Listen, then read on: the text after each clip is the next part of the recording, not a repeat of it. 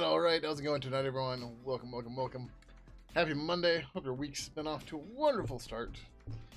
Mine, I stayed up too late last night programming, working on some Ibis stuff. Ibis, for those of you that don't know, is our new library for IRCv3. It is the one that we started, the one that started its life in Purple Spasm, and then got pulled into the IRCv3 protocol plugin with the idea to make Purple Spasm subclass that. Then we realized that wasn't going to be possible. We split the library out, and now it's Ibis. Nothing uses Ibis yet because we're trying to get the initial stuff done. So that's what we're working on tonight. So the big thing we have to do right now with Ibis is we need to get serialization working. So previously, even in the IRCv3 protocol plugin, I'd set it up in a way where you would have to know the protocol to send messages, including stuff like escape routines and other nonsense like that. That's garbage. This thing would load, that would be cool. Sometimes the SPA, the single page application, gets dumb and it just stops loading. But so we want to replace Ibis client write F with Ibis client write. The main difference here is write F took a format string and then you popped in parameters and it just did the thing, right? But then you had to know specifics and blah, blah, blah. The main difference with client write is that you give it an Ibis message. We already have Ibis message because it made passing things around to command handlers easier. So that we need to make it serializable and all that stuff. So there's a bunch of tickets I put in yesterday for this. Namely, so we do want to do Ibis tags yet. I have most of serialized done, believe it or not, but it's not anywhere because we're depending on the tags. I need to make tags serializable and stuff like that. So that's probably what we're going to start today.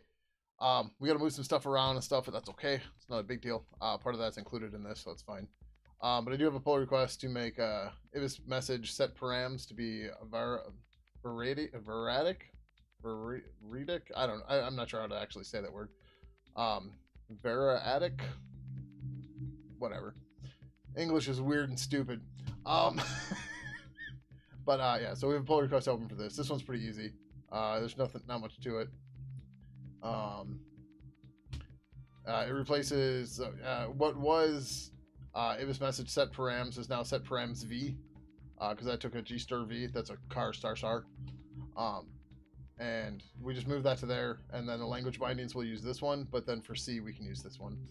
And the benefit of that is you'll see as we went and wrote what this does is this does this nonsense that we had to keep doing, where we would use a gstir v builder to build a car star star off of the parameters, but this just does all of it for us, and then it calls set params v with it. So it just stops us from having to avoid that. Like you wouldn't have to do this part each time, but you'd have to do like gstir v builder new, gstir v builder add many to add a variable number of them to it, and then you'd have to call end to get your parameter out. Then you have to kill the builder, and then you'd set the thing, and then you have to clear the whatever part, right? So this just does all that for us. We don't have to worry about it. So like in the unit test, instead of having to put all that bullshit in there, or like so here, this one, we knew what was coming in, so I did a gstir v builder for the expected values, right, or the starting values. So like you'd have to do part of this kind of for this stuff, but now that's a bad test for it. But don't we have a separate test for this? Yeah, all right. So now we can just call ibis message set params, and you just pass them in directly. Null terminate. You're good to go. So other stuff like that. Yeah, that one's not too bad. Pretty easy. But yeah, we did also I also wrote unit test for ibis message last night as I was doing this. And then those get reused by the serialization stuff and all that stuff. So we're gonna start with the tag stuff tonight. Again, when we originally built this, I guess I just wasn't thinking about how you'd use this from the client side much, because the more I thought about it, I was like, damn, this is busted. So like tags is just a hash table, and like we don't handle escaping, or we handle unescaping, but we don't handle escaping and other stuff like that. So we're gonna build an ibis tags object. It's gonna be a G object, just like capabilities and other weird stuff in here. And it's going to have some methods to manage the collection. You can call add, and the value you pass in will automatically be escaped. Or you can call add escaped, because you already escaped it, or whatever, for whatever reason. That'll do the same thing, it's just going to skip the escaping phase. And actually what this will probably do is just call the escape function, and then pass it to this one. Right? Then you can remove a tag, check if a tag exists, look up the value of the tag, serialize the entire tags object. We'll get to more of that in a minute. Then the parse method right now is in the parser. That needs to come over here. I mean, it doesn't need to, but it'd be nice if it was here. And then to check if two tags objects are equal. And then we need to have ibis tag escape value and ibis tag unescape value. As I mentioned here, we may also want an ibis tag object at some point, but we're going to try to avoid it for now. Tags have a bunch of different options to them. Most of the time we just don't care.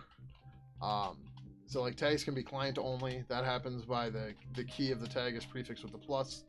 But a key can also, but a tag name or a key can also have a vendor in it, as well as the key name, stuff like that. And for the most part, we don't really need to care about that, except for parsing, right? But like we're not going to try to treat tags any differently because of that. So. But yeah, so we're going to grind through this tonight. Hopefully we'll get this done. But there's a lot of BS here, but most of this isn't too bad. I'm trying to decide which way we want to go internally, if we want to use a hash table or not. I'm leaning towards the hash table. Excuse me. So there's the thing in the spec about collisions, and like if you find the same tag multiple times, the last one wins. So luckily that works for us. That while we're parsing it, the last one to insert to a hash table will replace all the other ones, right? And as we're writing it out, or if somebody's building a tag object and they set it multiple times, the last one will be the one that's set, right? So that's the goal. Like that should work, but internally we're not going to expose the hash table, so it should be fine. Excuse me. The the goal though is to make sure that everything internal is escaped. So anytime you get a value, like lookup should be gets the value. I should say gets the escaped value for the given tag.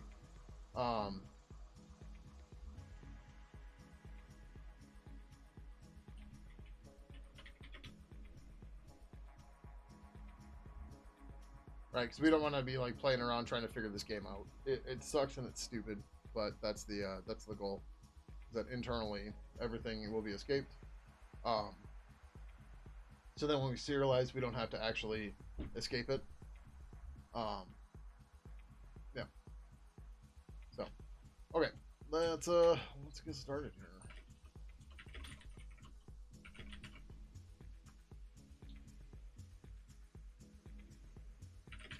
Ooh. Ooh. And yeah, sorry for the late start. I had to do some work stuff. We have a customer, well, a partner, that's in Australia. And actually, what time is it in Australia? Yeah, what time is it in, I don't know where he is. Maybe Melbourne? I honestly don't know. Yeah, so it's noon for them, right? This is a much easier time to get a hold of them and work with them, even though it's 9 o'clock for me. It's driving me crazy right now. So, anyways, actually, we're just gonna take it off for a while. I'm just sitting at my desk. Not like I'm walking around the house doing power calisthenics. Okay. So I deal with things.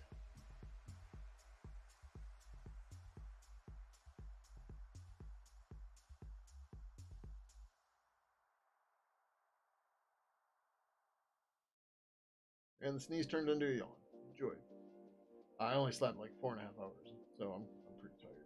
So we're not gonna be here super late. Is the other key takeaway. So I must get to work and get some stuff done. Sure, we'll use source that I used for the other one. Ibis tags down each. Same with the C file. Over here, close, close. Ibis Mason.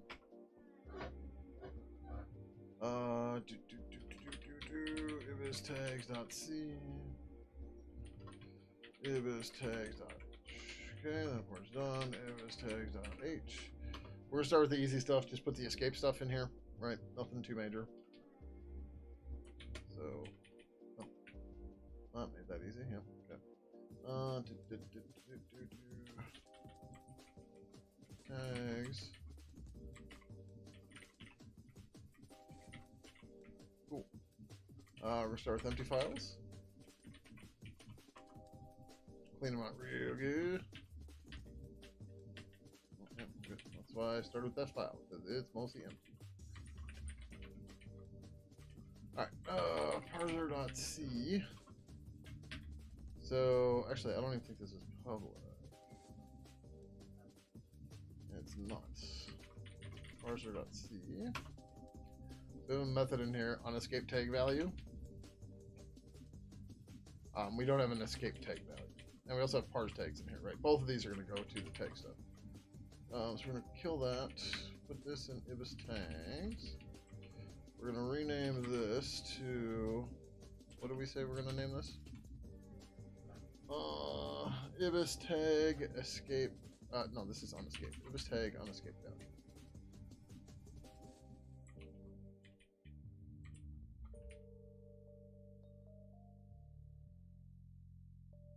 Right.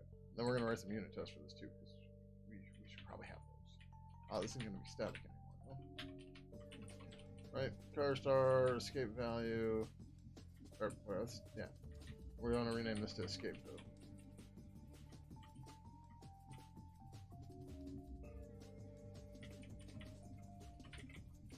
Right, the point of having the parameter matching that name is so that people are more likely to not mistake and go, oh, which one's escaping, which one's not, right?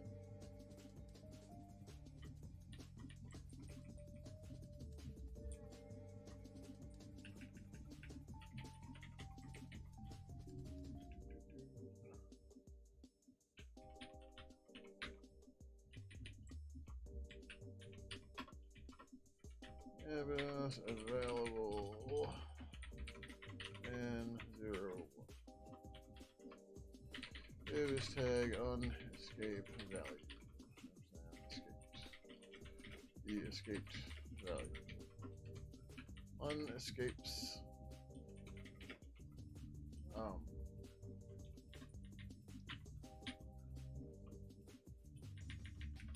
Whatever.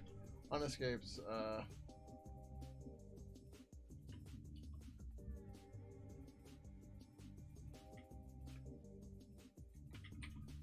That's really dumb, but whatever. Returns transferable the unescaped value. Oh, and then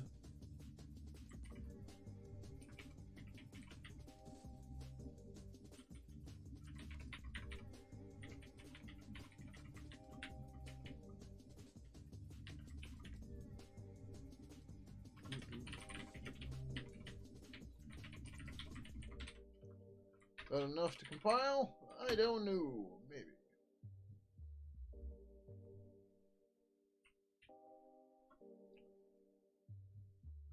Looks like yes. Good. Okay. We should probably build some unit tests for this right away.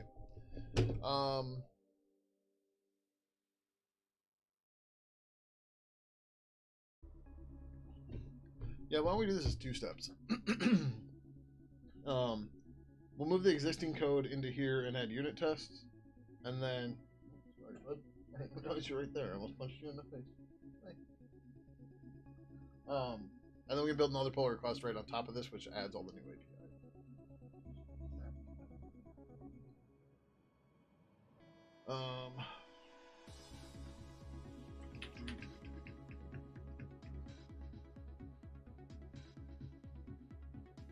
Yeah, so right now we're still going to do a hash table. That's okay. Right. But we're going to call parse tags. We don't use the parser at all, do we?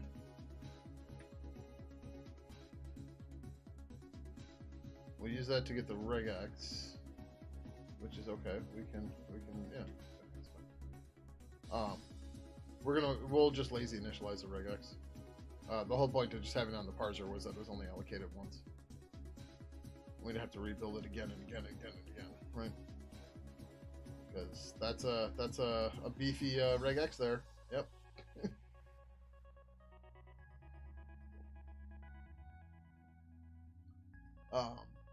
Yeah. So we'll just lazy initialize it and then go from there. Well, no, we don't even have to. Well, I'm only gonna do this right now if I don't do the tags object.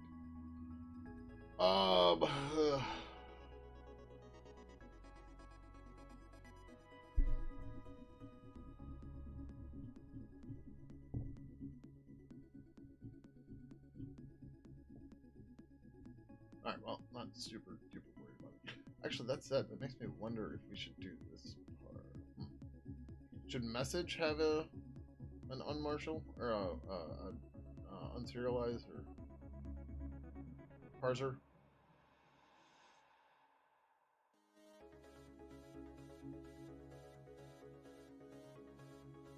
Right, because that would really just be all this crap.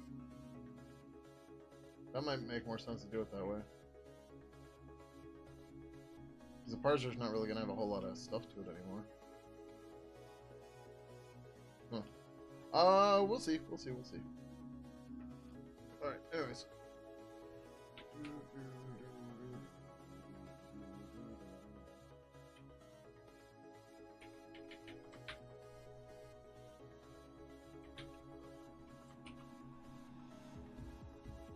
I don't know. Maybe we do this as one pull request. I don't know.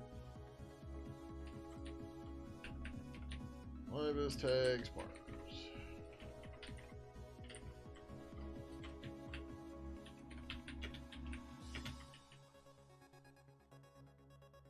So we just gotta fix that part. Let's do this for the moment. G regex p star regex equals null.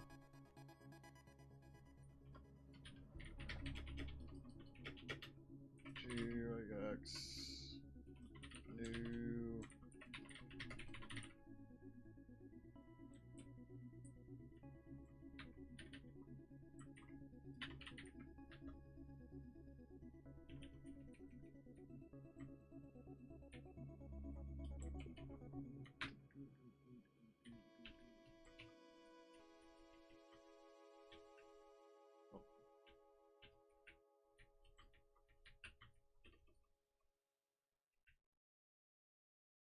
Where do I have this indented to? Cut it. Why did I indent that weird? It's still part of that group, but like it's in this group. I don't know why I had it. It's at the same level as the key, which is weird. That's that whole group.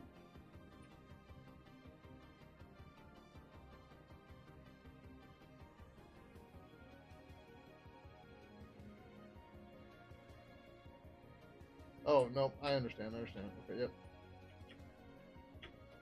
Inside the key group, we have a prefix, an optional prefix, an optional vendor, and then a key name.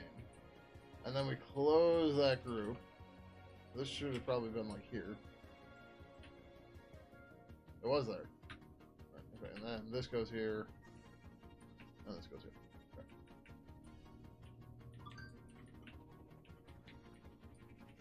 That just makes sure it compiles and everything for now. Well, we'll clean that up a little bit. And we'll be fine. Famous last word, something.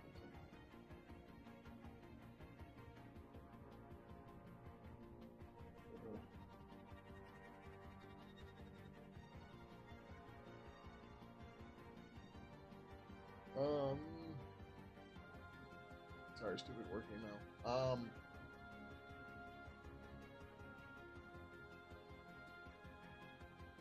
Oh, he gave all the settings.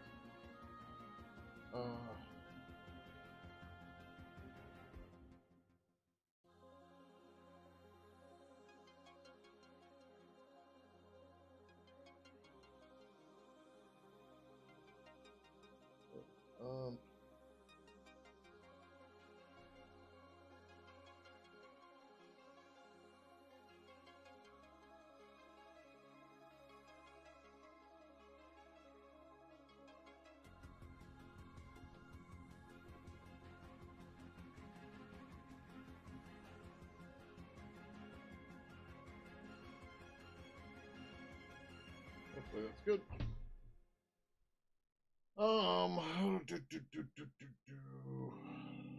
Okay. So that should take care of that.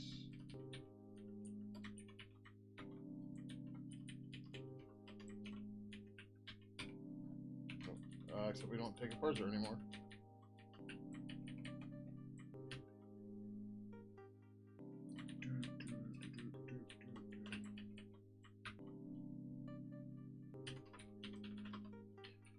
Libus tags parse.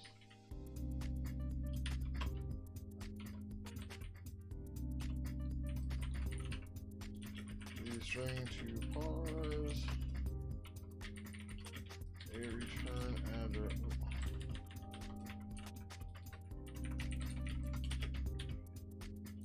Address for a G error. Parses tag string and returns the result.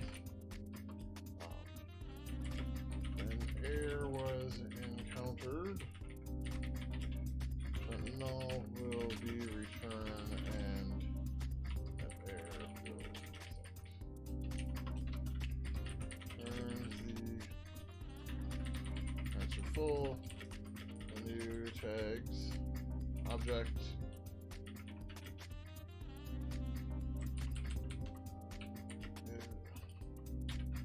Or %null on error.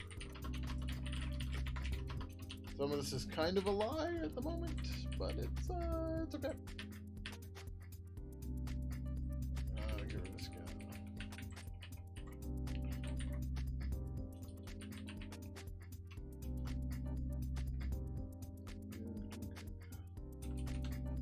Tags parse.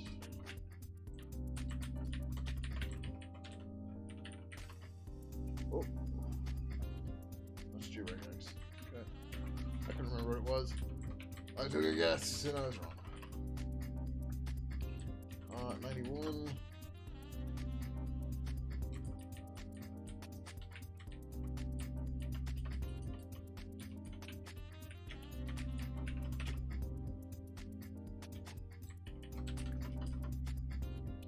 And 103.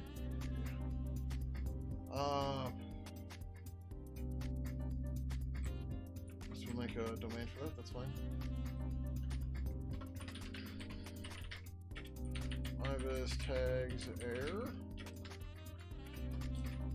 G-cork from static string. Ibis tags. Ibis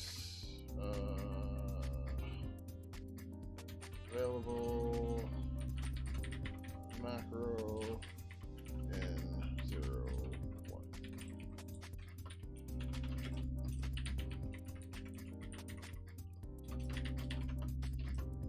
A G error domain for text.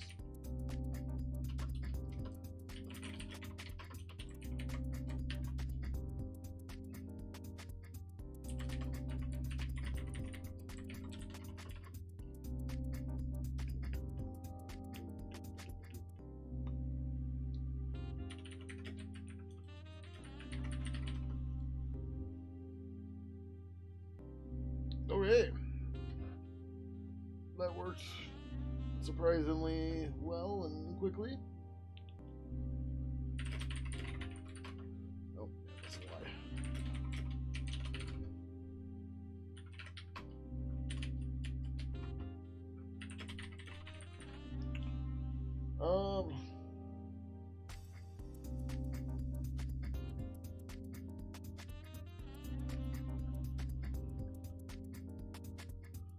That's probably okay.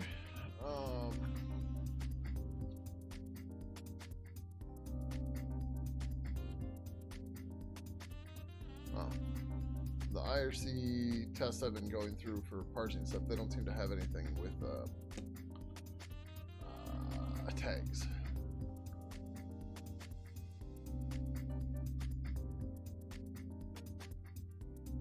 Which is unfortunate.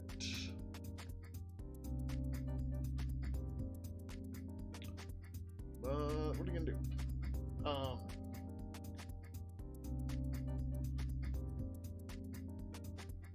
I guess we'll look at. How's it going, M2? It's been a while. How you been, man? RCV3.net. Specs. We're looking for tags. Is this gonna give me everything?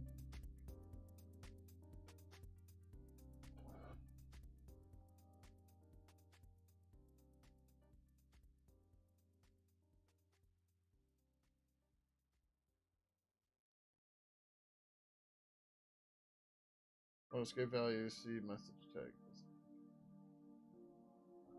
Good, busy but good. Ah, yeah, you know how it goes. Busy, busy, busy. But overall, doing alright. Except null control or carriage return line feed semicolon and fade. That's escapee. There we go.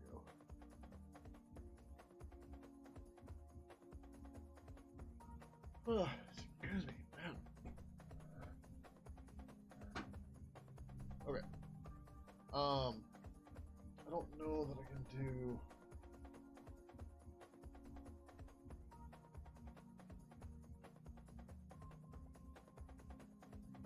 That should be fine. So we're just gonna build some basic unit tests for the unescaping, just to make sure that that part's working, and then it'll give us the infrastructure. So the next pull request already has all the unit test stuff in, and we don't have to rebuild it, right? So we have test source here. We're just gonna copy this, close this, new this, boop, save. Test tags dot c. Test, nice and build. Tags. Okay. Give that for the moment.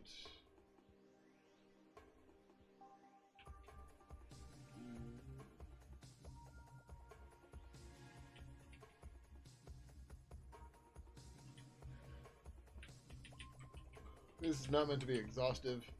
It's just gonna hit the stuff that we should. Add on Ibis tag.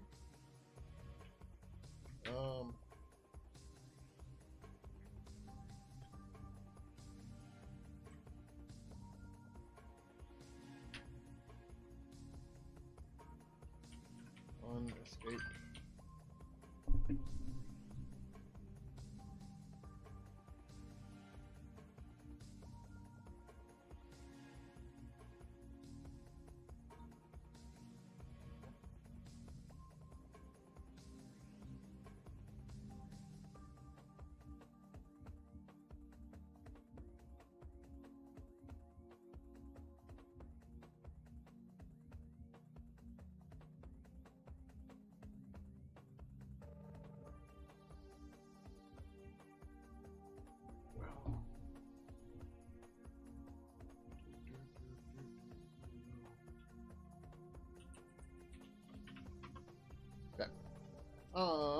Unescape.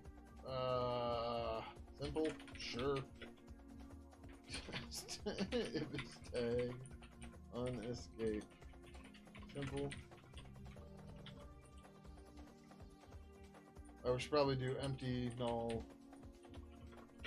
I'm willing to bet we are not handling those at all, are we? Yep, we didn't do any of that. Okay. Return val if fail.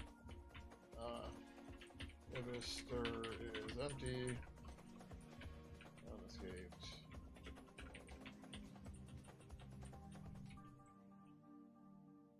Okay. We gotta do the same thing here.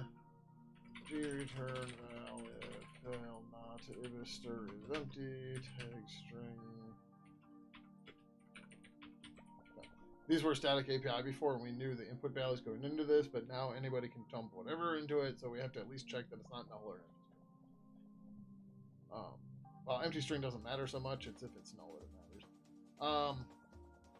But if somebody gives us an empty string, at the end of the world if we get an empty string? No, but whatever. You should check that ahead of time. Although we're checking it.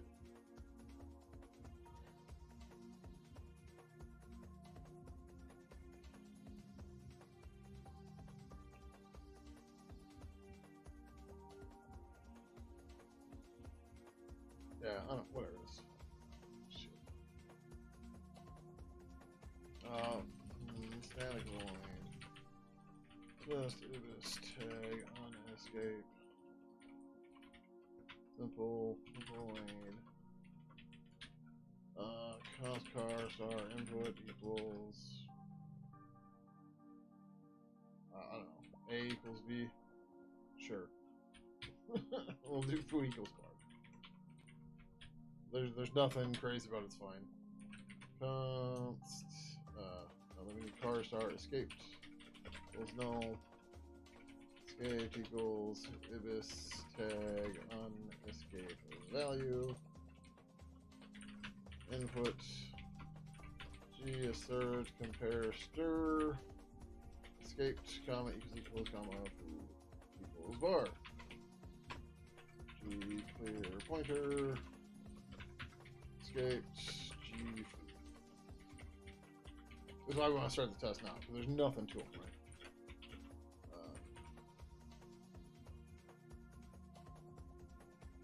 Let's just say escaped.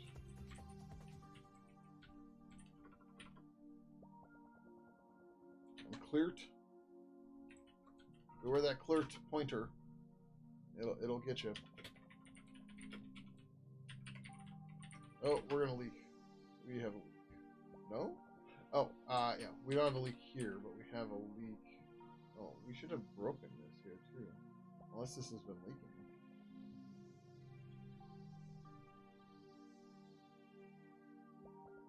Oh, this has been. No. Where's finalized? Yeah.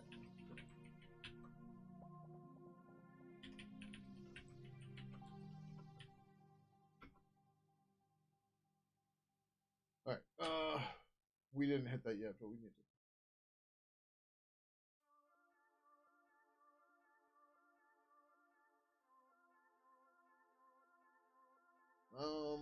I think once we have the match info, we can get rid of the regex. Is it unwrapped or is it free? Alright. So we're gonna do G clear pointer regex comments. Okay. I'm pretty sure the match info object survives without it, so it's not. Or that, or it has its own reference to it or something. Yeah.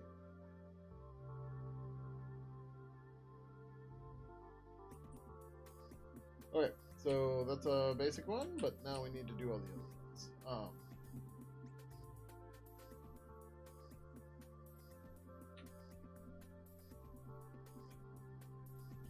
Test.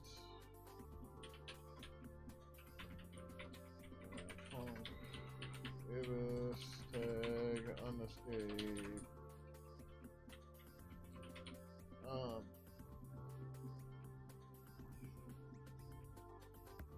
Semicolon. I don't really want to do each one of these, but there's only like 6 of them, so it's not a big deal. Right?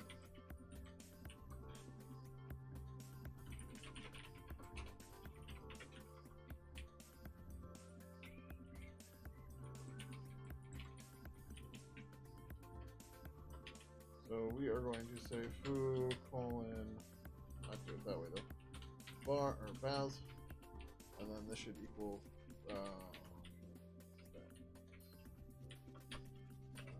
G test assert false true.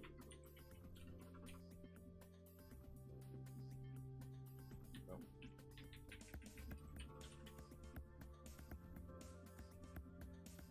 True should be false. So this looks like it was okay. We'll just verify. I meant to do this first, not beyond. Right. So that's the value expected. I threw an exclamation point to make it an error. And yeah, cool. Alright, what else have we got in the space? Okay.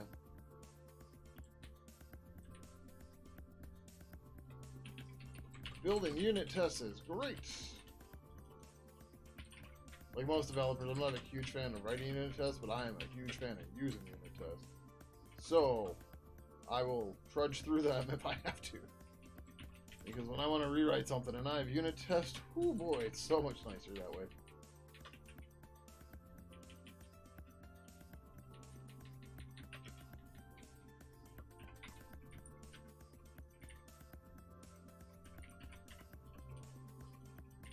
Can I do that? I think I can just do that. That might be easier for all this. Is it assert if reached? Assert not reached. Okay. Arguably, this is not much shorter code. Okay, so the tag looks right. Right. Oh man, I'm putting the key in.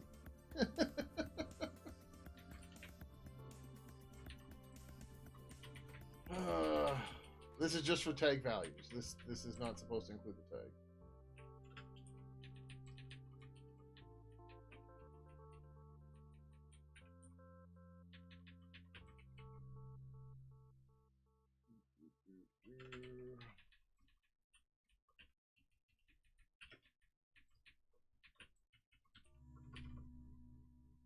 Yeah.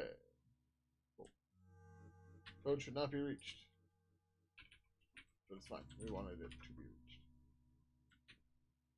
reached. I always purposely put a failure at the end of the unit test to make sure I made it to the end of the unit test. Make sure there's no extra or early return. And, you know, sometimes you forget to call your function, right? And by making sure that it fails, you know it got called because you made it fail. Right?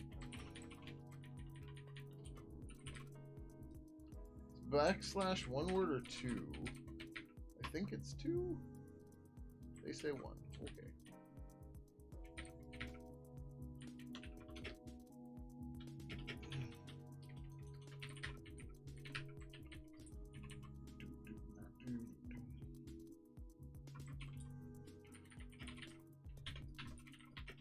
The good part is we weren't doing, or this stuff wasn't getting unit tested before, right?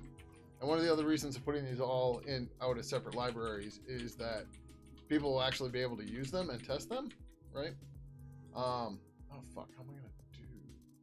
I think I have to do this.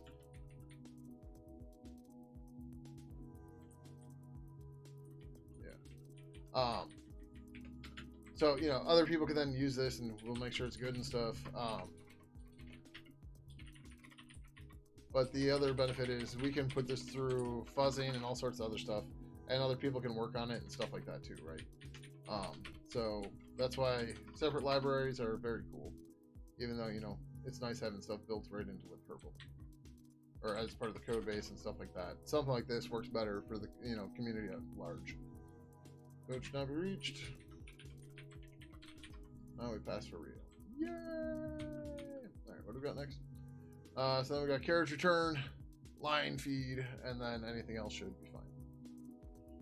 So we did that with simple. Carriage return.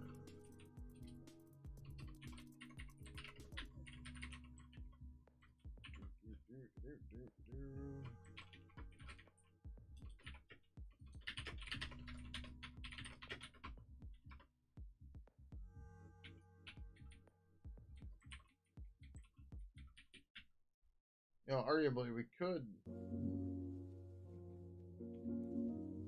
No. So like the G test functions, G test add. There's nothing that's like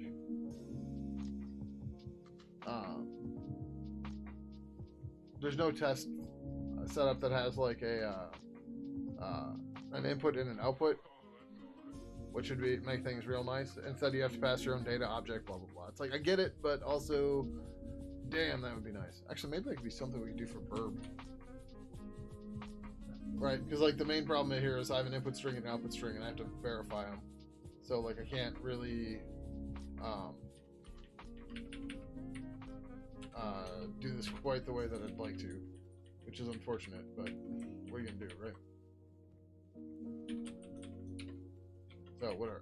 I get a lot of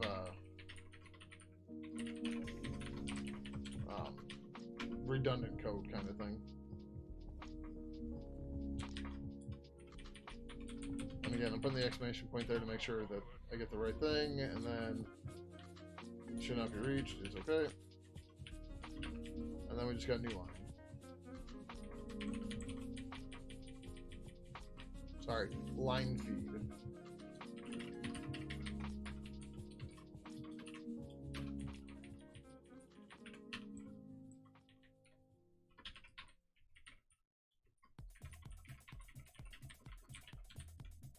I almost didn't call the test.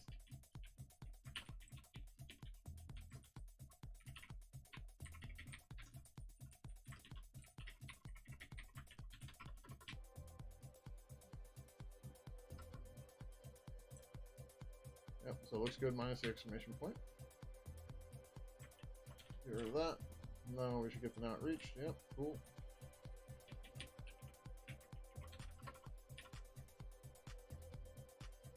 Alright. The escaping is going to be equally annoying, but it's okay.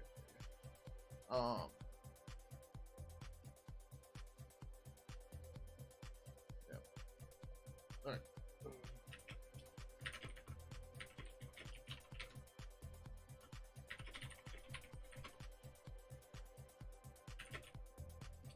Branch, tags, migrate.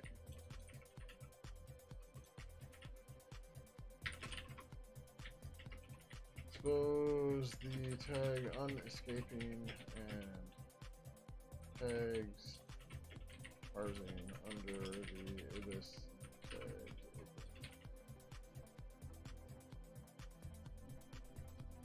Sure.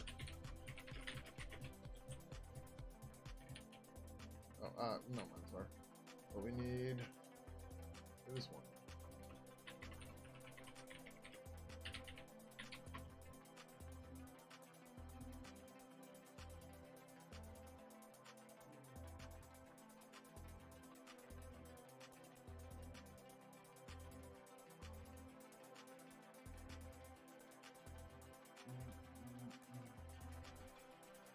$31.66.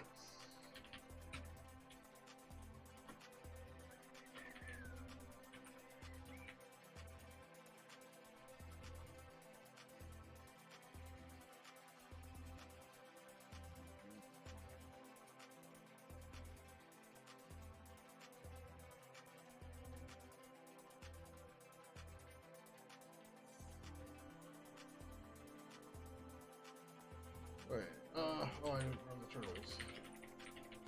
And I have to run the test under Valorant again.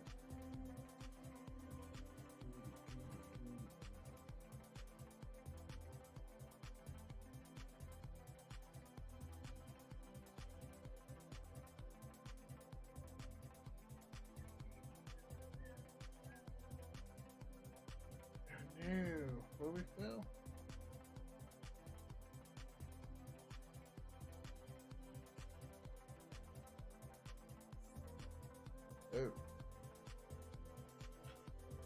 Oh.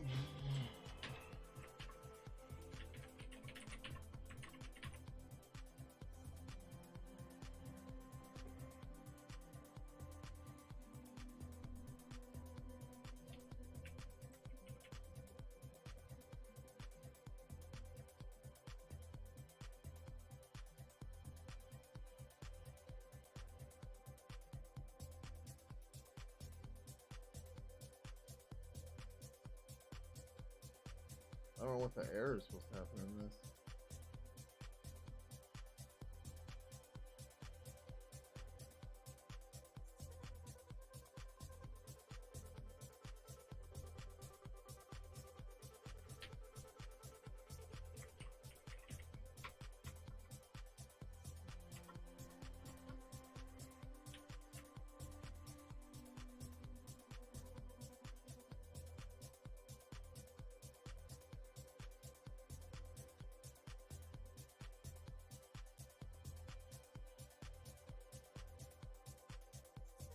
Oh, okay, I see.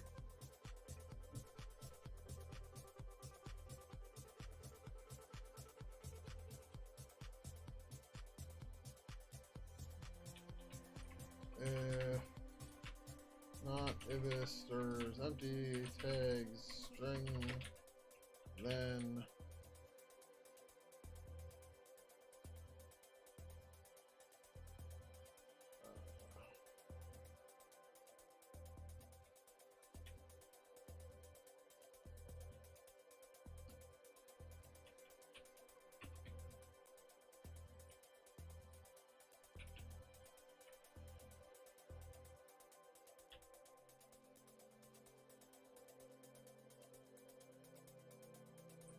we're gonna not the right one.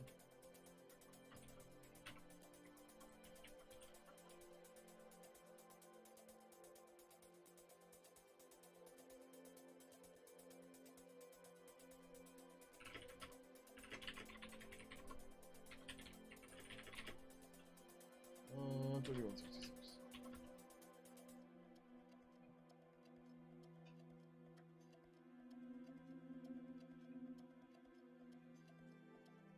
Oh. Yeah.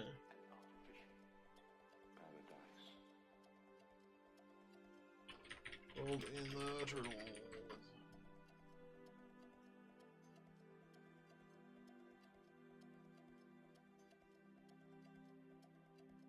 Right, this is one of the things too. Like when you're migrating code like this, do the migration separate from adding a bunch of API.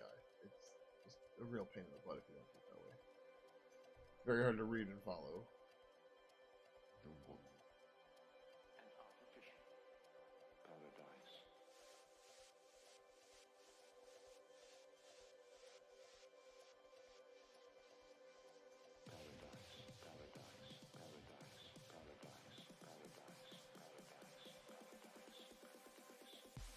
Random. I don't know why that was there, but since I had to debug it, I fit whatever.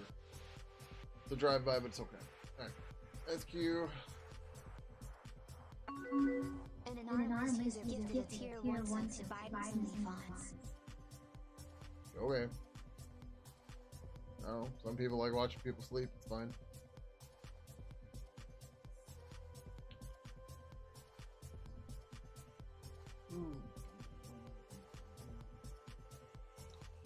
Alright, so now we get to start the real fun here.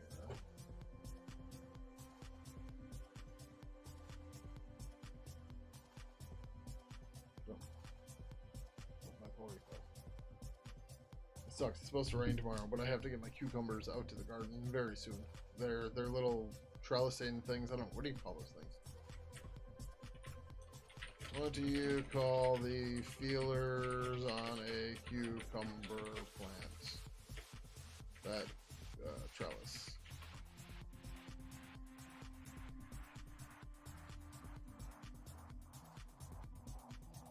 Oh, I just.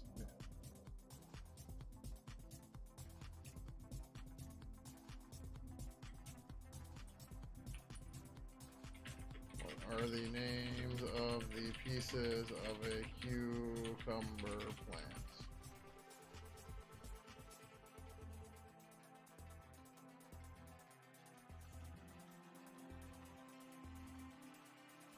Blah, blah, blah. Identifying the plant. That's easy. Tendril. Okay, I guess they're tendrils. Yeah. Tendrils make sense. Yeah, so we've got tendrils that are growing. I'm like, shit. If I don't get these out in the garden where they can actually trellis, I'm going to have a big problem on my hand. Because what the tendrils will do, even when they're trellising outside, is they will wrap around the other plants and everything. And right now they're real cramped together because they're little seedling guys. They're like this tall. And if they start wrapping around each other, I'm going to have to cut them and blah, blah, blah, pull them apart. And it's just going to be a lot of bullshit. Oh, fuck. I'm supposed to water them before I started the stream. They haven't got water in like 3 days, but they're doing alright. But the soil's a little dry. Okay, so we got that part. Now we get to build the actual rest of this damn thing. MS tags, not H. We're going to yeah, we'll go there, that's fine.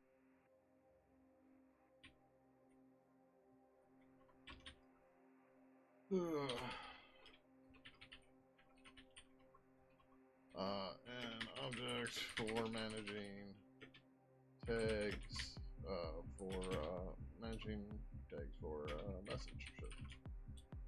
I would say managing tags. Fine. Ibis type tags. Ibis tags get type. G declare final type. Ibis tags. Ibis tags. Ibis tags. G object. We'll start with that, and then we gotta come over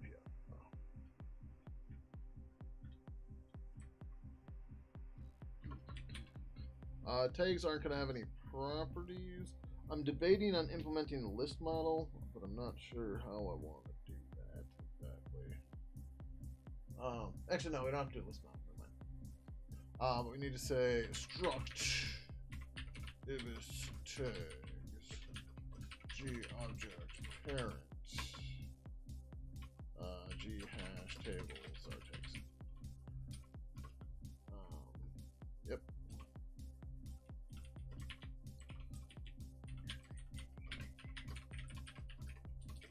Implementation g define type ibis tags g type objects static void ibis tags ibis tags star tags tags dash tags equals g hash table new full g stir equal g free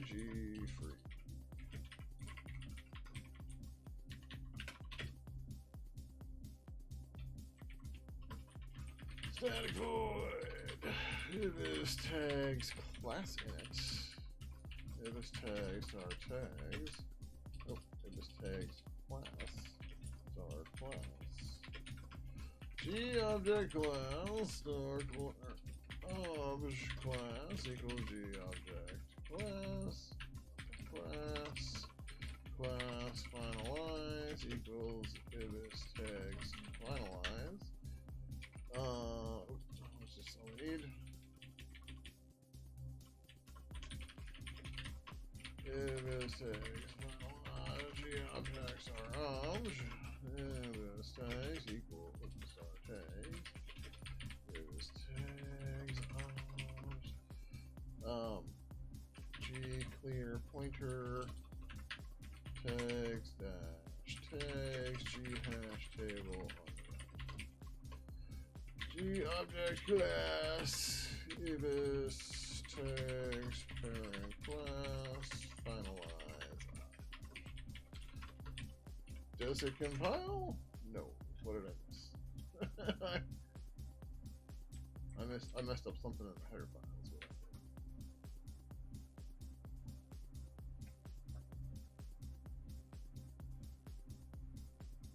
What did I mess up here?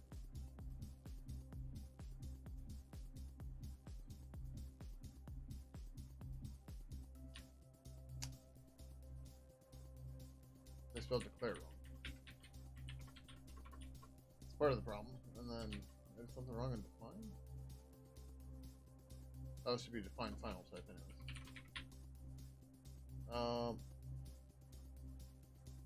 This should have been fine.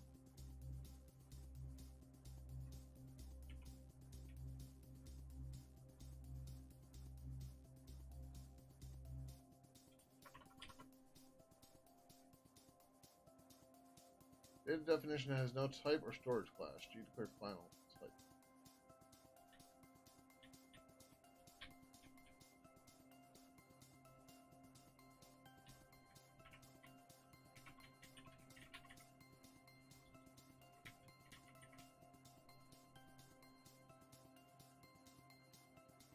Oh.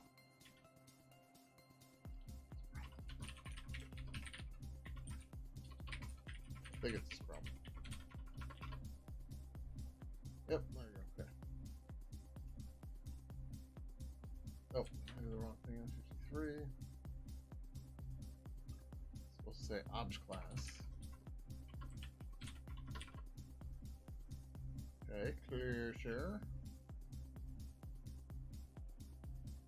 Actually, argument 1, if start is empty.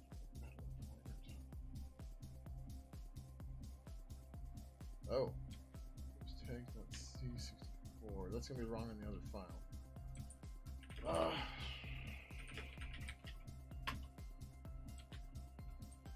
We should have seen this error though before. I don't. Oh, yeah, okay. 31.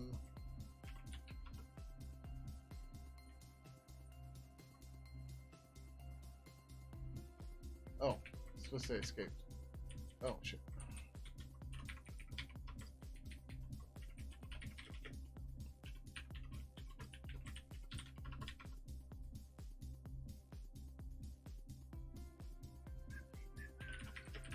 Gotta pay attention to them warning messages.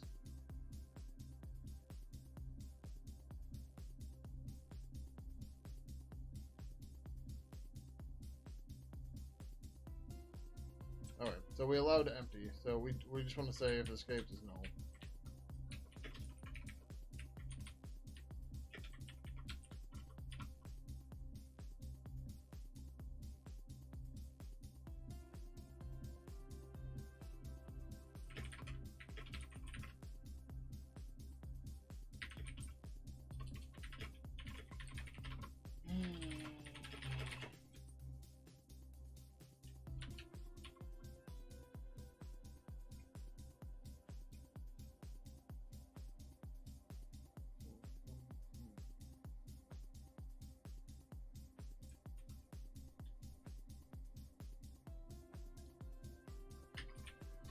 Fix some issues and warnings I missed initially.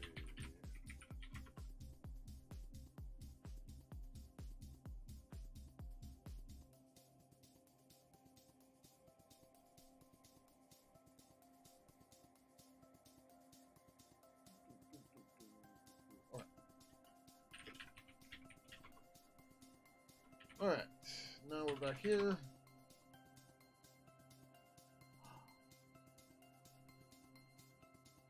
What did we...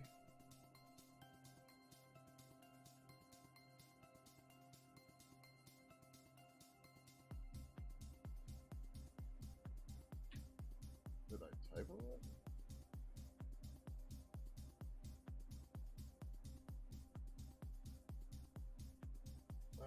What?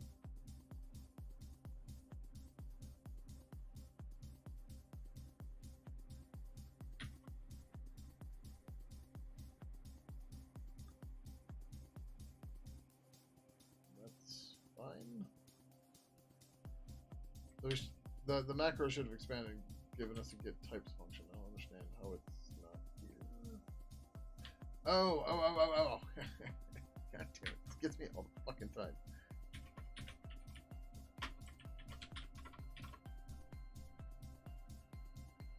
I get so used to not having them. I'm so used to not having the version macros. So the version... The way we build this now is all our symbols are hidden; they're not exported, and that's not the way it's done by default. And after 20 years of that, it's really hard to get used to it. But we put this in here because you have to export stuff manually on Windows, so this makes it much easier. Okay.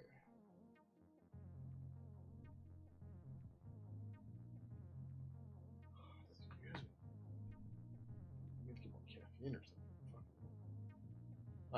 Alright, so we got the basics of our types here. Our tags. Yeah.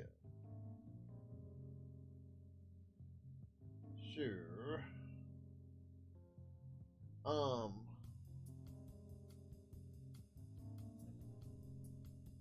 Yeah, we can't use the regex on that thing, that's fine.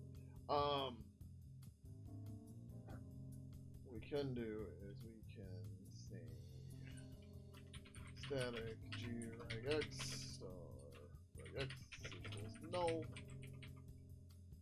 Oh no, then we can't close.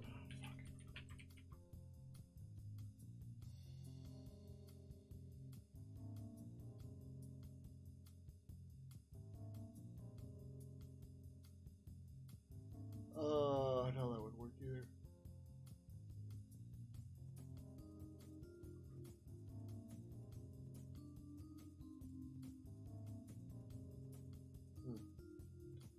Trying to figure out how we're going to manage this regex memory wise. And like, I don't want to do like a global init function or anything like that. But we'll see. That's an ad's about to start and I have to pee, so I will be right back. So yeah, see you shortly.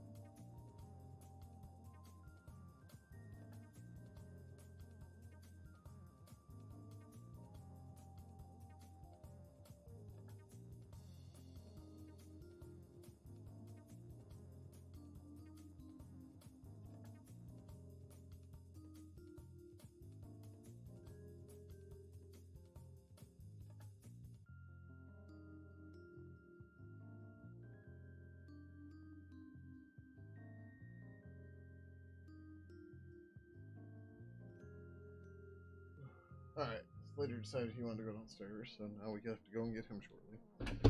I decided to not refill my water, but to instead get some soda. And a Cliff Bar. Sugar and caffeine, let's go. Please, let me get a little bit more awake so I can finish this.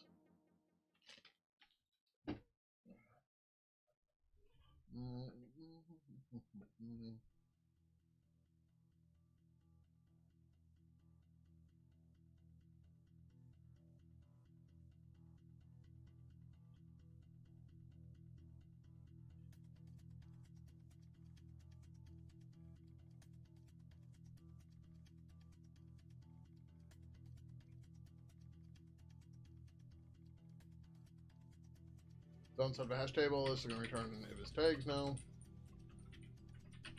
This is going to break a bunch of shit. That's okay. We know that. We have to fix it.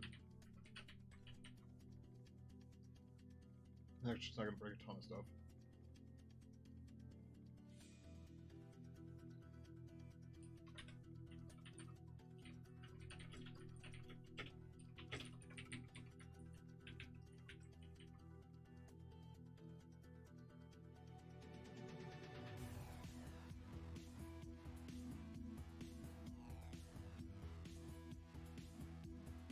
Oh, the message is going to be there too.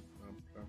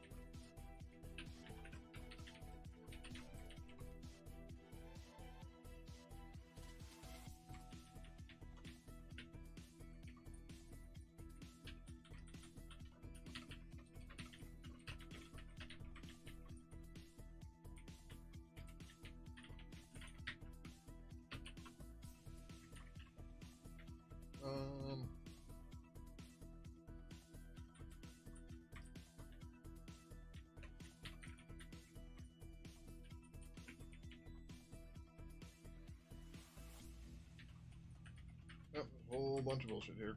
It's not too bad. Just little things we have to do everywhere, right?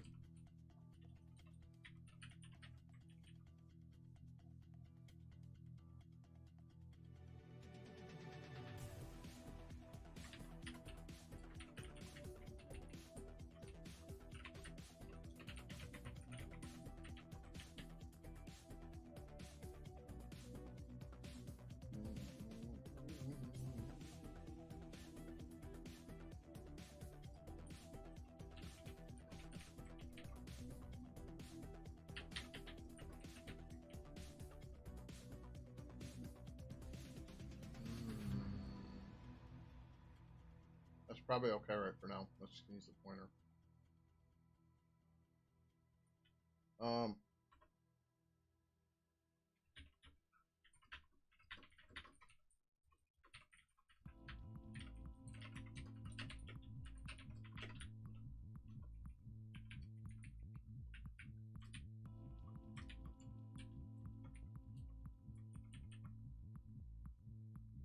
Okay.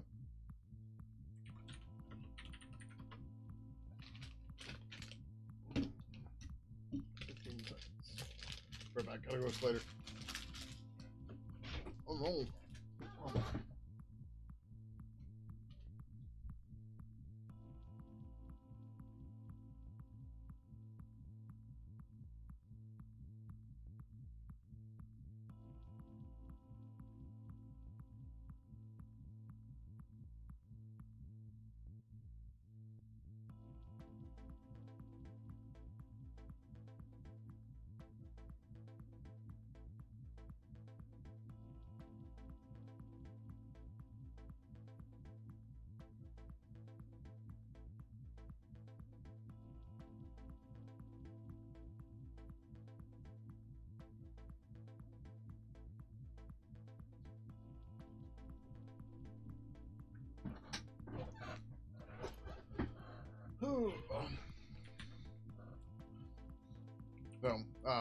I realized as I got up the all the warnings should have been include tags here.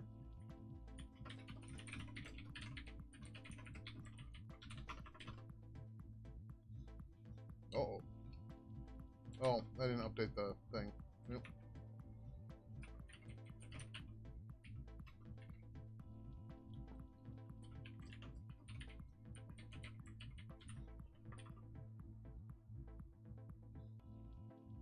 Changing types in a strictly typed language is kind of annoying, but it's okay.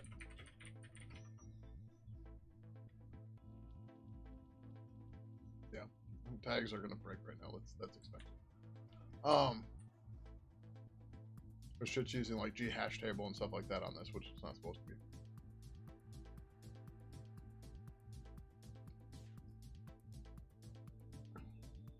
Not supposed to be. Not, you know, the exact word, but yes.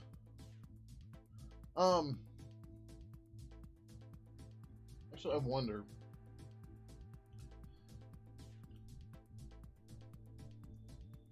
Originally, I was thinking we should put only escaped values into the tags. But if somebody wants to look at the tags, the values, which is going to be a more common case, and they're going to set a value. The idea of making it escaped was so that when somebody wants to look up a tag, they can. Well, no, that wouldn't make sense. They get the escape value. Hello, Mr. Big. Fancy seeing you here.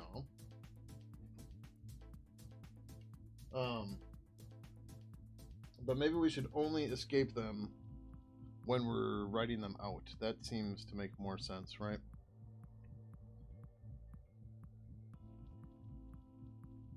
So like anybody who needs to read a tag value shouldn't see the escaped value. And you know.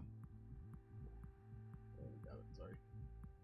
Yeah, something on your nose. There you go. Hi. Oh, mister, you haven't been up here in a while. Hello. Get the chin. But yeah, so if internally we just store unescaped ones, that should be fine.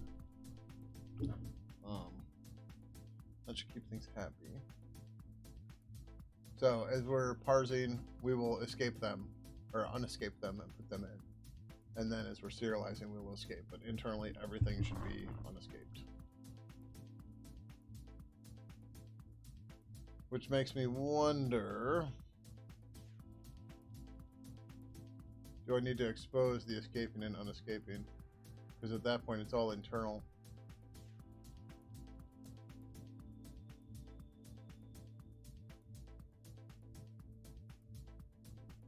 I think that's probably easier for people to deal with, right?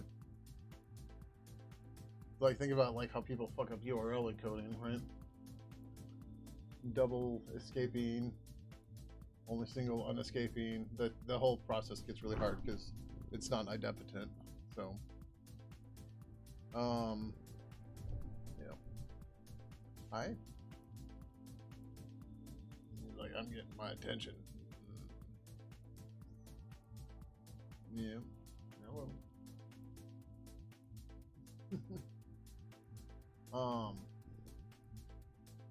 Yeah. So internally, only store unescaped values. Yeah, that should be fine.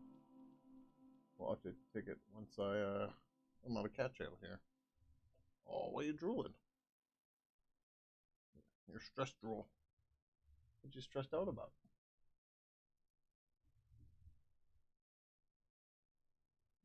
Yeah. So, how's everybody doing?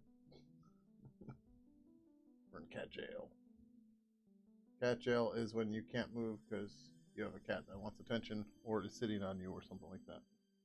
And we're going to say this counts even though it can still technically move and work.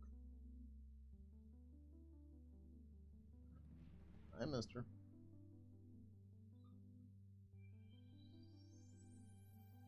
Any more code to probably. I don't know. Nothing. Like I still want to get through the rest of the request API and the notify API. The notify API is the pieces we need are going to move to the UI structure. But nothing I can think of off the top of my head. We do have an open pull request to delete the protocol actions. That stuff got converted a while ago. There's not a whole lot to rip out from that though. But yeah, we're running out of stuff to delete, which is good. And and what I mean is even like stuff that like we couldn't delete. We're running out of stuff that we couldn't delete, but wanted to. So yeah. So now it's more a focus on actually building new features and making stuff work better. Almost through the spring cleanings. Hi. Ooh. But yeah, so if we get through, well, I'm trying to get Ibis up and running as fast as possible so we can port the IRCv3 protocol plugin to it so that we can focus on getting that stuff all wound up and cleaned up. Oh, yeah. So yeah. Right now, we just got a cat distraction. Are you a distraction?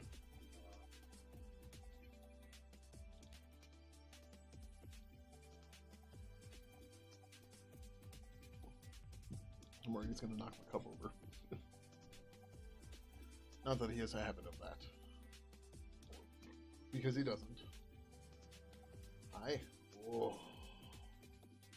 Those scratchies, huh?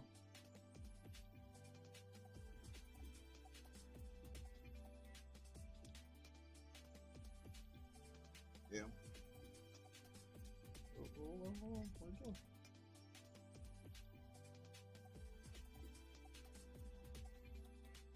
You look like you need a brush.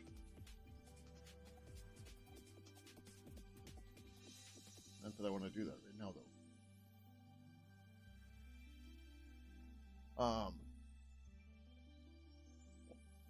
What? Oh, okay. We failed because of the test using tags. But yeah, so we have to write the rest of the API for the tags to make more of this make sense. But like the message here, this doesn't give a shit about the tags. And the parser really doesn't either. It just calls the thing that passes it on.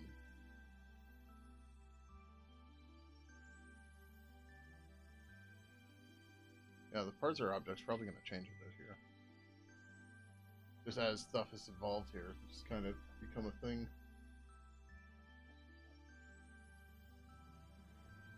Like originally we didn't have a message class.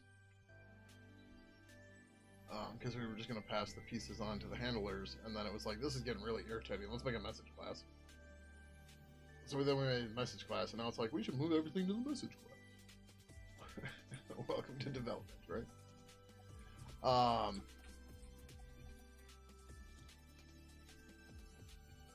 So yeah, if everything internal means the test, well, is there any value to leave the escape stuff public? And the reason why I want to leave it, well, we could work around it. Maybe, we'll see. So we built the unit test to test the escape stuff, and if we're just going to hide all the escape stuff, then those unit tests. And that becomes the problem.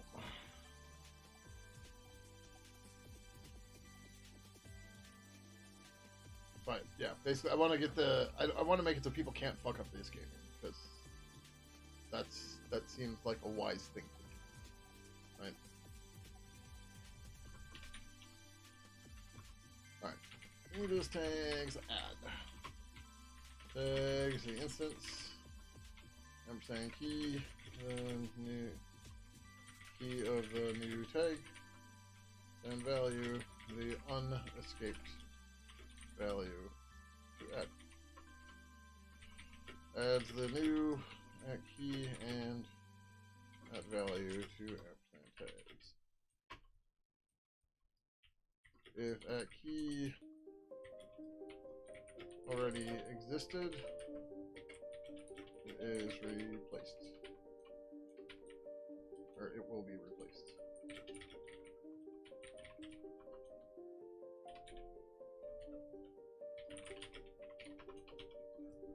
Available in 01. Ebis, no we don't. Did I say we were gonna put, no we made a void. Void Ebis tags add. Yep. Ebis tags, const, car star key, const car star value.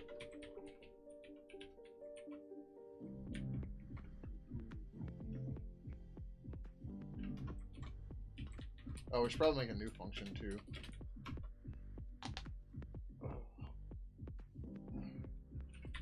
Return if fail is tags. Do return if fail, not ibis stir is empty. Value can be null, that's fine, but key cannot be. So what is this? G hash table replace. Inserts a new key and value to ghash table, similar to ghash table insert. The difference is that key already exists in the hash table. It gets replaced by the new key. If you supplied a value destroy function when creating the hash table, the old value is freed using that function. If you supplied a key destroy function when creating, the old key is freed using that function. Yeah, I don't care. We can just use insert. Its key already existed. Its current value is replaced with a new value. If supplied a value destroy func when creating,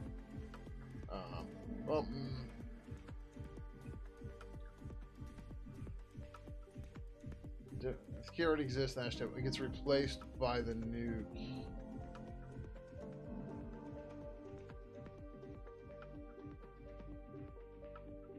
The old key is freed using that function.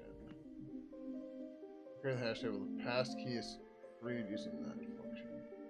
Oh, so this doesn't even avoid an allocation. So who gives a shit? We're just gonna use insert.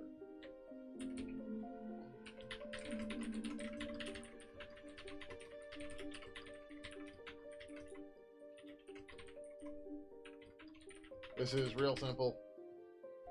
It's all there is to it. Yep. Oh, we're gonna add a new function too. Ibis tags star ibis tags return g object new ibis type tags.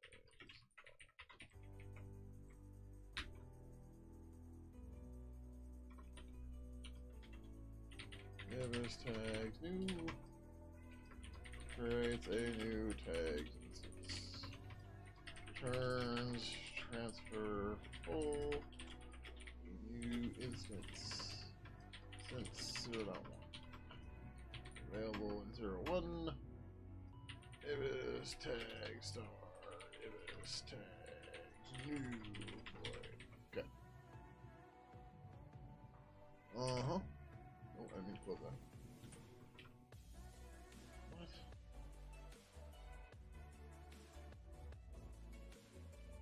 Oh, parser 244. Oh, lovely, cool.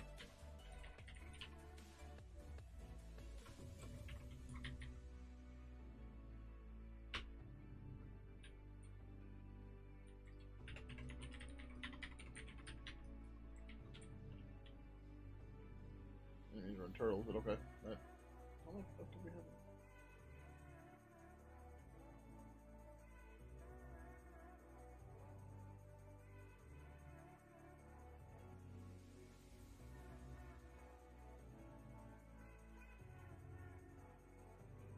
Oh wait, ours is returning a G hash.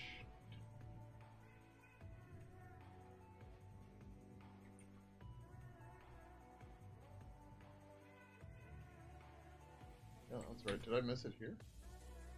No. Oh, but yeah. There we go.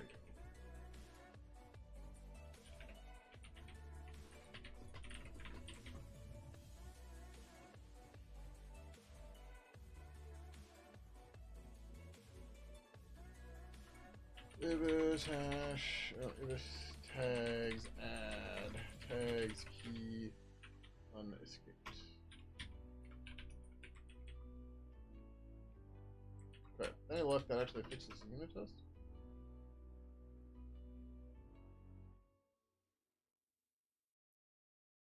Or not? Oh, did I say we're gonna put a size thing in this? No, I did not, but we will. Alright, let's update this for the new decision. Alright, tags right now are just a hash table. This makes sense we were just parsing, but now that we're starting to look at serialization stuff, it really should be an object that is a more well-defined API. Here's a rough idea with the API that's needed. We don't have to worry about collision specs as we can use others, whatever. We're going to get rid of add escaped. Add a given tag over an existing tag with the same key. Values will.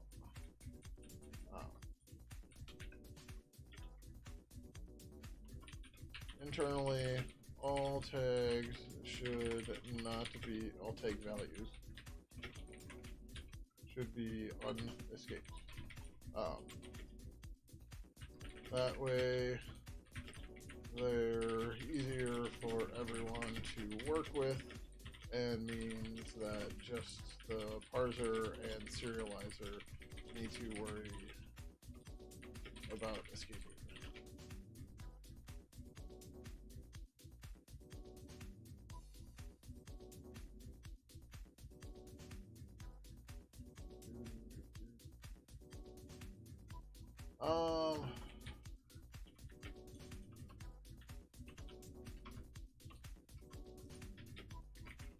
The number of tags. GU and ibis tags get sides, I guess.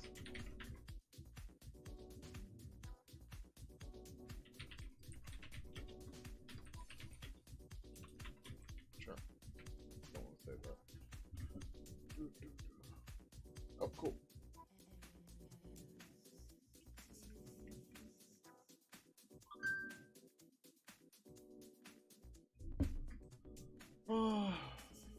Yeah. So this will go away. No, we don't want a separate tag object. I was just thinking there might be something else we want here. But that should be okay for now. Oops. How did I do that?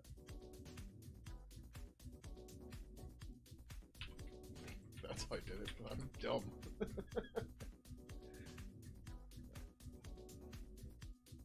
Let's see this real quick.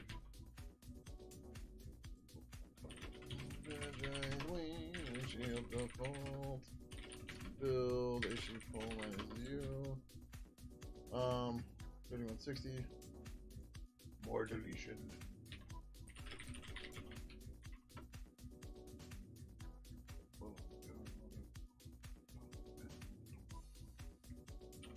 Ninja Turtles.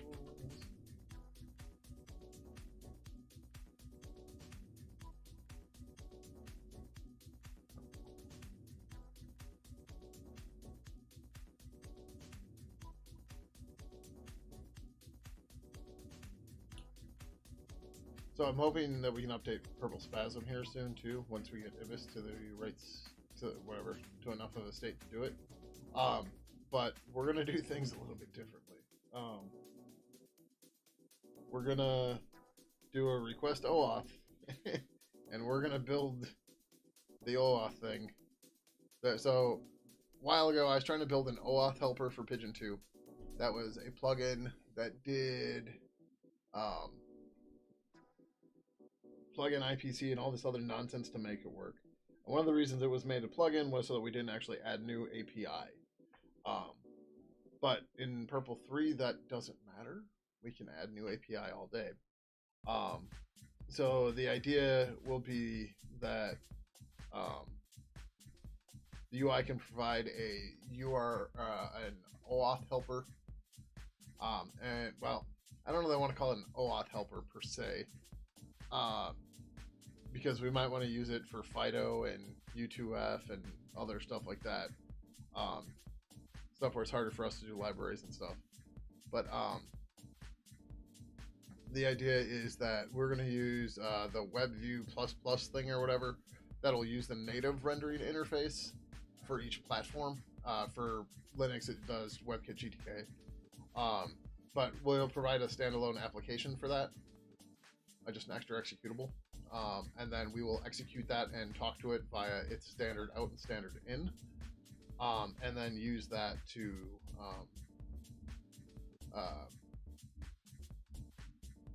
run a web view. So the idea is that we don't actually run a web view inside of Pidgin, but we fire one off just to get the auth, and then we pull tokens and keep shit out of that stuff out of it that way, right?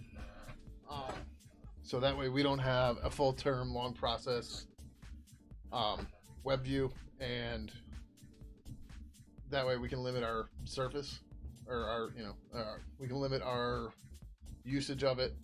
And we won't necessarily be affected by it when it comes to stuff like just like running long term and like their API changes and stuff like that, right? We're literally just gonna be like, hey, run this web page. We're gonna talk to you over a socket, and that executable, when that socket or when that file descriptor gets closed, it goes away, right? It just closes the program. So that's the idea. We'll see how it goes, but yeah. Alright. Completed. Remove protocol action.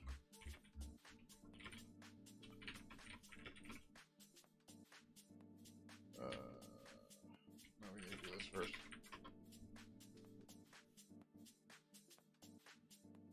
But yeah, so that way, like the Twitch OAuth will just be, it'll pop up a dialog that's just the normal Twitch webpage. It won't be tied to your password manager or anything though, so that'll be kind of annoying. Because we can't do what we need to do with your existing browser, but it's still better than the other nonsense that people have been forced to do with this stuff. So that's okay.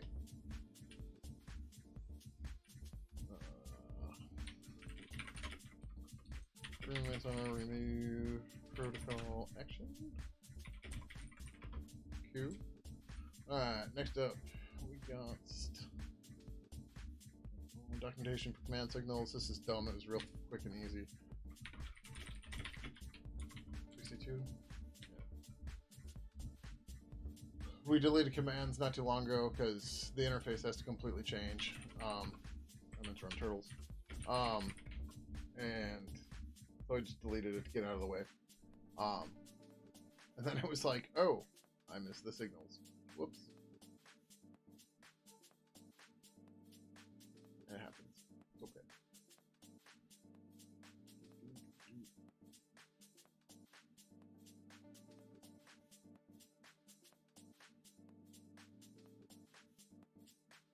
Ooh.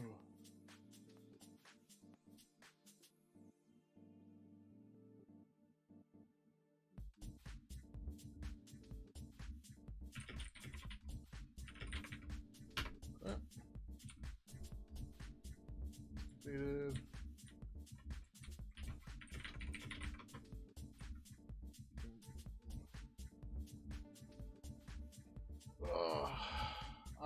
Was there a ticket for this? It's related to it, but there's not an actual ticket for it. That's not what I wanted.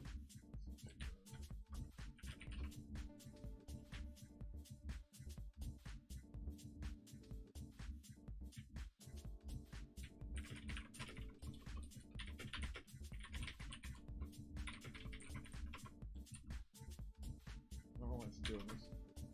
It's really annoying.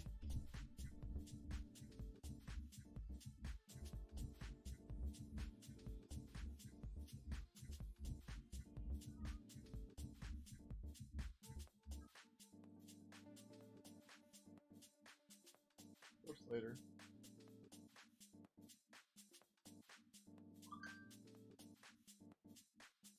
Well, I guess we can say recipient was removed and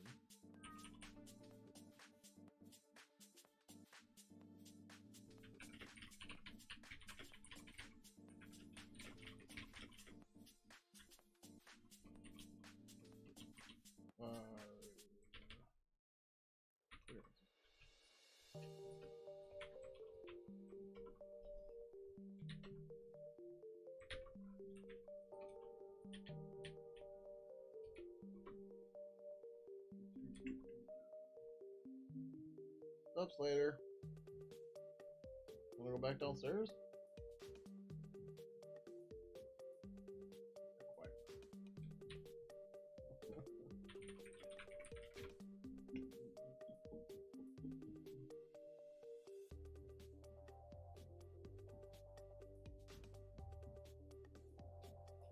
Get rid of all that request API. Sure got the doc warnings down.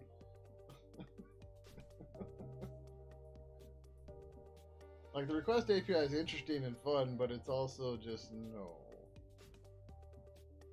Like, some of it we have to deal with, but no.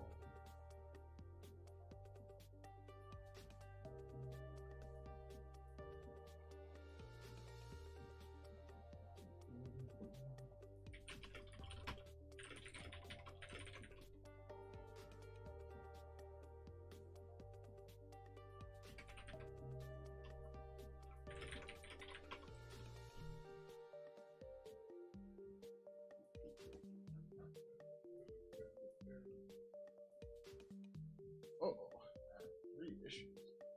Okay. What did I mess up?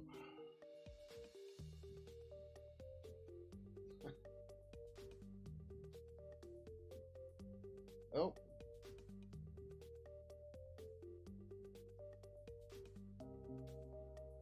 Typos. Really? I could have sworn I literally Googled this. Apparently you just got it wrong. Alright, whatever. It's Vari a dick. My spelling sucks. It's okay.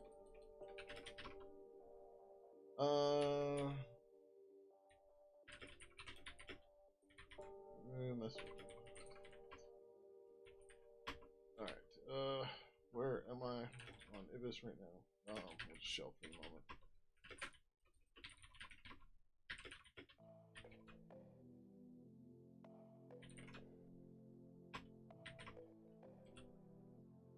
Oh, we got testmessage.c. Line 153.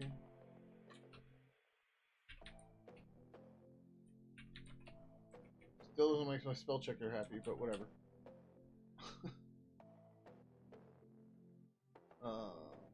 And then 122 in message.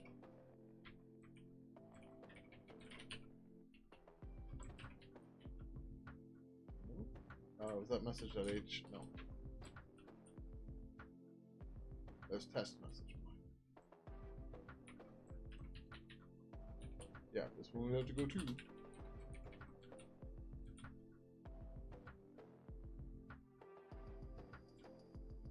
Message.h 103.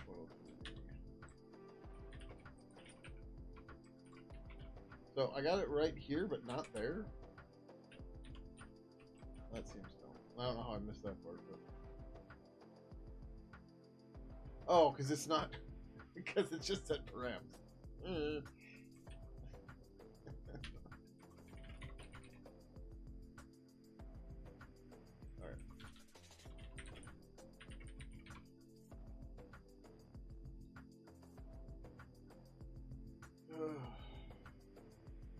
Even with the spell checker and the internet on my side, I'm still fucking typoing shit.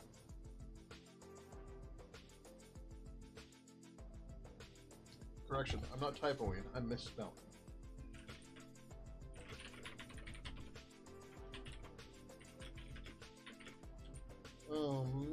3165.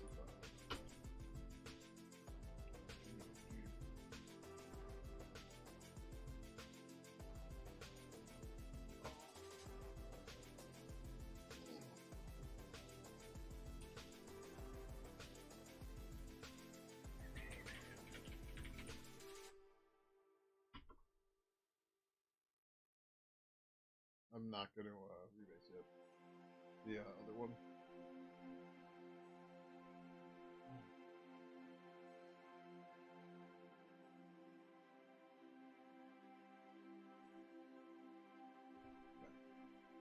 Publish.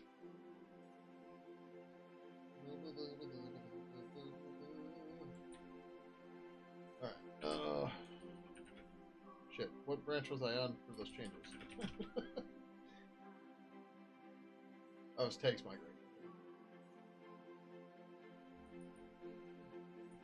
Oh yeah, so message serialization's not even finished yet.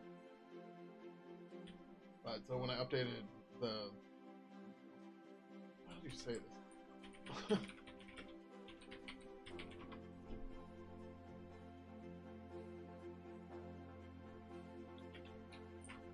Yeah, GF, that's it. Yep. That takes me to Google Finance. Great. Today I learned.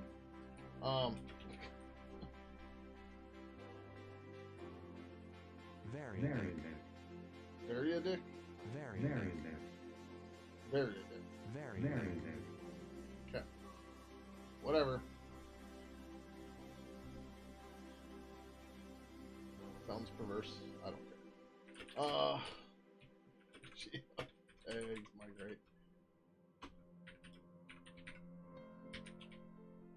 Variadic seems, yes.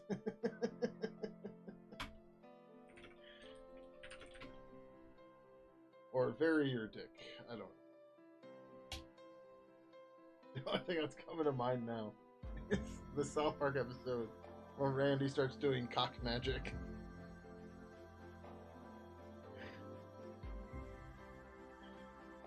Yep.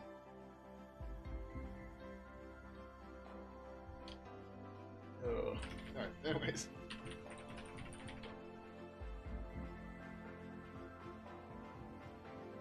Test parser.c52.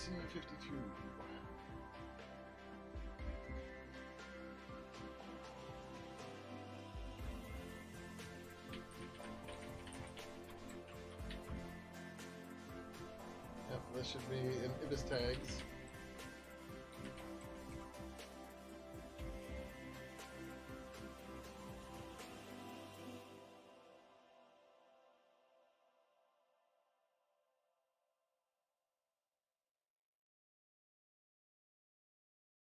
Seems dumb. Like, we should probably do this.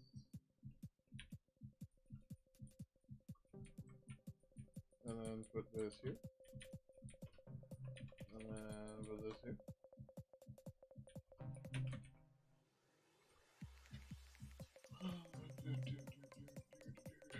Ibis tags get signed. Ibis tags get signed. Oh, cool. Oh.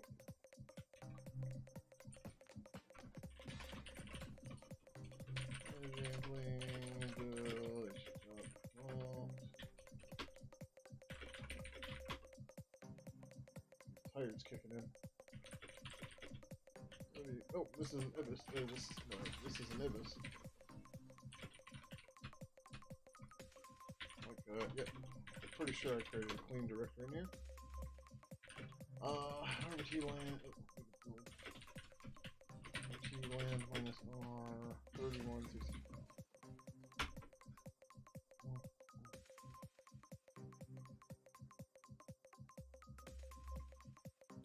Ninja Turtles.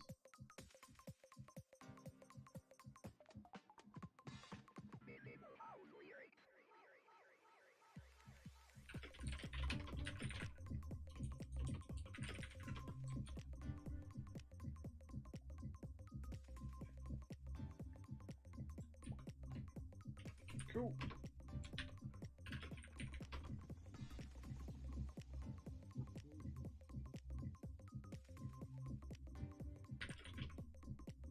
GTK minus R. Message friends. Variadic. Variadic.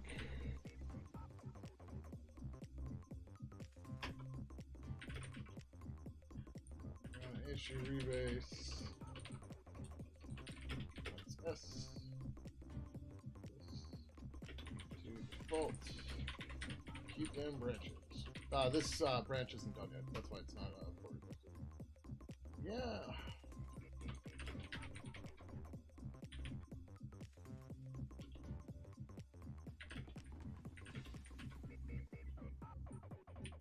Okay. We're still in text migrate.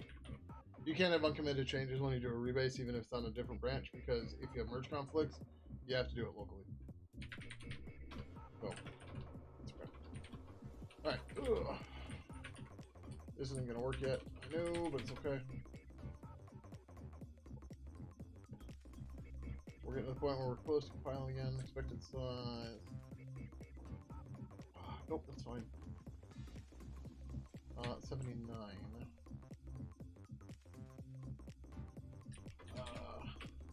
Pond equals ibis tags look up. What did I say we're gonna do for this? We wanna go to, I think it's ibis 1.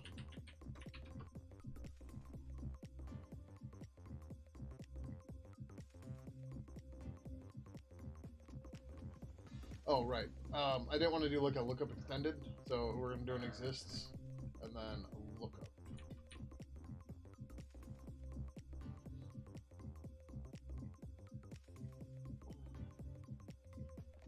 We could do lookup extended, but that seems silly.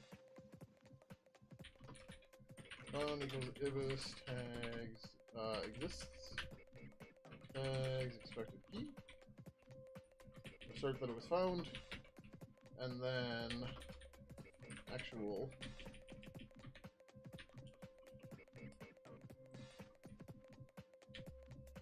equals ibis tags lookup tags comma expected, and then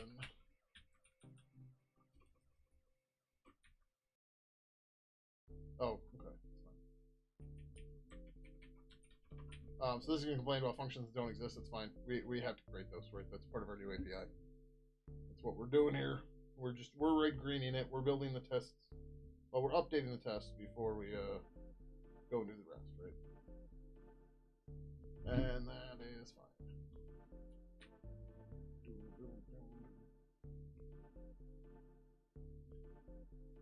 Okay, so back over here. Ibis tags.h. We're gonna implement get size real quick because that'll be easy. Ibis tags get size tags the instance gets the number of tags in at tags. Returns the number of tags in at tags. And 0.1 available in 0g uint. Ibis tags get size. Easy, easy peasy, nothing to it. Ibis tags.c. Get size. A lot of this is just the interface in front of the hash table, but we might change the back data store at some point too, so that's fine. Val if fail. Val if fail. Ibis is tags. I haven't used it yet. Yeah, this is wrong. Looks like I'm pretty sure I used this.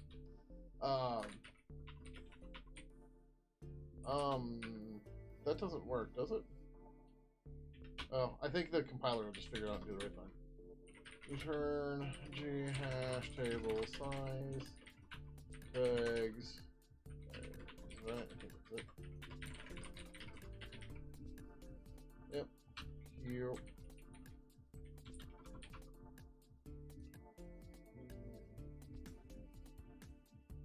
That is wrong. 67.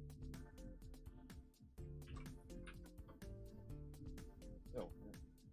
Where do we build data for this stuff? Oh, we do it in each function, don't we? Oh, this is a bummer.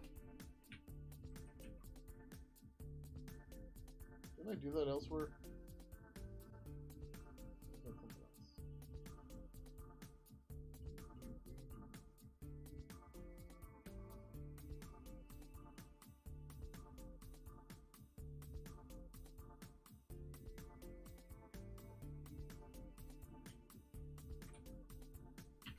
Ibis tags new.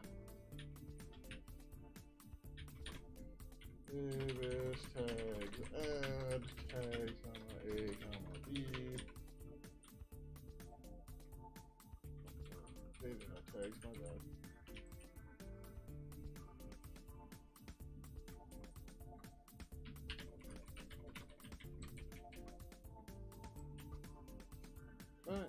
Where's the data defined though? That's, yeah.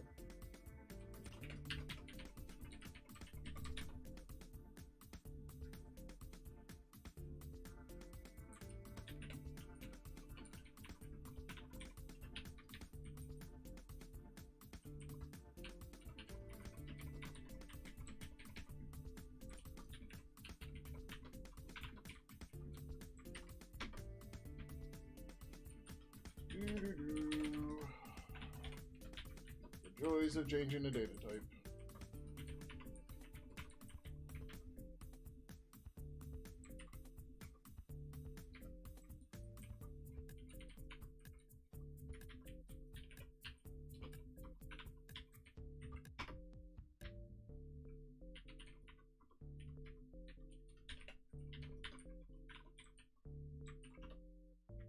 Man, a lot of these tests have tags. So I did also start looking at what it's going to take to add the fuzzer stuff into this, and it's going to be a pain. I don't necessarily have any commands, but what are you looking for? Adium? Besides adium. Unfortunately, adium is probably not coming back.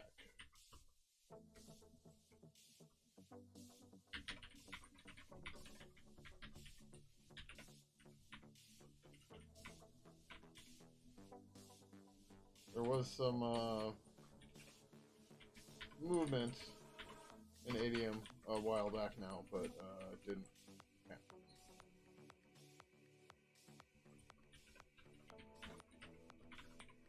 Which is unfortunate.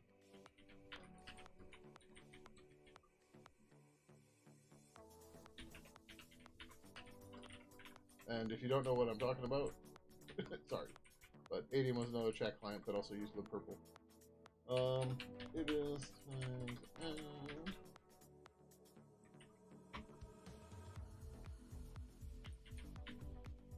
Oh, what are you doing? Hash table new.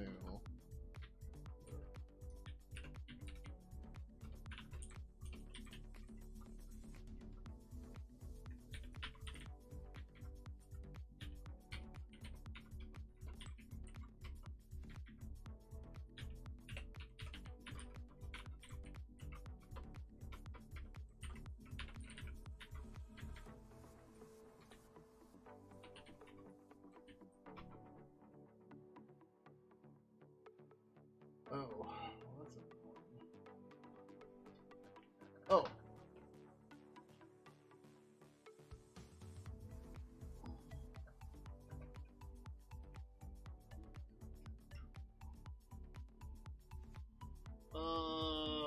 We're gonna have to come back to this.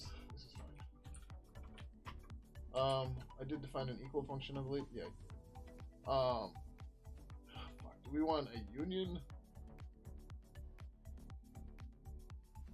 Like, are the or contains? Like, are all the tag? Does the first table contain all of the tags in the second table, kind of thing? We might want to do that.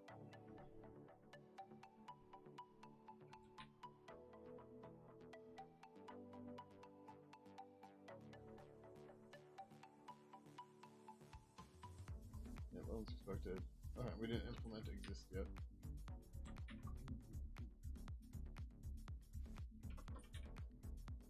G-rolling, Davis tags exists. Davis tag, star tag, consts, star tag. To return. Valid fail is tags. Tags.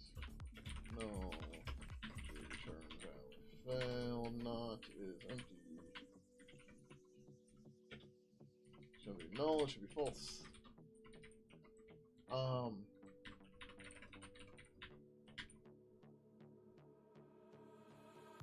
There's key is in hash table. Yeah. So, yep. Return G hash table contains tags, comments.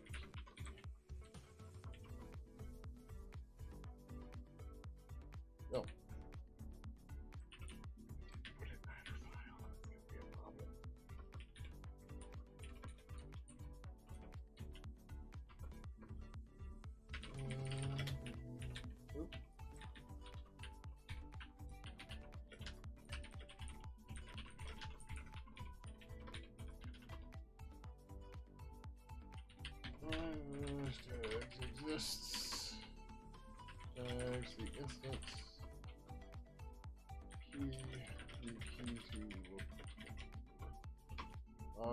checks whether or not at key exists in at eggs.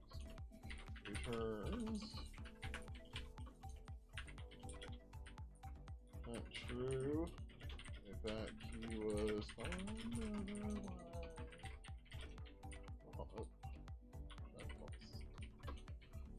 Send 0.1, boom.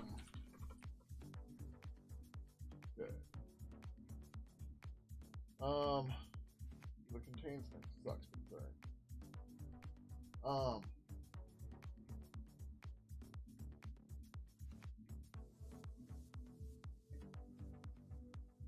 Equal is basically the same thing, but we would also check this.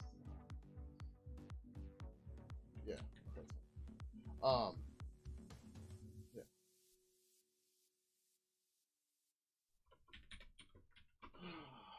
Ibis tags equal tags 1 first instance, tags 2 the second instance. Checks if at tags 1 and at tags 2 contains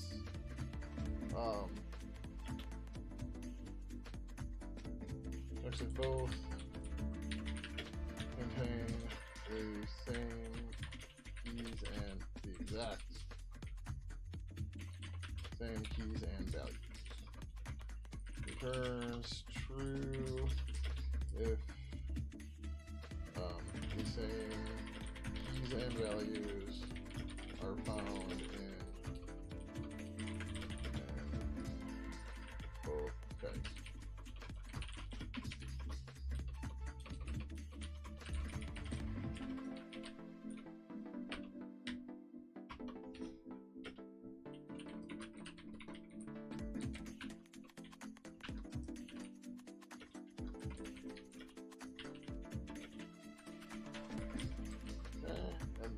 And then we're gonna do contains.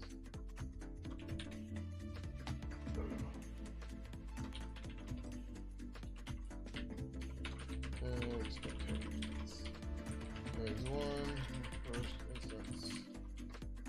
Tags 2, the second instance. Checks if all of the keys and values in at tags 2 exist in at tags 1. Returns sent true if all keys and values from at tags 2 can be found in at tags 1.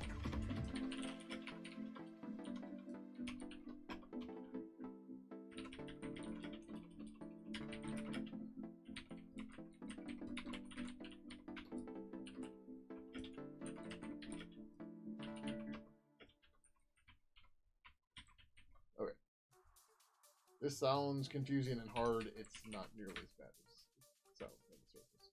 Although we should write unit test for it, but yeah. This was equal. So G return valid file. What is his tags? Tags 1, comma false. G return valid file. And this is tags 2, false. Then G unit size 1 equals 0, G unit size 2 equals 0, size 1 equals G hash table size, tags 1, size 2 equals G hash table size, tags 2, if size 1 is not equal to size 2, return false. Otherwise, return Ibish tags contains tags 1, tags 2. Right?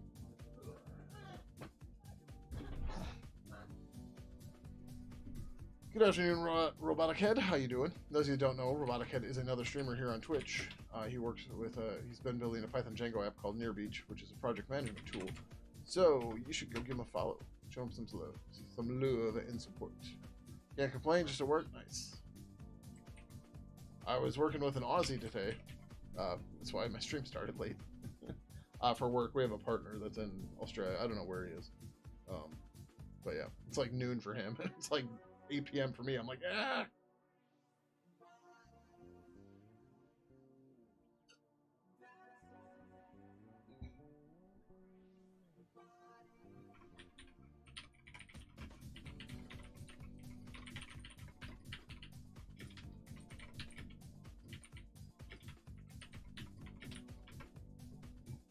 Just reaching 2 for you? Nice.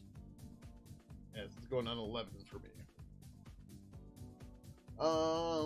G return val if val is tags 1 false.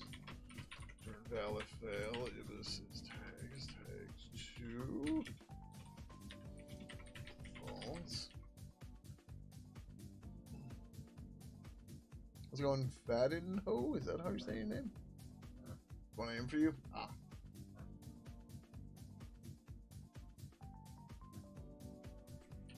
So you're either Canada, South America, or an island.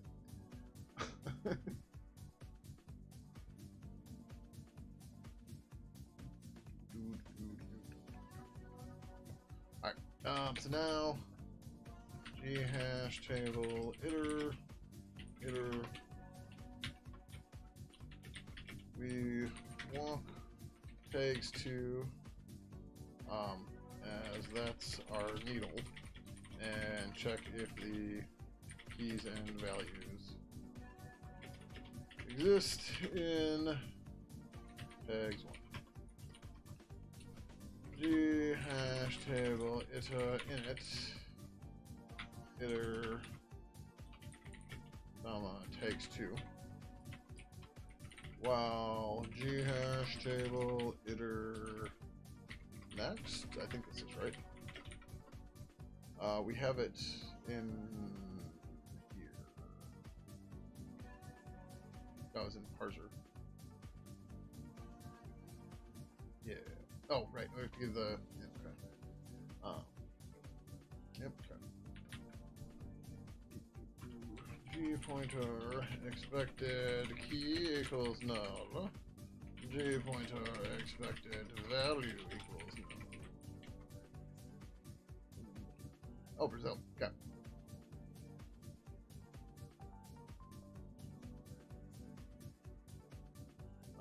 We need to say expected key expected value.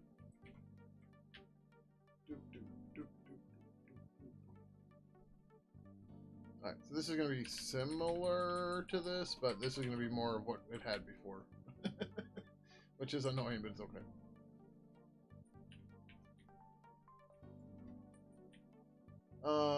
So this is going to be found equals G hash table. Oh, no. Okay. Weird. I got the internet connection thing didn't work, or the stream was down thing. It was weird. G hash table lookup extended. Right.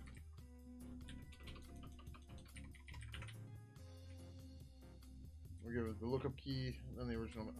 We've got. I'm gonna put this back to actual value. All right, so we're looking for expected key, the lookup key. We don't give a shit what the original key is, so we pass null, but then we want to pass in actual value. Okay. Yep. So then. Oh, I put.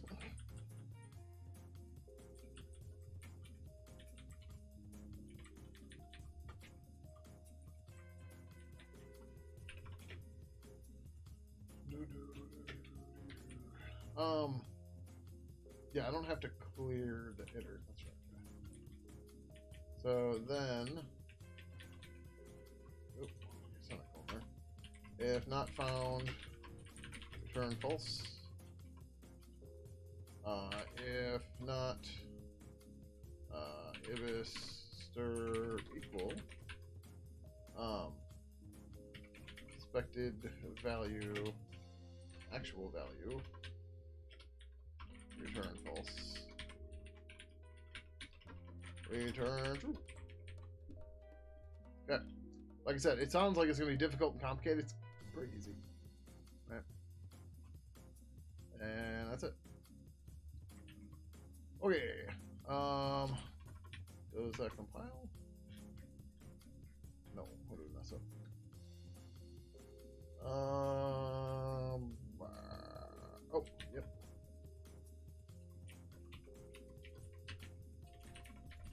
Likewise, this has the same problem.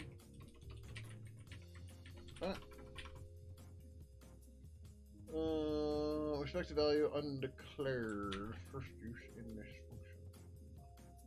Because I typed exported. Don't know how my brain does that sometimes. 233. I fucked that up. 102. That's fine.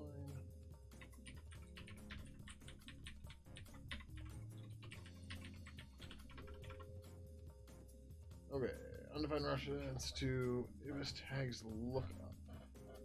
Test parser has that, but test parser doesn't need that anymore because now test parser can just do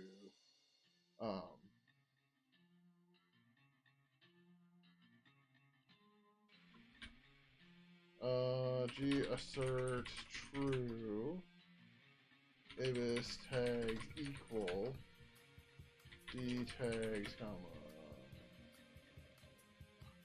text.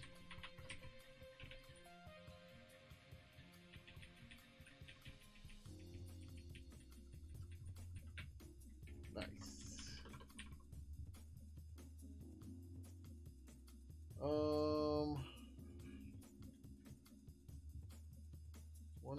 Nope. Test parser 79. Oh, yep. This should just be gclear object. Okay. Also got itter's not used on 42.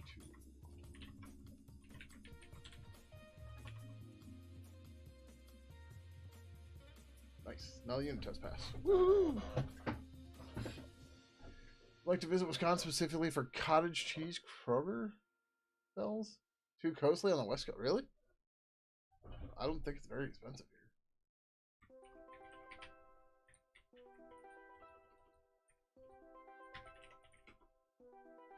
here. Metro Market is one of the local Kroger brands. Metro. Why the fuck am I?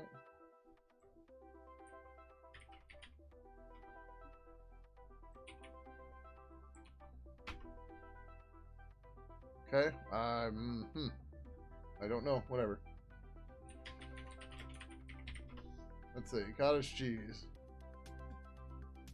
I'm feeling $3, maybe 4. What the fuck, man? Come on.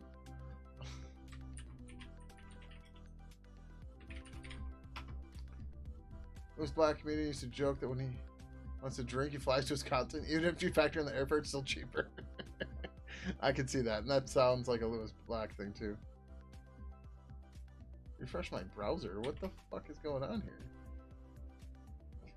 Yeah, so 16 ounces. Never had good culture or lactate. I usually get the Daisy one, $2.79. You can get a 24 ounce for $4.79. Yeah. It's the Roundy's one is is more expensive than the Daisy one. Nice. Camps is gonna be more, but yeah. Name brand and blah blah blah. So yeah, there you go. That's how much it's gonna cost you roughly. Yeah, I know you meant. I like Lewis Black. I haven't caught any of his stand-up in a while.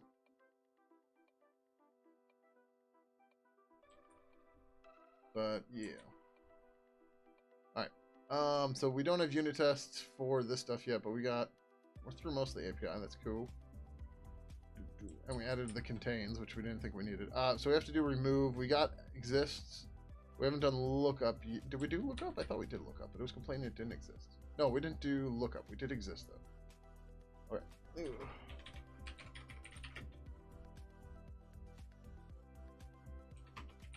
Ibis tags look up. Ibis tags star car star key.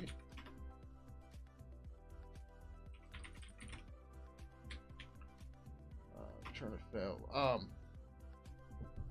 Here's the other guy, not Lewis Black, but similar-ish style. Ron something, the tater salad guy. Randomly, the whole tater salad bit popped into my head the other day. And I was like, I haven't listened to that in forever. I should go and listen to it again. They call me tater salad. It's so dumb, but it's so funny.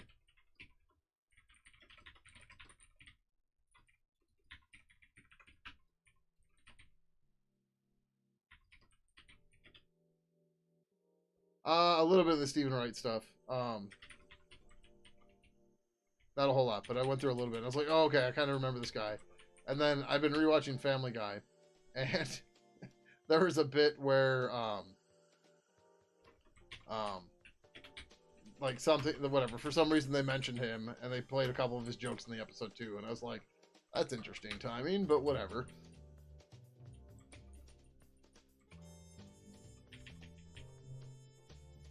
Now my Family Guys, show me potato salad? What? I don't know that one.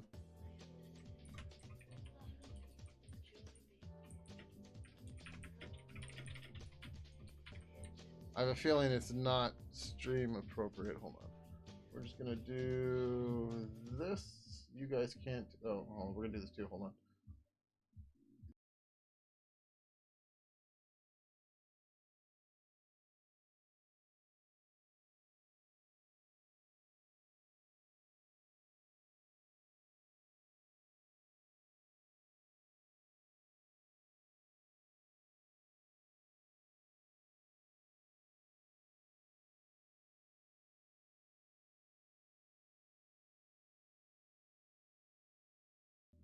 Yep, that sounds like a Family Guy joke.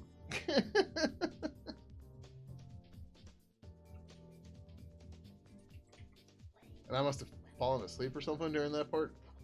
I'm only on like season 5. So, I don't know. Show me potato salad. Ibis tags, look up. Tags, the instance. People like, what the fuck, yeah. One of the things I really like to do to like catch people on their toes is, surely you've heard the phrase, oh, I just need to dot the I's and cross the T's. I like to mix it up and say, I just need to cross the I's and dot the T's. Because then you figure out who's listening and who's not. Forget about crossing the T's. You gotta cross the I's and dot the T's. You'll accidentally say it sometimes.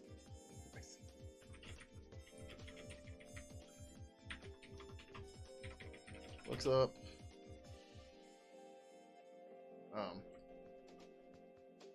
Key in at tags and returns the value. Returns the value of a key if found otherwise percent null. Alright, I got lookup. What? Oh. This is not right. This is supposed to be Count's car star. I'm like, what are you talking about, man?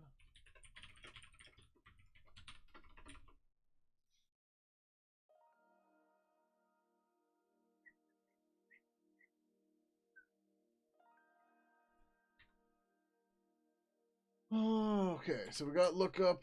we got exists. We got to do serialize. That's going to be a pain. We'll get to that in a minute.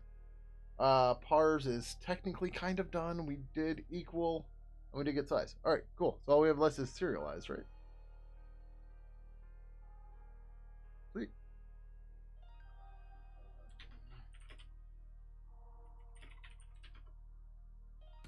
Oh, we're only at 412 lines changed, but serialize is maybe gonna suck real bad, but that's okay.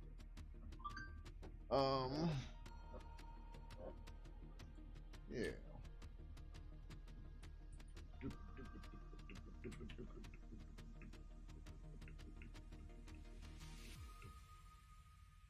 I've never heard the song before. That's how you know you're in the zone. And you know right when it's gonna stop. Even though you've never heard it before. Okay, so for now, unescape value can be here. That's fine. I don't really care about that. We have pars. We create the new tags object. If the tag string is an empty string, we just get out of here. Okay, we already verified it's not null. Oh wait.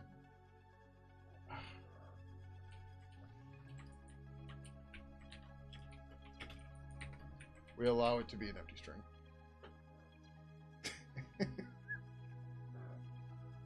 Are those ligatures or are those actual characters? I can't tell. And apparently that didn't copy. Okay, what code set are these from?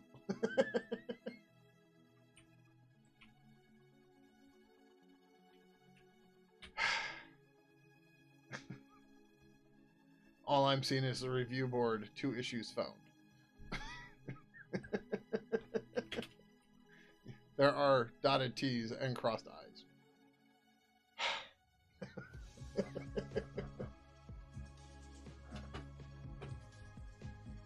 Very nice. You killed my joke.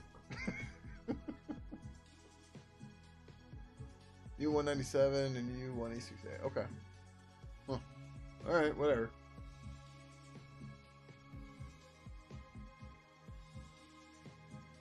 I'm gonna have to memorize those now for the joke. 197. That isn't that the copyright key?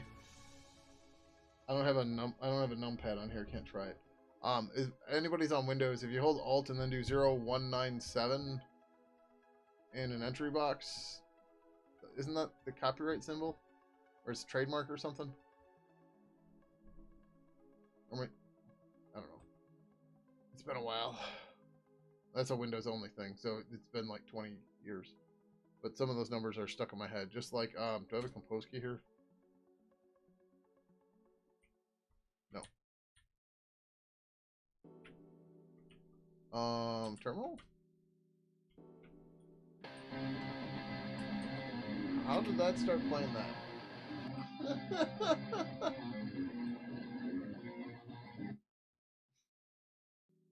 So apparently, one of those was somehow told a different Chrome tab to start playing a song.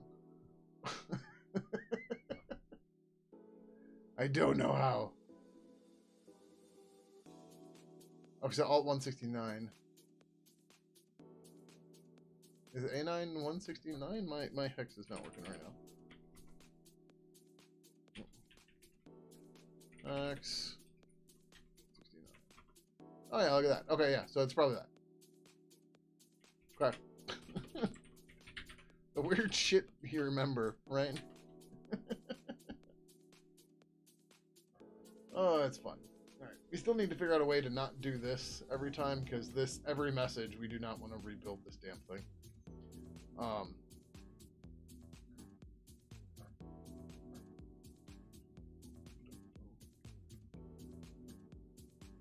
I don't really want to have an init function for ibis. Which this is why it works fine with the parser, because the parser instance would allocate this. So you just get one per parser.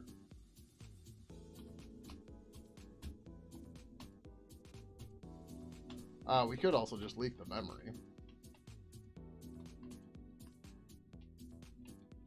We just give a Valgrind suppression. Just like, yep, we leak it, we know. Like, deal with it. Because it can't be that much memory. Damn it, I don't do that again. It's just a one regex.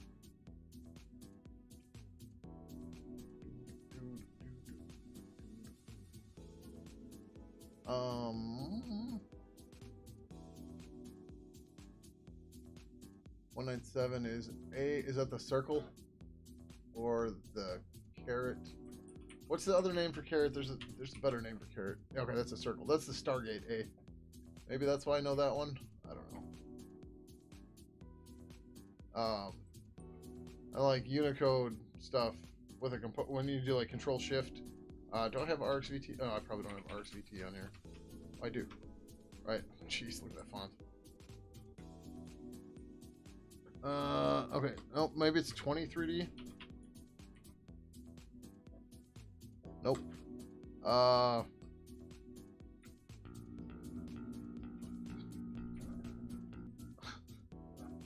Alright, so something is, yeah, turning into a media key, like Control Shift 7 or something? Yes. Control Shift 7 is hitting the next track in YouTube Music. But yeah, anyways, there used to be something. One of them, I can't remember what Skull and Crossbones is, but I used to know that one pretty well too. Now I don't know what it is, but it's fine. Now when I need an emoji, I just GU car map. Oh, I didn't install it again yet.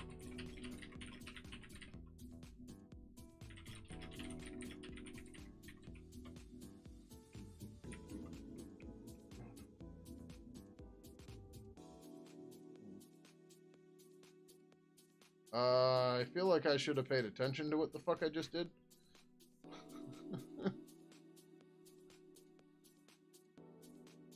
What were the four that got removed? Oh, I lost GTK 3. Oh no. I didn't really. So I got the GTK 3 times 64 variant, and we got rid of the non-times 64 variant. So it's good. But yeah, so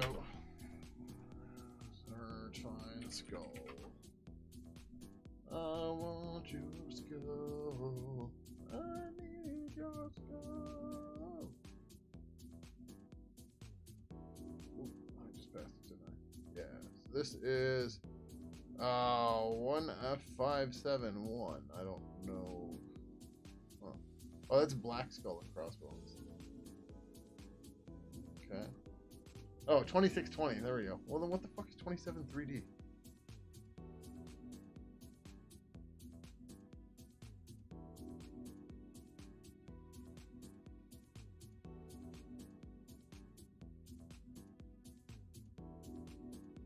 That's not right. That's not the one I was thinking of.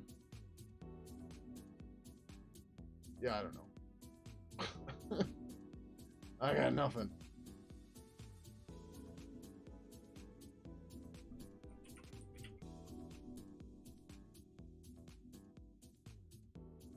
There's only one scythe. What a sickle. I know there's lots of sickles. Well, there's at least two. Because there's the hammer and sickle, and then there's like a wrench and sickle or something. Should I went the other way. Just start putting emojis in my stream titles again. So there's hammer and sickle. No, we only get hammer and sickle. Lame.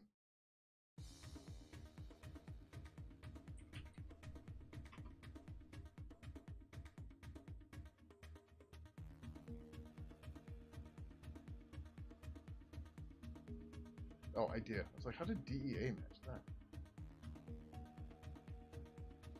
No deal. Looking for death. Apparently there's someone. Death or dead, but whatever. Alright, anyways. Getting distracted by emoji. It's okay. That's a new terminal, I think. We need to clean that up yet, but we need to do serialize. And serialize is gonna be the annoying one. Oh,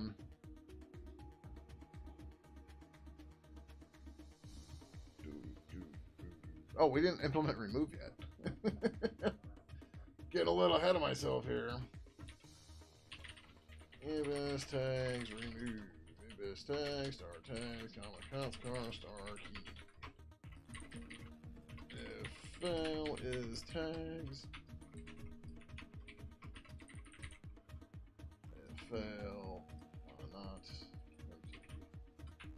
key. 1F480. What's that one?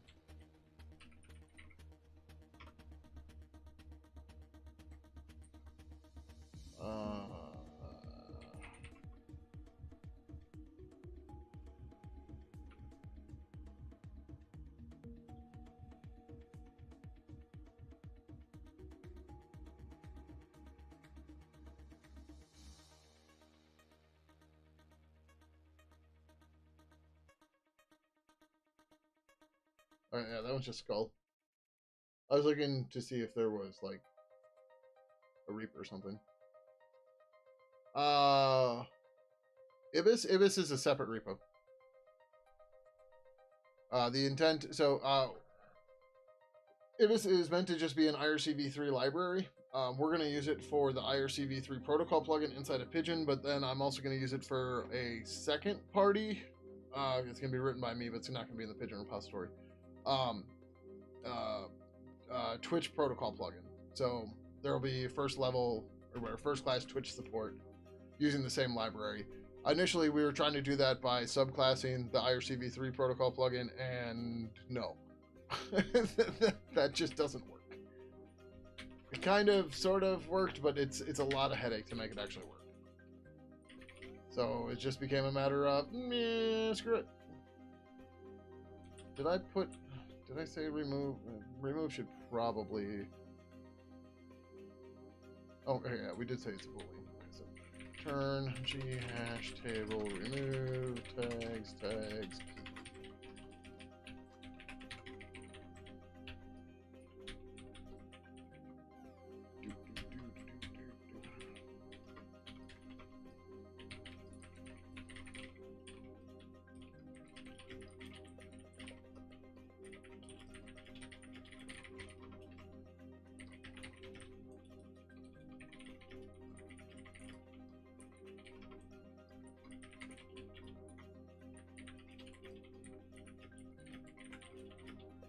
And otherwise,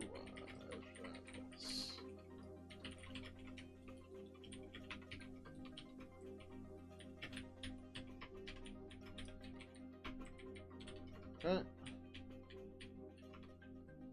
Oh man. Oh, what? Oh, yeah. I know what.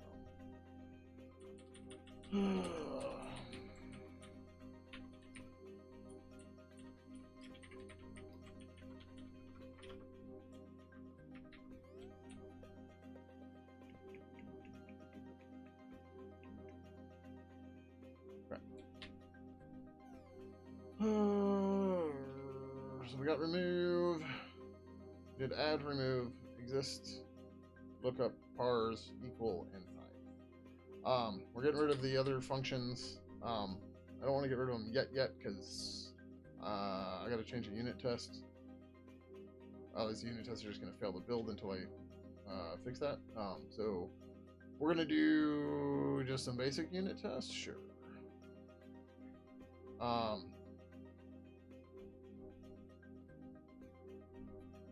And I guess we'll test serialization, or we'll test the escape with serialization, but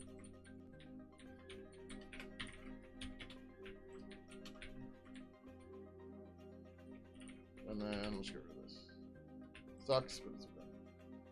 How's it going, Nino? Welcome. How you doing? How you been?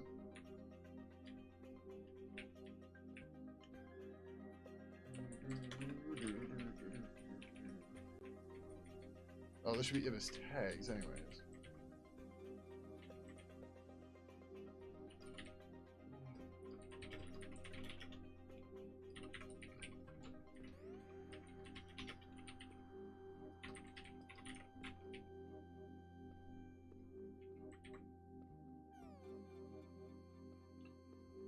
G assert true.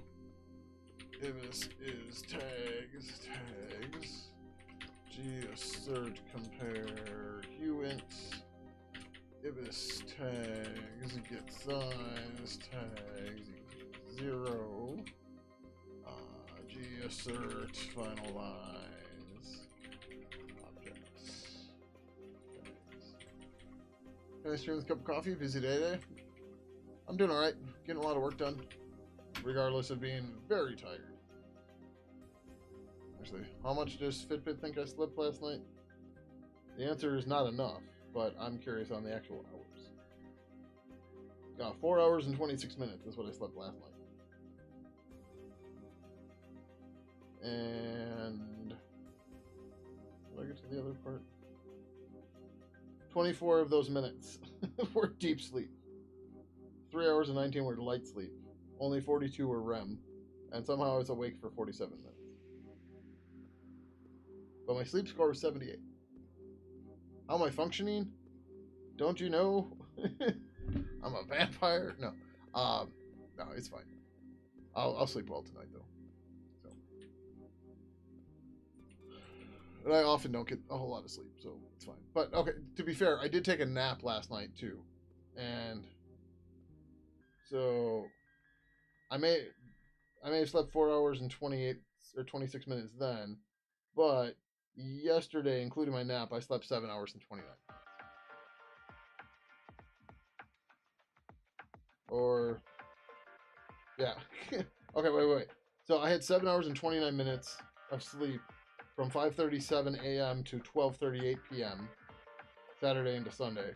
But then I had other sleep of 1 hour and 35 minutes from 8:21 to 10:02. So, yeah. Alright, so unit tests have been simplified. Okay. So now we can privatize. Where to put it? On escape value. So now that can become private. And actually, we made all of the rest of these in alphabetical order. We should do the same thing.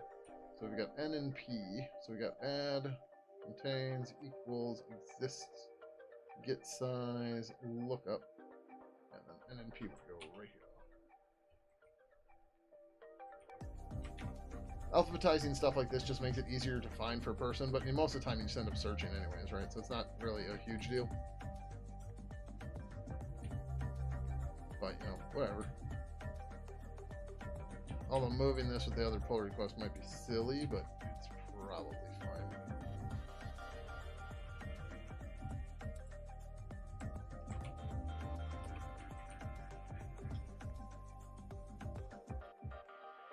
Oh yeah, everything's just new around it. Okay, yeah, whatever, it should be fine. Alright, so then this goes to a helper.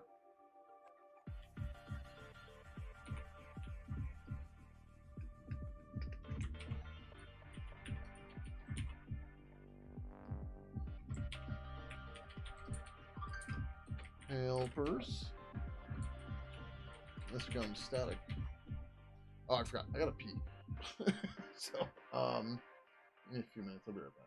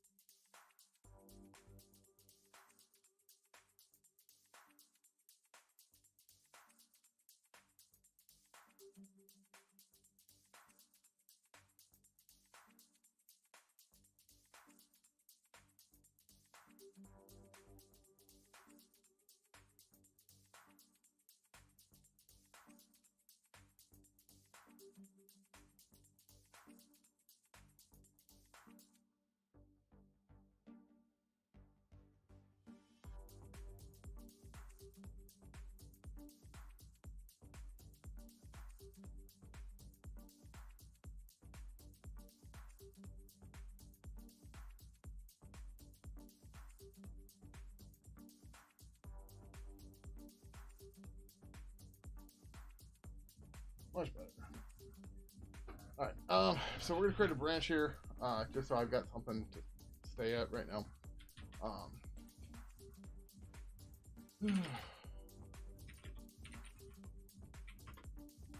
Branch, tags, object.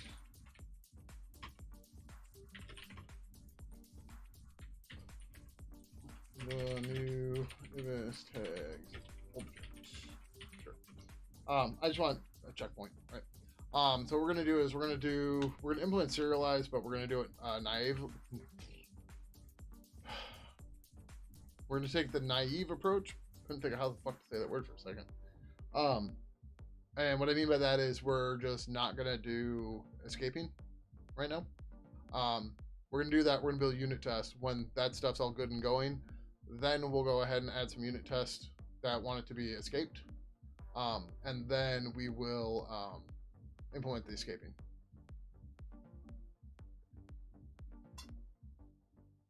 Likewise, we're gonna need tests for the parser too. But that shouldn't be too bad.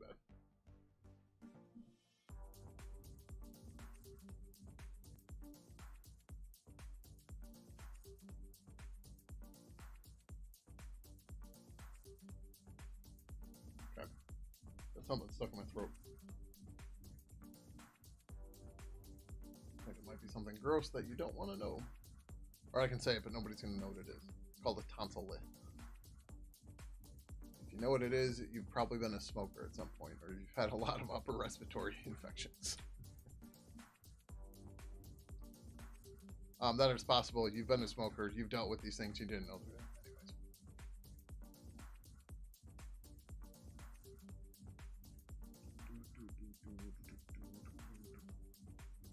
Great. That made it into my thumbnail. All right. All right. So let's start with serialize. Ooh. Serializing these should be relatively straightforward. So we are going to return. Do we want to return a bytes object for this at all? He's not going to bug us later. He's just saying hi. Said you're going to fail anyways. Freak out. All right, you guys can see what's going on. Yeah, see, everybody's okay. I need to bring one of your beds closer over here. I need to clean this shit up. Alright.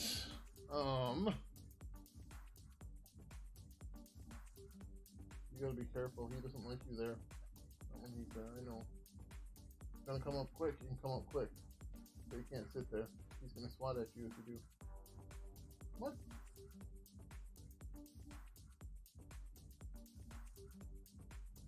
Okay, or not. Alright,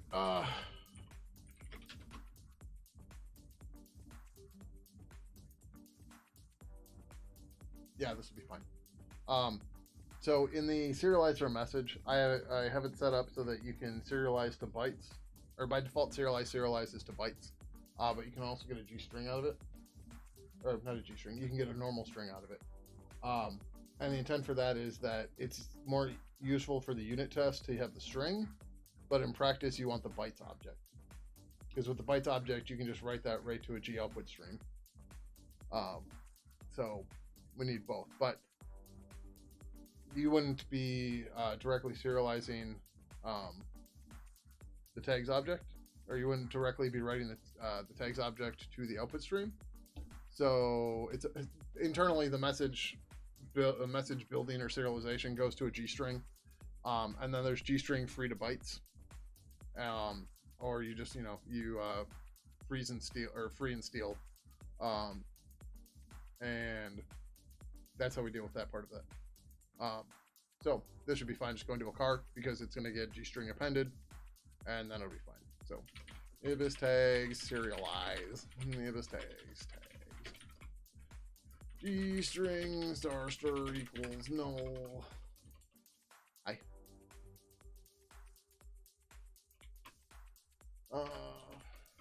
G return valid fail is tags. We want a G hash table iter. You go, mister.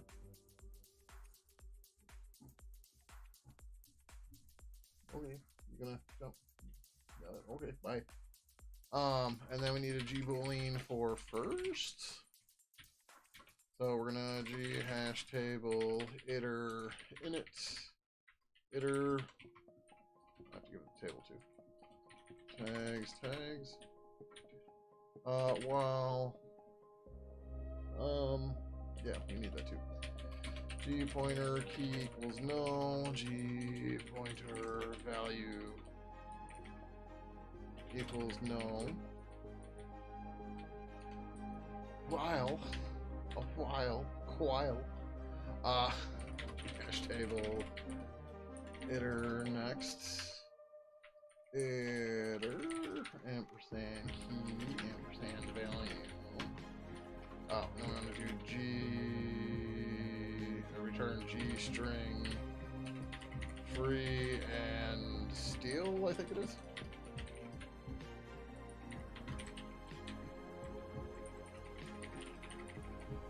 Yeah, free and steal. And then, yeah. So in 2.76 they added this. We require 2.76 everywhere now, which is good.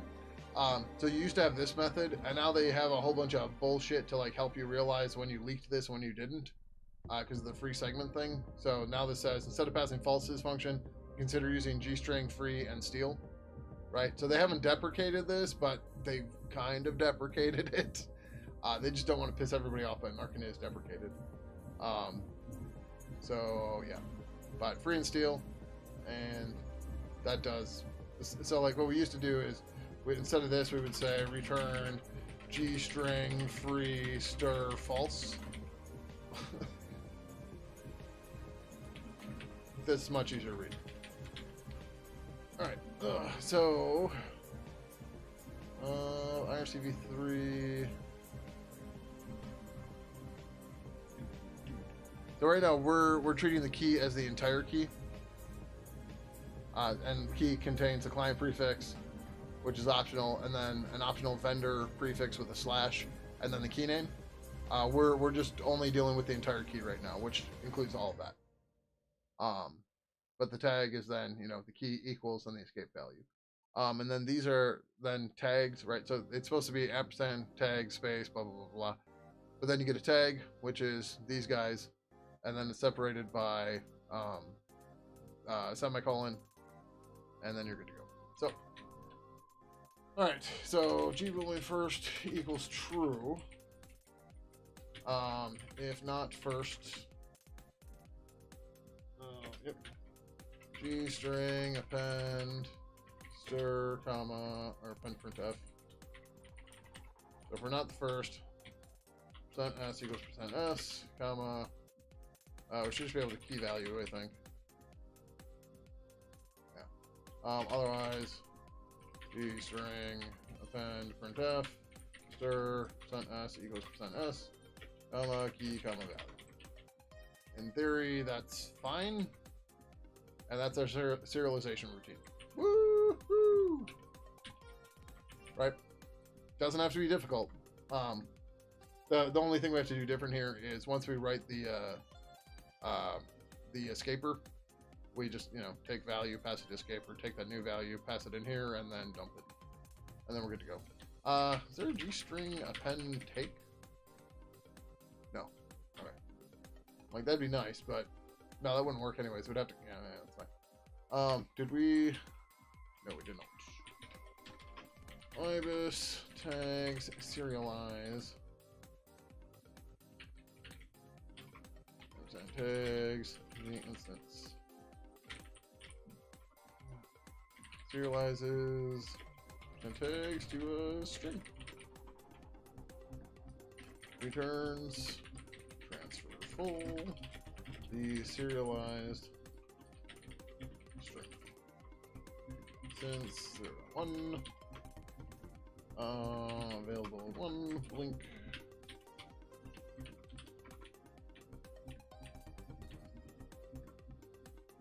Okay. Oh. Fine.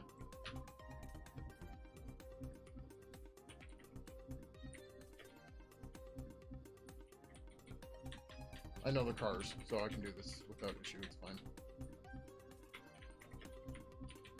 Do, do, do, do, do, do.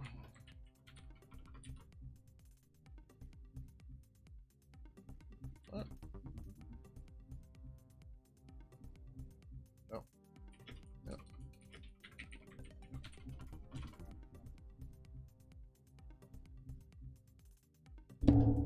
Sorry. Springs are probably going.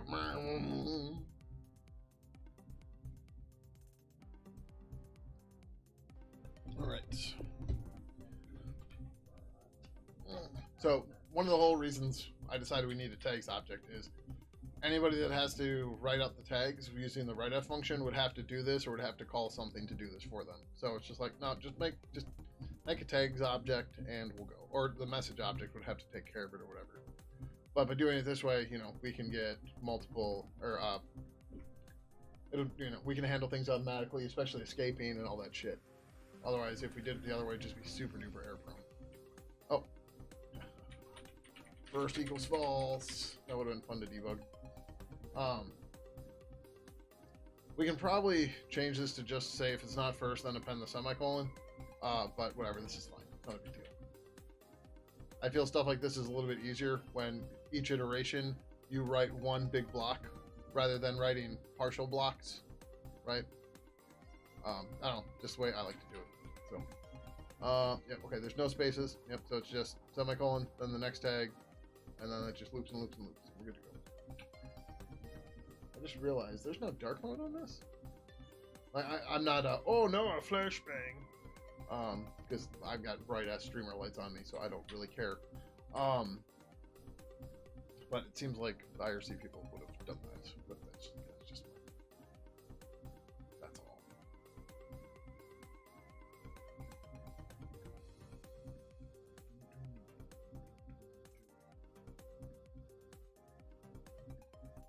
So whatever. All right. So now we need to write a whole shit ton of tags.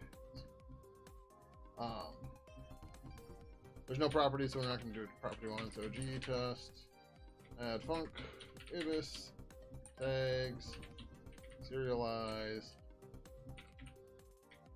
simple. We'll start with empty. Test, ibis, tags, serialize, and that doesn't fit, does it?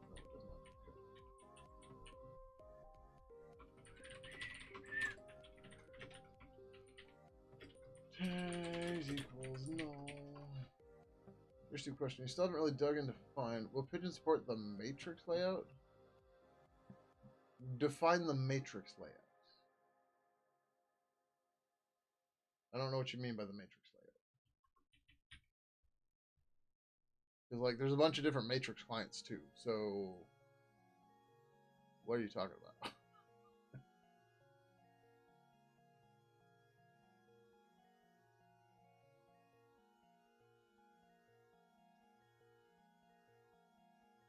Oh, so will we have matrix support? I mean, the matrix org or new vector, somebody did build a protocol plugin a while ago, but then they kind of abandoned it. Because they ran into issues with Purple 2 trying to add the modern matrix, the modern chat features. Go figure. Just realized I meant to put that away, but whatever. Hopefully nobody can read that off the camera when I panned it over on the cat. It's a form from the DMV. Yeah, I mean, we're planning on having support for Matrix, yes. I would love to not have to write it myself, but we'll see what happens. I can tell you this much. I have not found a Matrix client I like. That's saying a lot. But, yeah. Seems to be a common complaint, too, from what I can tell. You agree? Yeah. Like, I don't know if it's the protocol or what, but oh my god, Fluffy Chat on my phone is fucking useless. It literally takes like 3 minutes to update every time I open it. And you're just like, dude, what the fuck?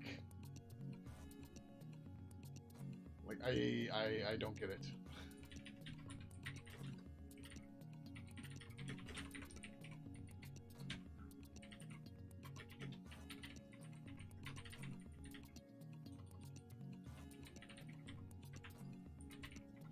and I'm not trying to hate on anybody or anything, right? It's just I don't understand why it takes so long.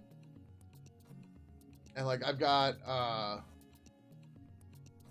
Element in a web browser. Fluffy chat on desktop isn't too bad. What's the Rust one that's built on GTK? It's got some simple one name, like simple object name. I can't think what it's called. I want to say Flutter, but it's not Flutter. That one I couldn't even get it to run without crashing. Fractal, there we go. But last time I tried to use it was like 2 years ago, and it just I opened it and it just crashed, or like it didn't do anything. It's just like, oh, okay, yeah, but yeah, Fractal would be the one. It's very possible it's way better now, but I haven't tried it in a while, so I don't know, right?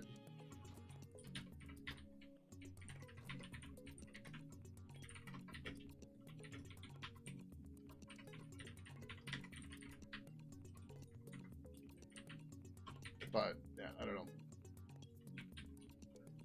I never actually got the chance to try Beeper, so I don't know if Beeper is any better. Although it's supposed to be open to everybody now, so maybe I could go try it. But I don't know.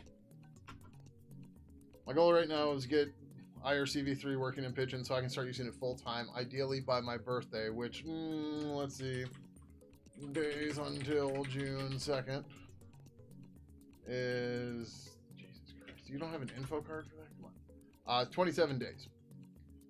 So this has been a goal I haven't really been talking about, but my goal is for me to be using Pidgin 3 for IRC in 27 days and using it frequently, right? So like we did the trial a while ago where like I was using it, but it was difficult, and I'm hoping it'll be better now. That said, I still have to figure out and get the State of the Bird done and all that, but that's why there's so much activity on Ibis right now, or Ibis. I'm trying to get it done so I can get it integrated so we can start using it so that works better. Yeah, we're in May. Now, if we hit this goal or not, I'm not gonna like be mad if I hit this goal or not, but you know, you gotta have a goal to work towards, right? Because when I don't set a goal and I just kind of float around things, like stuff is getting done, but it's not focused, right? So like I'm doing things are getting done, but like it's spread out all across instead of, you know, directed towards a common goal. So that's why that's the goal. It's like, yep, how do we get there? How do we get null for this? We shouldn't have gotten null for this. I set goals too, then blog them. Yeah, I need to do more blogging stuff. I need to do a lot of stuff. But you know, it's hard. Devin, what am I doing?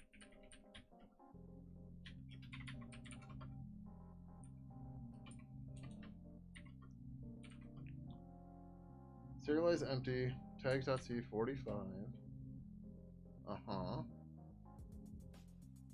And serialize should have given us an empty string.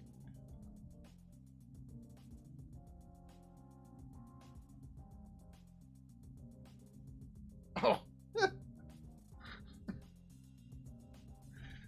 Well, that'll do it.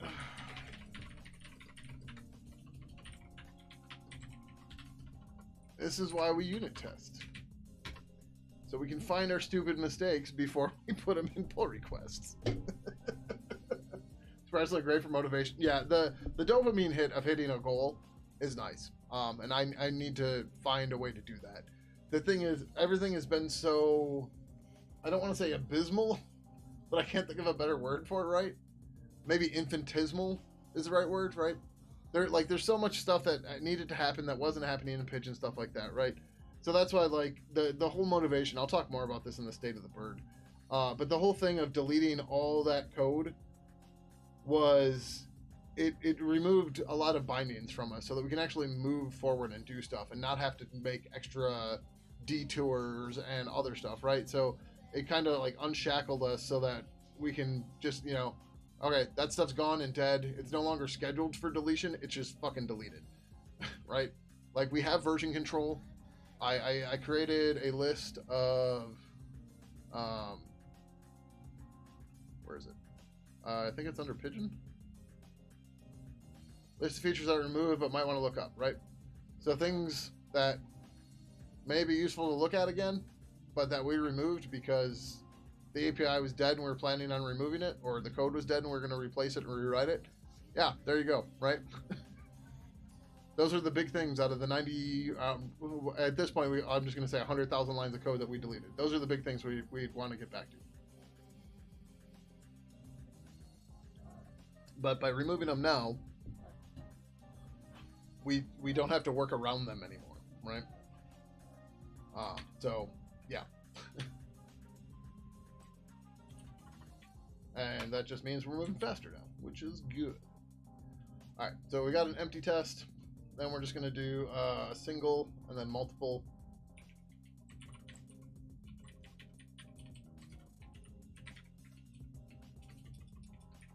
Multiple. We'll do single, single, no value. Let's start with that first.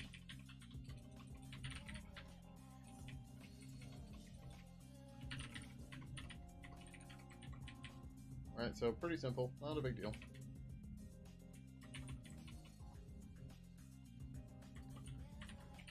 Single.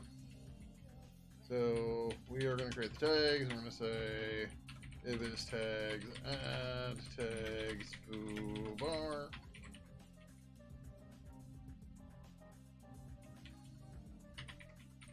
Right, nothing to it. Single, no value.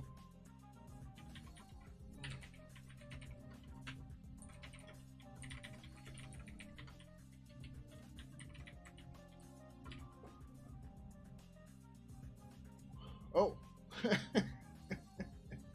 Yep. Unit test.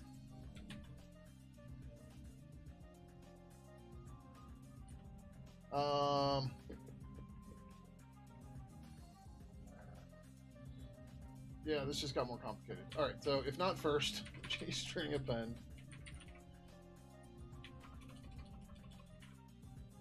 Stir semicolon. Oh, actually, we could do. Yeah, why don't we just do it this way? So we're gonna append print f, but we're not gonna do the value yet. Right? Same deal here.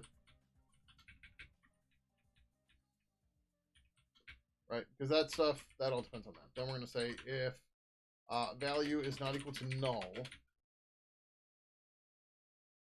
Right. So if value is null. Fuck, what does the spec say on this?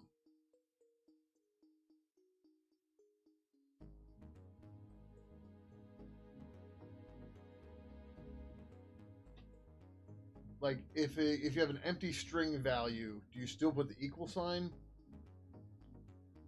Infill tag keys must only be used a maximum once per message. Implementations receiving messages must treat tag key names as case-sensitive opaque identifiers and must not perform any validation that would reject the message valid. Tag values must be encoded as UTF-8. This ensures a shared interoperability baseline for data exchange. If tag values are encountered that cannot be decoded as UTF-8, implementations may drop the value entirely but should not substitute replacement bytes in place of invalid data, which can result in collisions. Implementation must interpret empty tag values, e.g. foo equals, as equivalent to missing tag values, e.g. foo. Specifications must not differentiate meaning between tags with empty and missing values. Implementations may normalize tags values by converting the empty form to the missing form. Okay, so this is the empty form. So they say I may do that to the missing form, but must not convert values from missing to empty to prevent okay, good. So this is what I wanted to do. I wanted to just go to foo, right? So I can convert this to this, but I can't convert this to this. Awesome. Right, so if value is not equal to, or so if purple stir, or not purple, if stir is empty, or if it's not empty,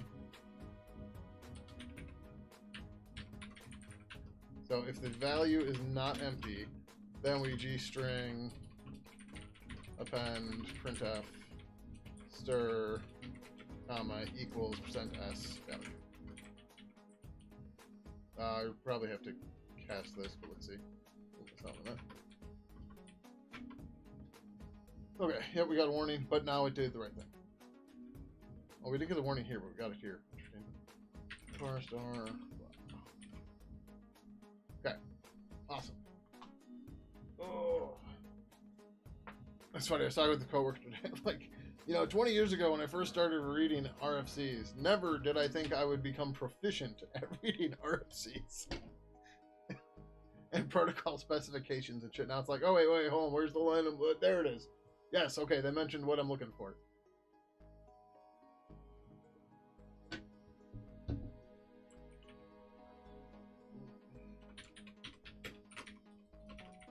Normalize missing and empty values to missing. Yeah. Okay. So back in test tags. So that was single and single no value. Then we're gonna do let's do mixed. G-test add func ibis tag serialize mixed values.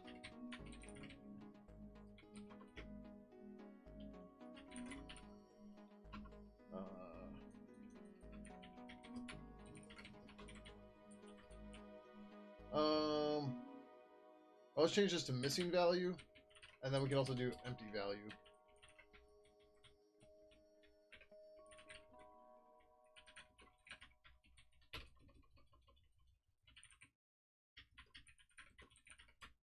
Right, so this is missing value.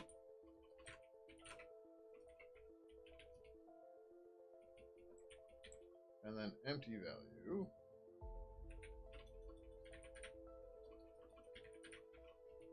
is going to be this. Oop. Should have the same. Yay! Alright, now we can do mixed.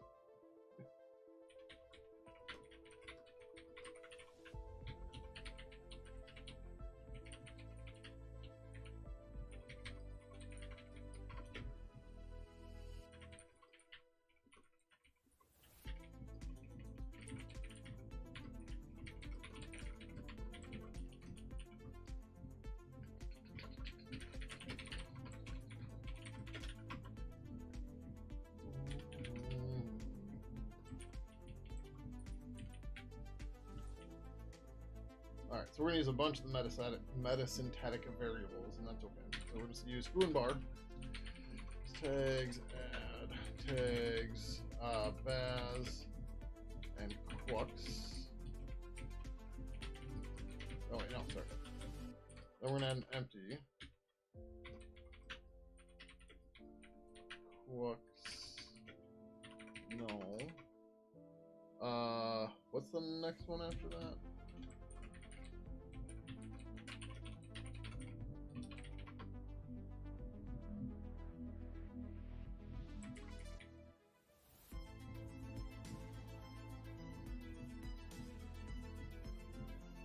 Korg.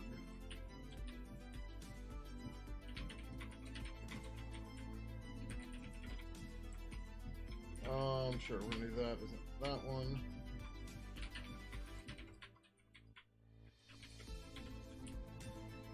And we got Gralt and Garbley.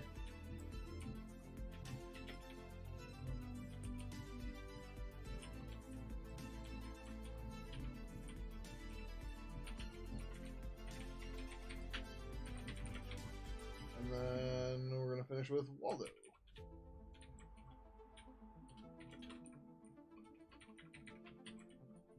So this should then be foo equals bar semicolon baz semicolon quux semicolon corge semicolon gralt equals garpley Waldo.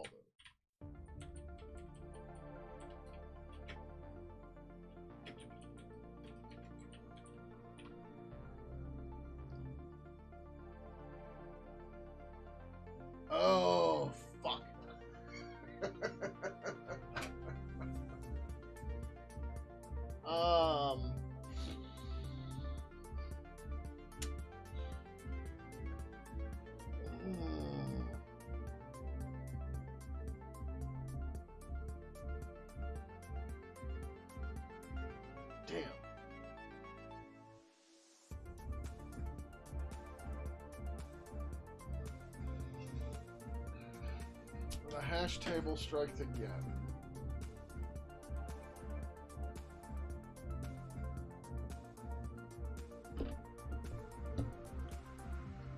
So technically it worked,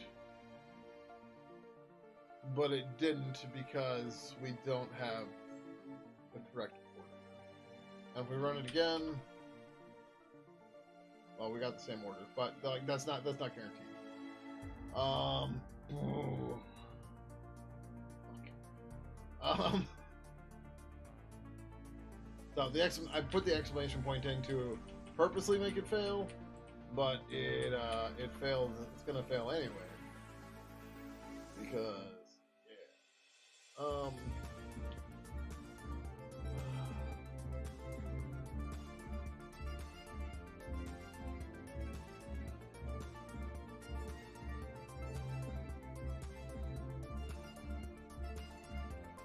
This is dumb, so dumb.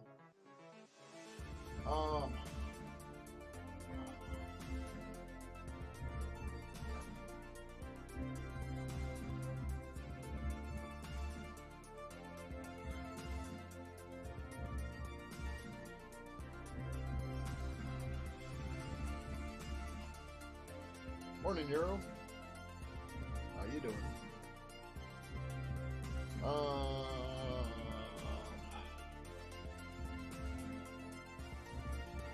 It goes all right. We were doing great until hash table randomization came in and wrecked the party. Wait, what the hell? Why do we get a comma? Oh, because I typed a comma like a dumbass. There we go.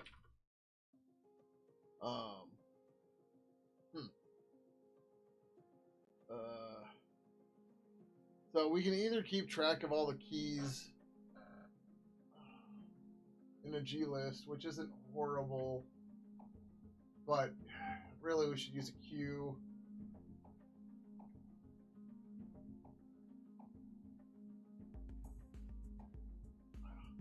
Let's do that quick. I'm not super happy with that, but that simplifies things a lot.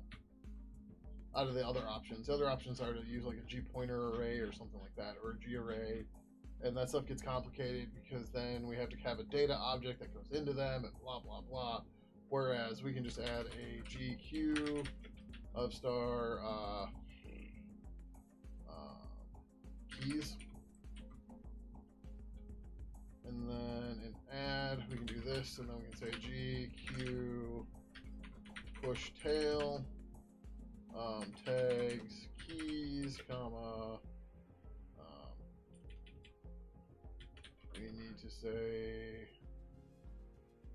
car star new key, I guess. Does that work in C++? It's like new has to be by itself, right? It has to be a word. New key equals G stir dupe key. We have to use this because if somebody gave if key here was allocated and then they freed it, we need our own copy. We're using our own copy to make this work. Because as long as this is in our hash table, we'll have this allocation, so we can double up and use it here too. All right, so we're just going to plop that into our queue, and then in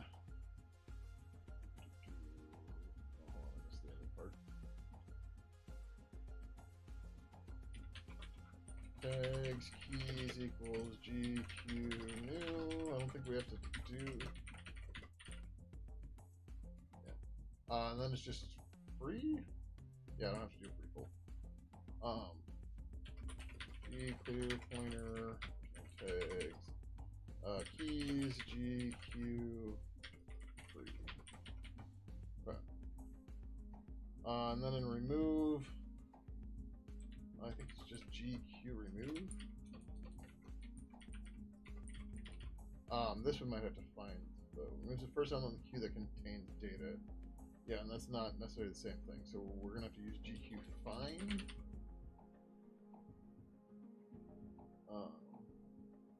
Yeah, we're going to have to use find custom to check it. But that should be okay. Wait, that gives us the G list though. What the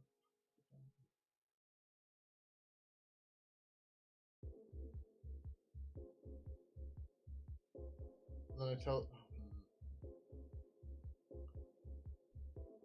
There's no remove custom? There's the first element queue that can. So, like, data is going to be a pointer, and the pointer could be diff. Alright, we'll have to get to that in a second. But, in serialize, instead of doing this, we're going to say for G list star L equals tags keys. L is not equal to null. L equals L next. Then that goes away. Oop.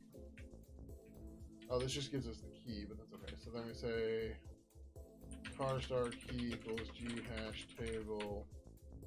Oh, yeah, G hash table. Look up tags L data.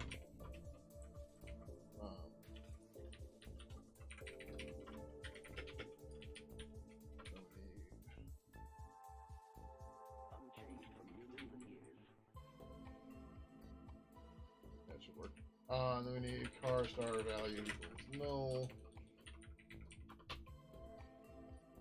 Or it's equal to L data, my bad. And then value equals X.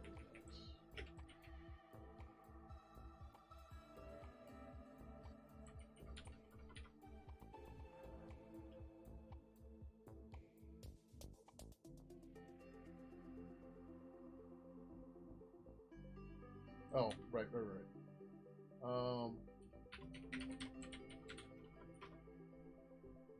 Okay. Like I said, it'll work. But we have to do the removal stuff, right?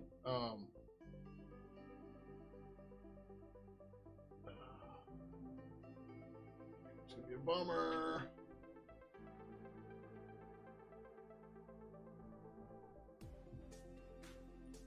This.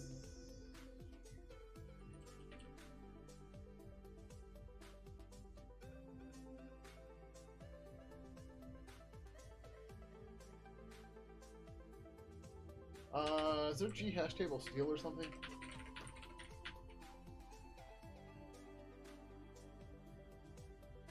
Removes a key and its associated value from G hash table without calling the key. No, that's not. That is what I want, but that's not what I want too.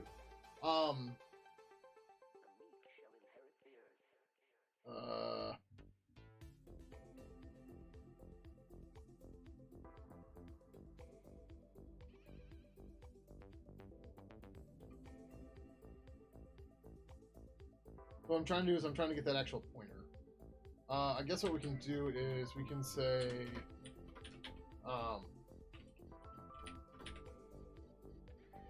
that's not going to give me the key though. Oh, I can do lookup extended, right? Yeah. Okay.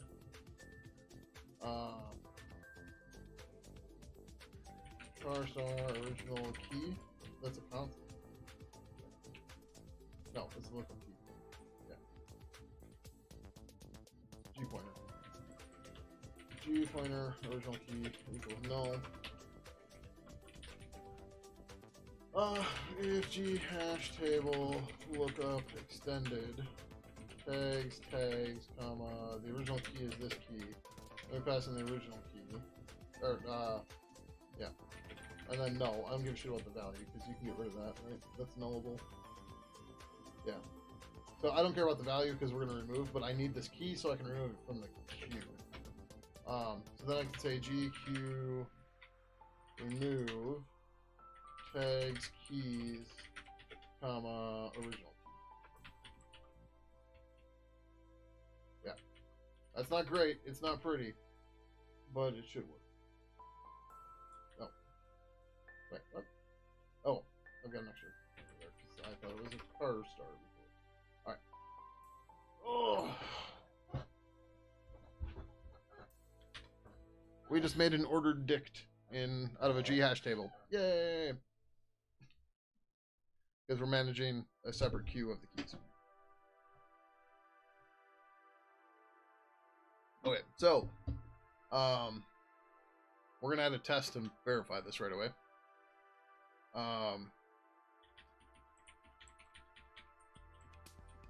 Serialize, mangled, I guess. What's a better word for this?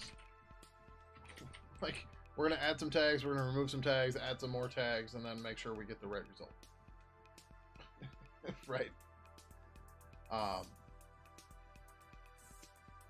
Messied. Messed with. Messed with. Let's go with that. It's better than mangled.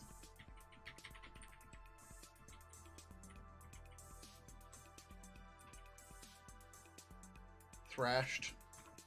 I don't know.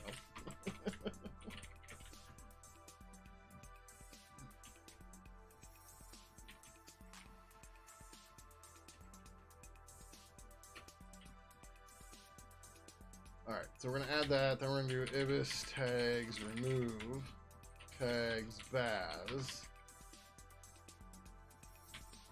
How's it going, Dan? Welcome, welcome. Thrasher, nice. Ibis tags remove tags. Oh, we should probably check this.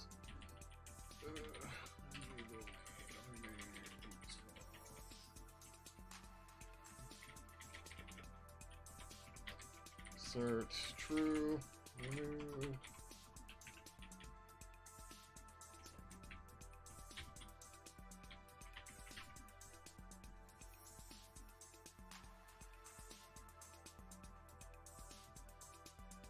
Yeah. This is what we did for both of them? Yeah. I want to do one right after the other, right after it was added.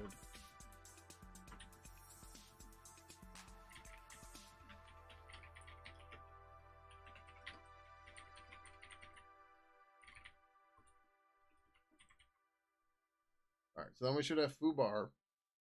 Baz got removed. But then we should have Quux. Then Courier. But not Gralt. But then we should have Waldo.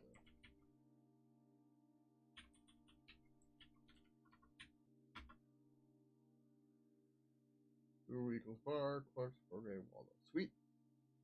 We did it right! Okay.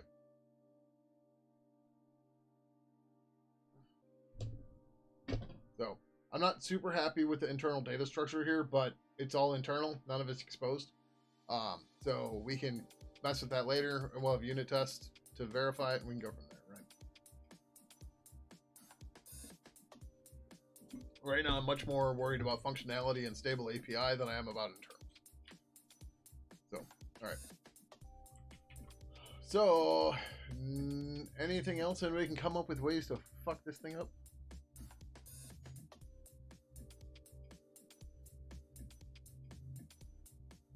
Is there a reason why we would want to have a clear method on tags? I can't think of one, but that doesn't mean it doesn't exist.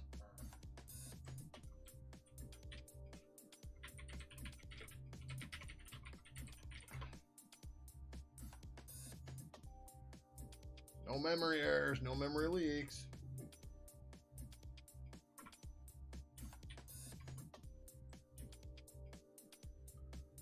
We still have to write unit tests for the parser and stuff. What's our diff look like? We started creating one. Yeah, unit. P diff. Cool. Okay, we're getting a little big, but that's okay.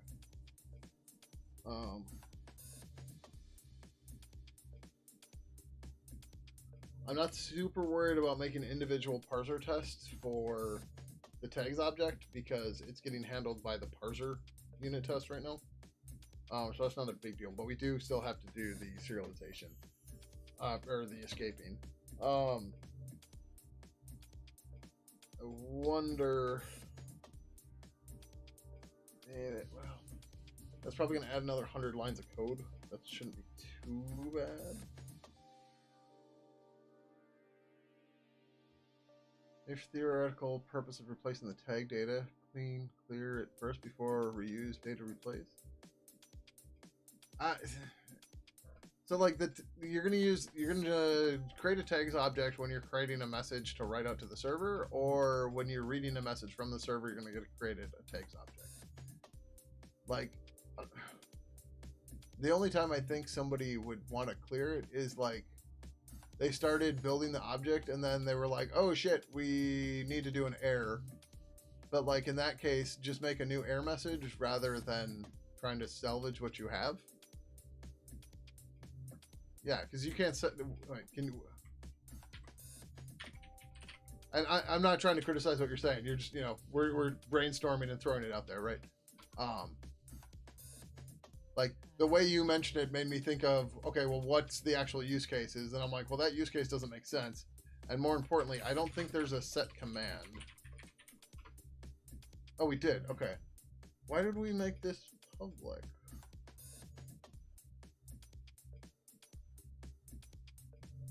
So command is a construct property that can't be null.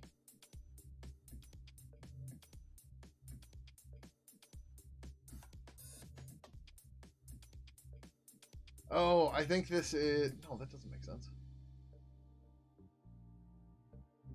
I was gonna say, I think this is that way because of the parser.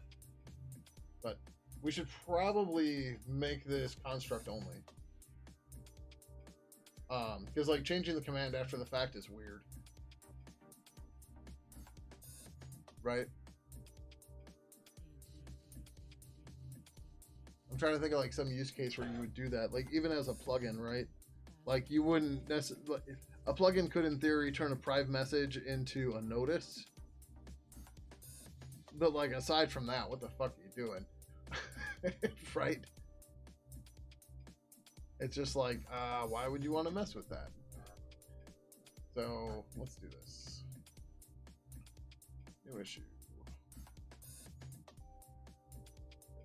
What this is doing aside from sucking.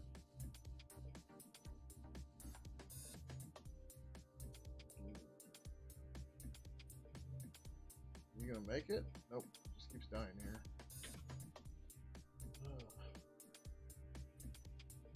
New issue, project ibis.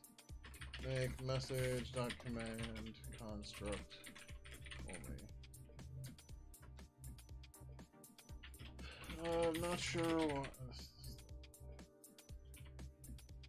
why this property is read write.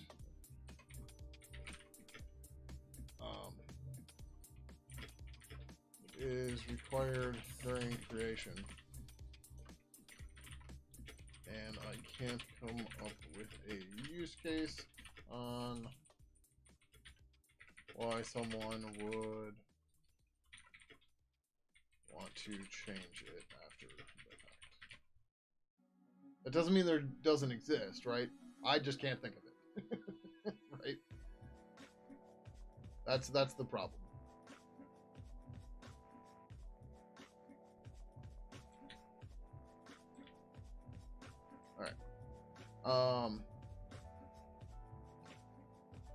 What else were we going to test here?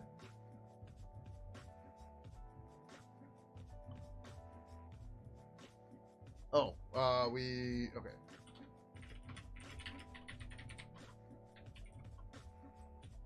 We need to do the serialization, or the escaping, rather.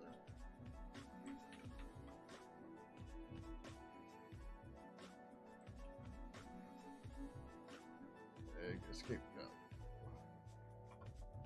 Static car star. I almost said IRC. Ibis. Tag escape value. Not scar star value.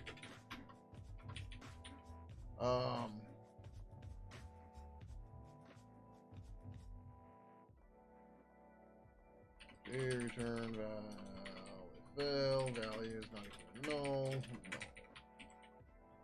What do we do here? Then we just yep. G-string's probably the way to go.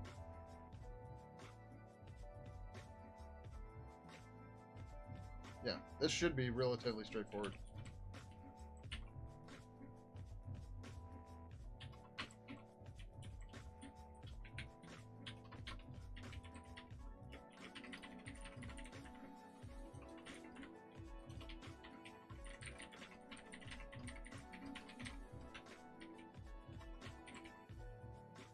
Yeah, see? Free. And steal. Okay, then... how do we walk through this guy? Oh, it's just that way. Okay.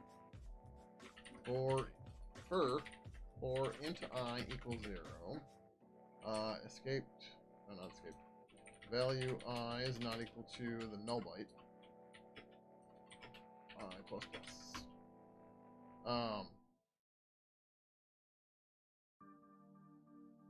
Do we want, a switch seems silly for this.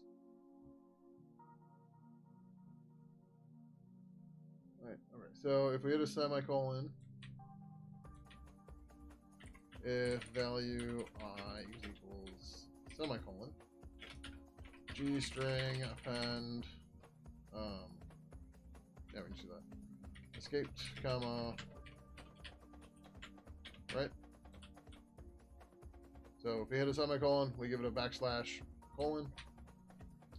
If we hit a space, else if value I equals space, G string append, escaped, comma, slash s, slash s, else if value I equals backslash G string append, escaped, comma,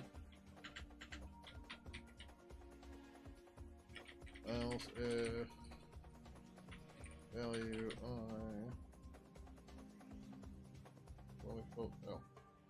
I have 11 steps in, which doesn't seem right. I haven't moved in more than 24 minutes. Right,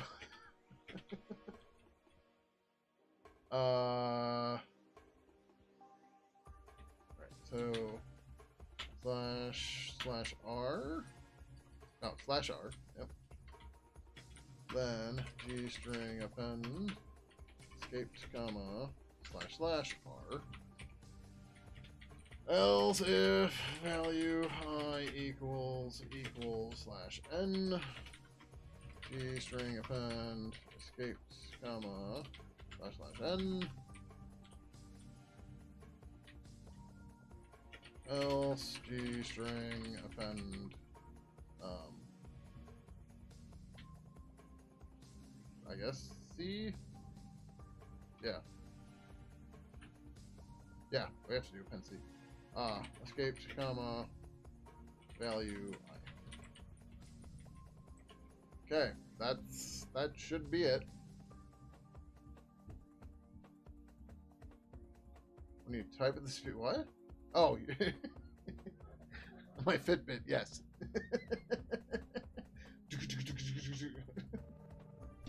My typing tricks the pedometer. Nice.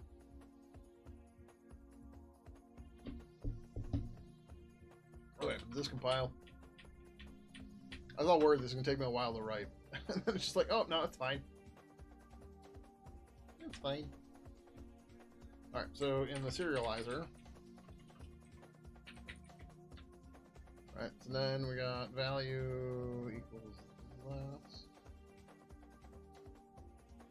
So if that, so we got car star escaped equals something escaped.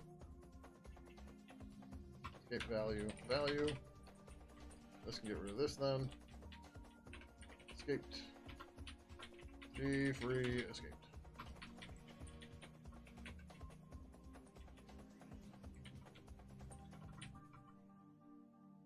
All right, an existing unit test pass. Joy. So let's do some escaping in the tests.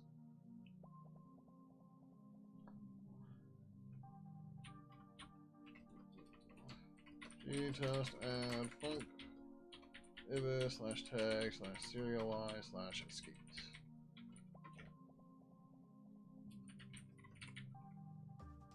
Ibis tag serialize escaped.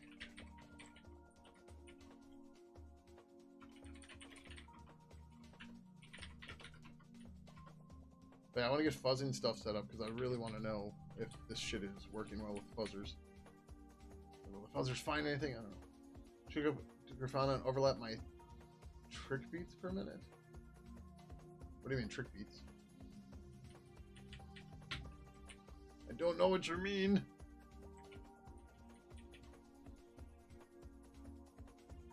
So not so much. Yeah, so we're gonna add foo. First one is, oh, so it's in the value. Foo, bar, bows.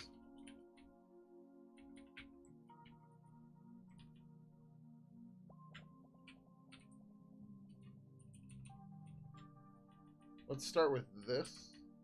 But then we're just gonna mix them all into one. Set of steps is basically beats per minute of typing. Ah, okay. Yeah, no, my typing's too erratic for that. At least it feels erratic.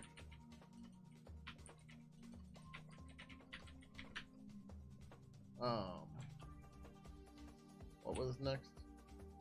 Space. Space. Foobar, bows, clucks.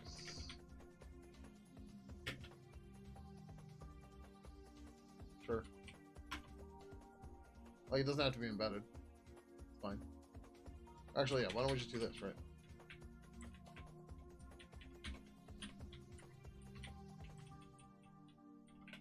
Bar. Add tags, comma, baz, comma, what was next? Backslash. Backslasher. Like I said, I've been watching Family Guy, and the butt scratcher episode was just on. Butt scratcher.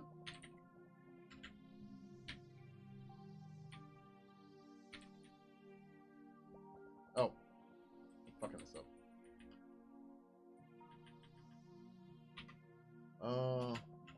Okay.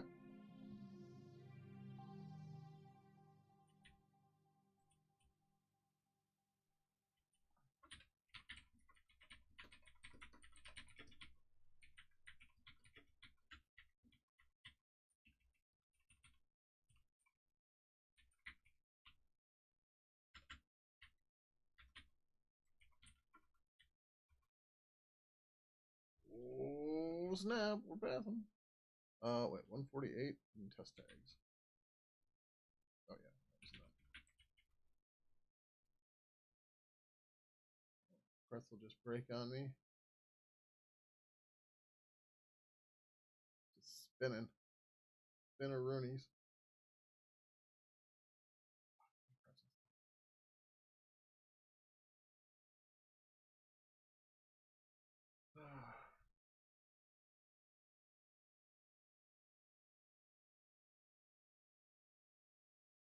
Really annoying.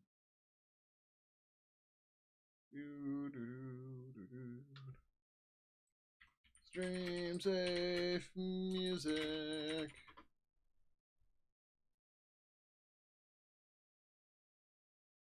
Sure, Spotify, whatever. I don't care.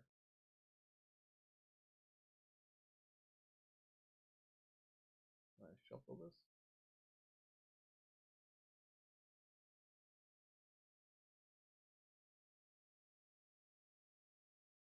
Or this play on the phone? There's only like 8 songs here. Um,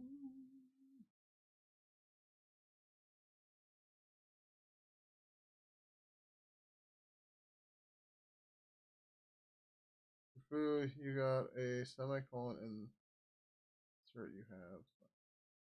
Yeah, that's the escape. So if you have a semicolon and a tag value, it gets escaped into backslash colon.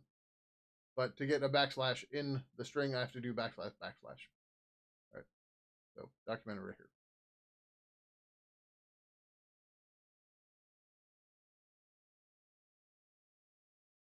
I know what I'm doing.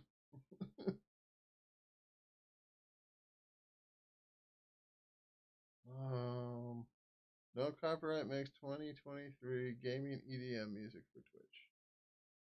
No.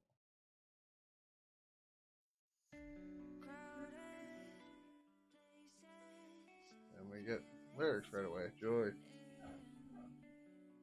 Yeah, that, like the whole method, the whole point of this function is to do this stuff and make sure we're doing it right. So, no worries. I don't expect people to know the weird fucking protocol shit I know. Or be looking at it at all. Alright. So this should pass. Or this is going to fail because I put the exclamation point in. But I wanted to see the whole value. Right? So this looks weird because of this. But if we... let's do this. G message serialized. Right? So now we can actually see what it did. Right? So yeah. So now the string, that's the output string, it looks right. Right. So colons are, or semicolons are separators between the values. So to have a literal semicolon in the value, you have to use \colon. Why they did it that way, I don't fucking know, but whatever. I mean, I can guess why, but doing \colon just seems weird, but whatever. But I guess it makes it easier because then you can still just split on semicolon, and then you read the thing and you go. So, okay, but that looks good.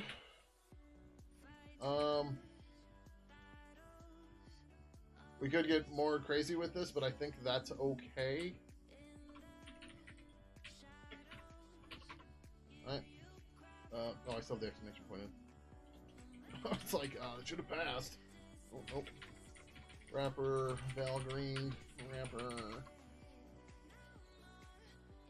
No memory errors, no bytes lost. Now we're talking.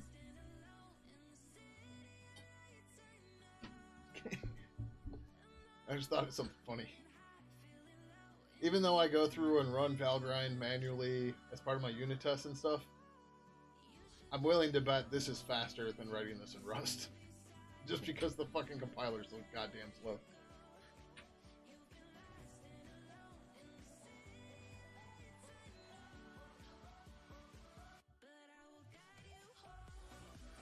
Let's rename this to escapes because we're kind of just only testing escapes. And then we're going to add mixed values with escapes. Ibis tag serialize mixed values with escapes.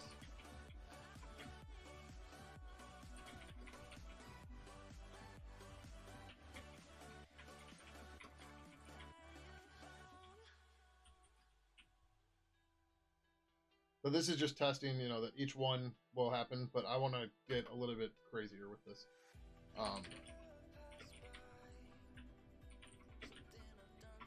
But ideally, like I'm never gonna come up with anything as crazy as a fuzzer would. So like a fuzzer doing this would be much, but the code's pretty simple. So like I don't know how you're gonna break it with fuzz, but yeah. So we're gonna say A, B, C. Right. So this is gonna be foo A, B, C. Right.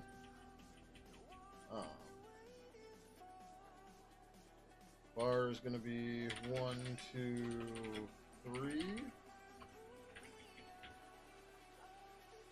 But I do want to mix these more too.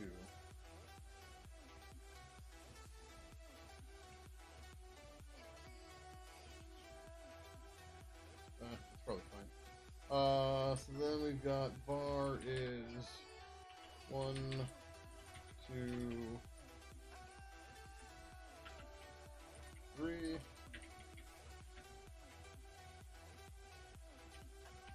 And tabs just go straight through. If anybody was wondering, that's why they're not escaped. They pass them straight through. C : / users. Sure.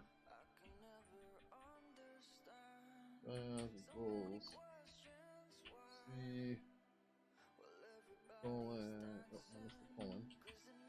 / users.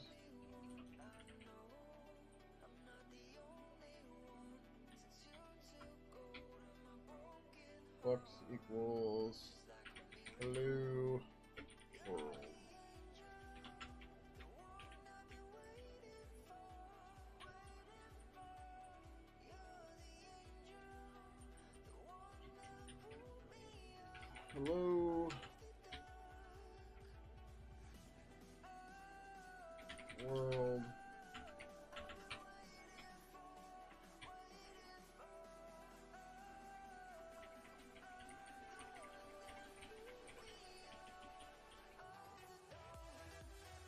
said hello, swirl.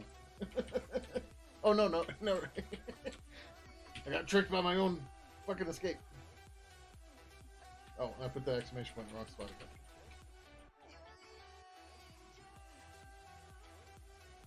Oh, I didn't want to run the underdog. Okay. But we definitely got there. This looks roughly right. I'm not trying to read the whole thing right now. We're going to do that. And, yep. All should be true.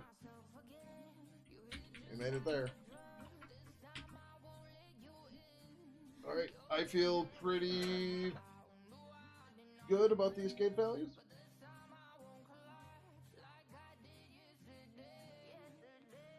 No. And the interface to the user is they only ever see escaped values. Right? The actual values they want. They don't have to deal with escaping or unescaping. Yeah. I like it. There's more tests to add here. Moving parser tests in here. But I think this is good for what we have right now. Great. Ibis tags. Object. Simplifies the interactions with tags. The user only ever deals with the raw tag values. The parser will unescape the tags and store them in the tags object. Likewise, the serializer will escape the tags as it outputs.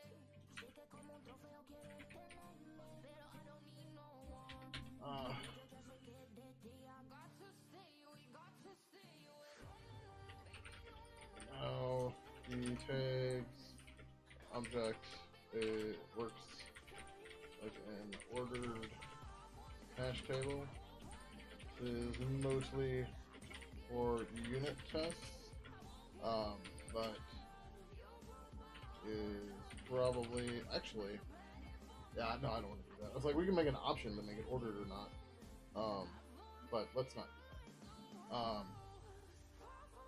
Most for unit tests, but it's probably fine.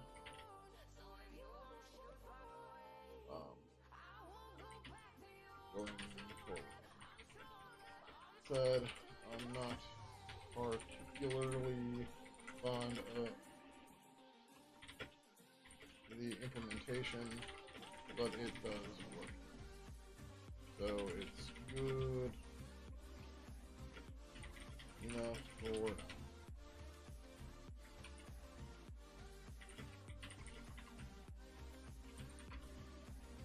Ooh, a little bigger than I wanted to get, but not horrible, not horrible.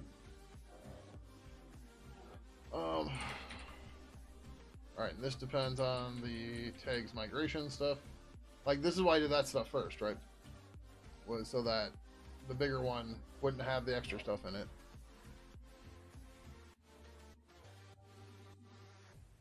Suppose the tag unescape and takes parsing under it was tags API. Yep. That's fine, because now the next one comes through and does this. 3166. So RBT post dash depends on 3166. Bugs closed is this one.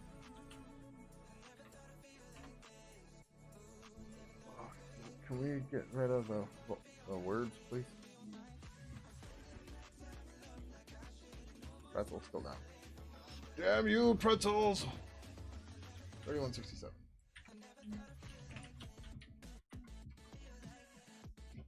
Testing done. Oh, I didn't run turtles yet. Ninja turtles. We should probably run test parser under Valgrind as well.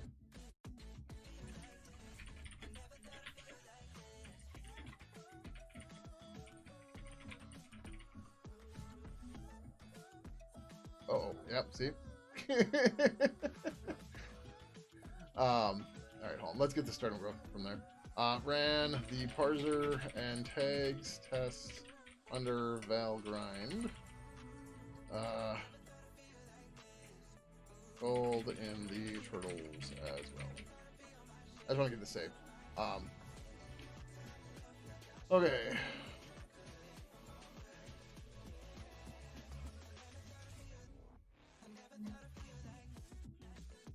So our cleanup is not. Yeah. Okay.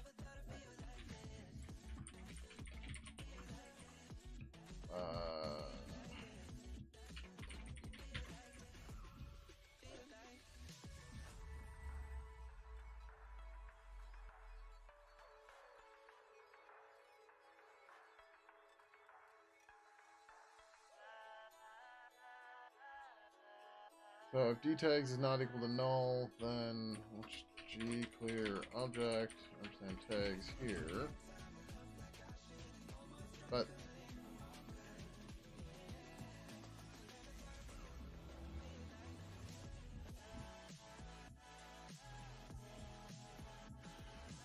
I can't skip to the next song either.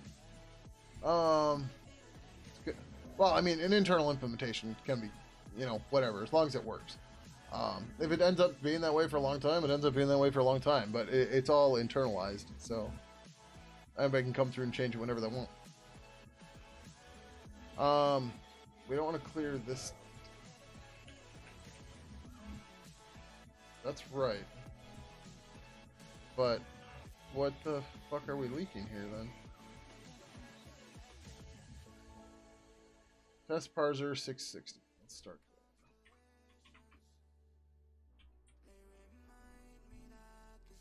Okay. That's not 105.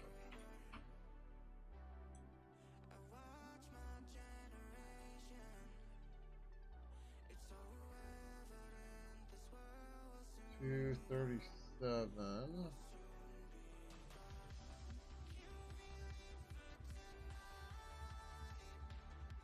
Oh, we're missing a match info cleanup or something? Tags.c279.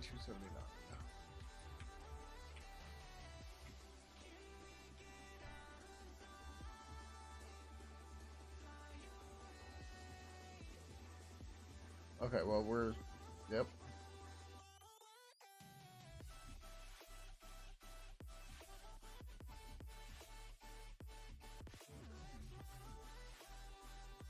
Yeah, this has had to have been leaking for a long time. Gmatch info fetch named. I think that gives us a allocated string. A match substring or no if an error occurred. You have to free the string yourself. Yeah. So this was probably busted before and we just didn't clean it up. Oh, we got rid of value here, but we didn't get rid of key. Oh, I know what we did before. Before we passed the key right into the hash table, and we let the hash table take the reference. But we're still losing a shit ton of met. Unescape value. Service tags 40.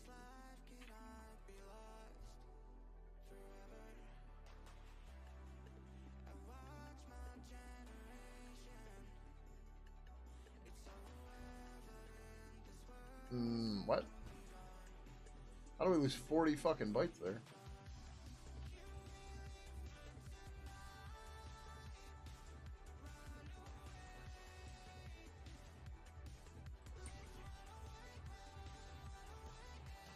We got unescaped. Oh, because we didn't actually...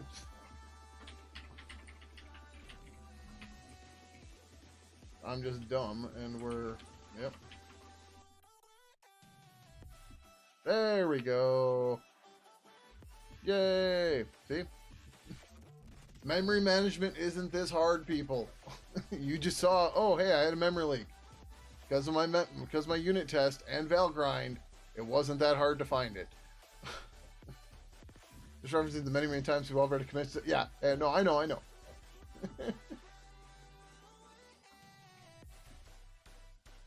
You need your garbage collector. I mean, do what works for you, right? Your mom or your wife or significant other or whatever cleans up after you and they're fine with it, who cares, right? I clean up after myself. Unless your memory leaks from your brain, yeah. that's not yeah, I have a lot of those memory leaks. The deli comparison, I've been saying that for like 20 years. But Java, you don't have to worry about the memory. It'll just free it for you. The garbage collector will come get it. Yeah, your mom cleans up your room too. No, doesn't she?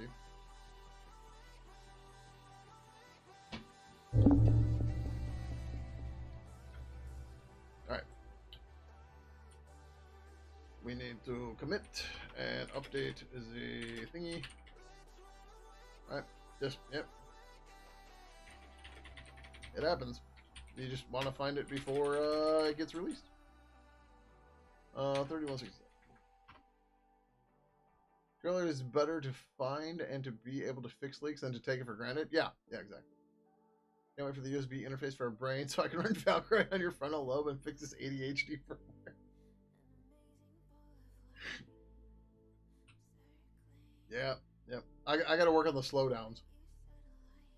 The days where it's like, I really got to get work done, but I'm just not doing shit.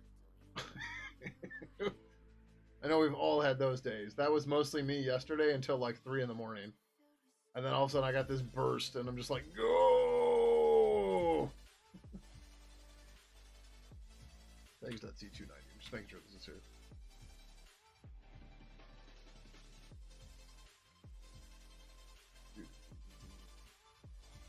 Yep, good. Yeah, so when we inserted this into the hash table, although we could really add an ibis tags take, right, or something, but whatever. This is.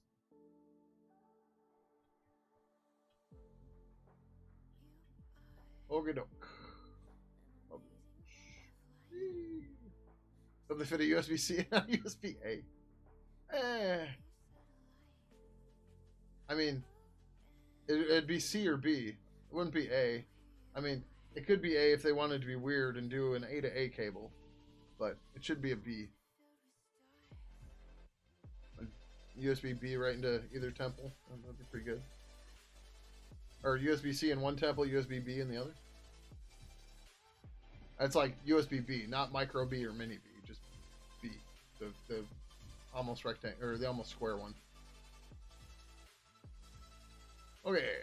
Oh, 3167.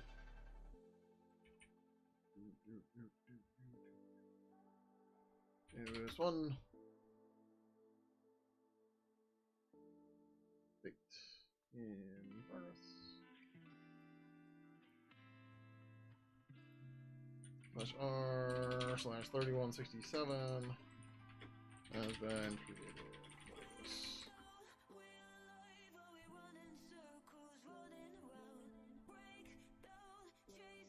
Thank you, Efren. We get rid of those processor lock intentions.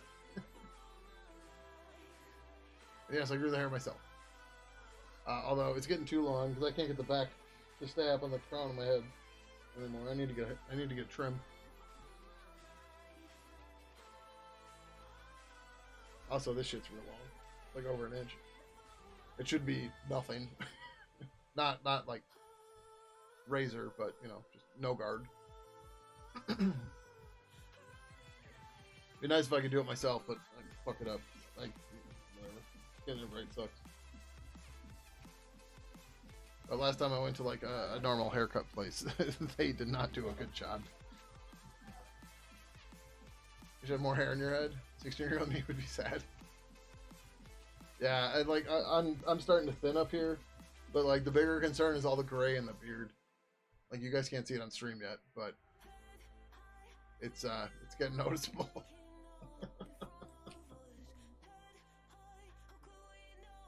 Not the end of the world or anything, but it's just like, oh man, it's making me not feel much younger or young anymore, right?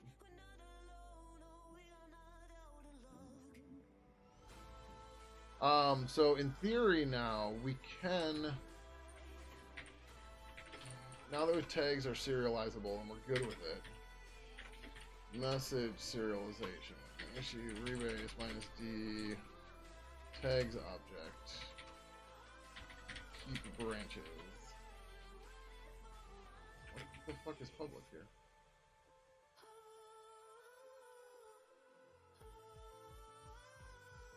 Oh. Fine.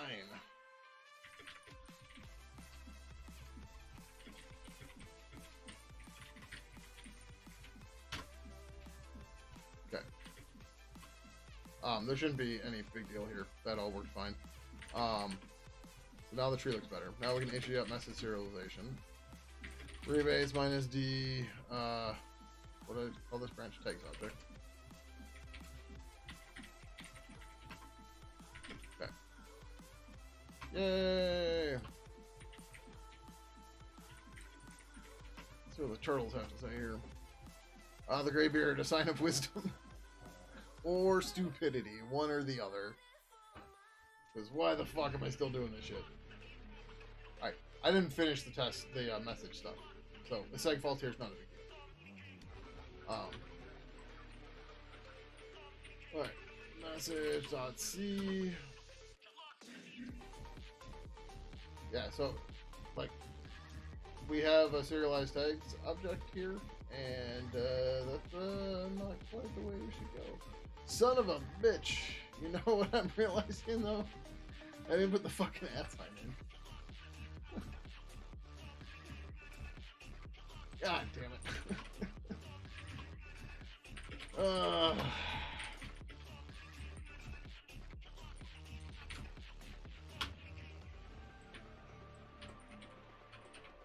Again, unit tests are nice because I can make all the unit tests fail the way they're supposed to.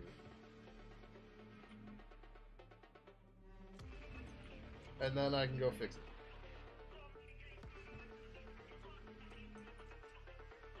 God, guys, how come nobody noticed that I didn't implement the IRC spec correctly?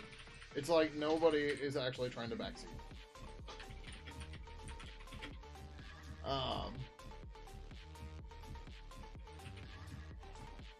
Oh no, we failed everywhere! Boo! You could try.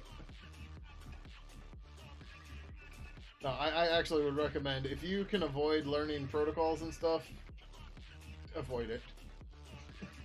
Like, they're not super hard, but it's just, there's so much weird shit in it. Alright, so what we should do is...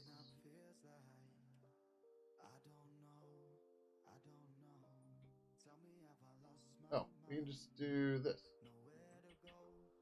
Let's do it. Yay! I was like, how am I going to do this and not do the other crap and blah, blah, blah, and it's just, oh, wait, I already have the first one. Oh, do I? Oh, yeah, look at that. Thank you. That's had to have been there almost all stream, I'm sure. But, yeah. Gotta implement more unit tests this month. We've implemented a lot of new components which have no test. Yeah. So, I mean, I've talked about this a bit, but, you know, with the lib purple and Pidgin, not infrastructure, but design the way it is, we really benefit a lot by building the unit test with the lib purple objects, so that, like, by the time we get to integrate into the UI, we know the interface is good and it's bug free. Well, bug free, right? But yeah. Your code to write too. You put it on for Rambies. That's fair. That's fair. So early? It's 1 in the morning for me, so yep. I mean, if it's early for you, sorry, but this is prime time for me.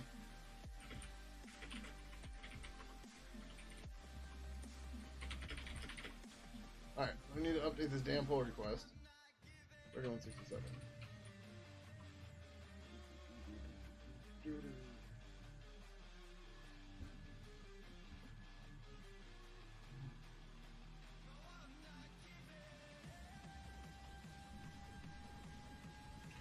We could have kind of left that without that, but that's something that's without the leading at. But that's something that's very specific to tags.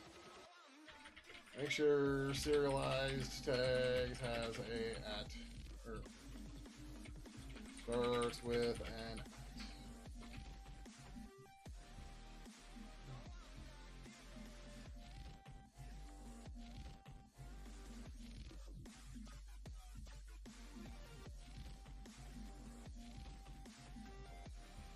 Okay, cool.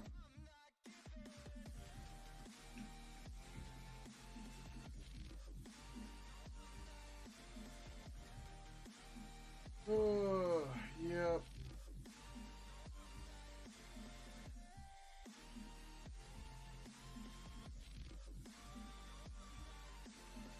Okay. I'm gonna get back to message serialization, but we have to rebase that. HD up message serialization. Rebase minus the tags object. Keep branches. Okay. Ninja Turtles. Okay, yeah, this is all fucked up now. This is expected. This is okay. 100% fine. Not a big deal. Alright, so we don't have to call serialized tags anymore. We just won't have that. So what we're going to do, we've got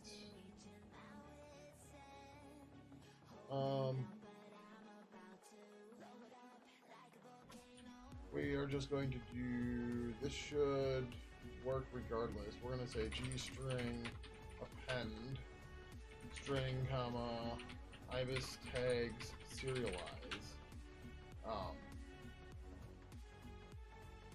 message tags. But we have to update this thing to have the right tags on. Oh, no, we already did. In theory, we're done.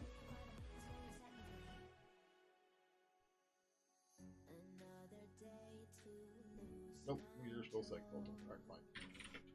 Mason test minus V message GDB run.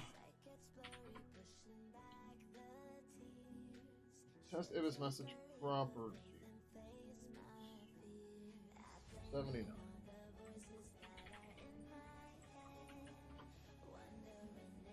So tags is a hashtag.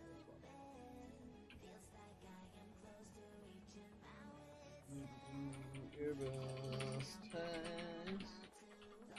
Ibis tags. Ibis tags new.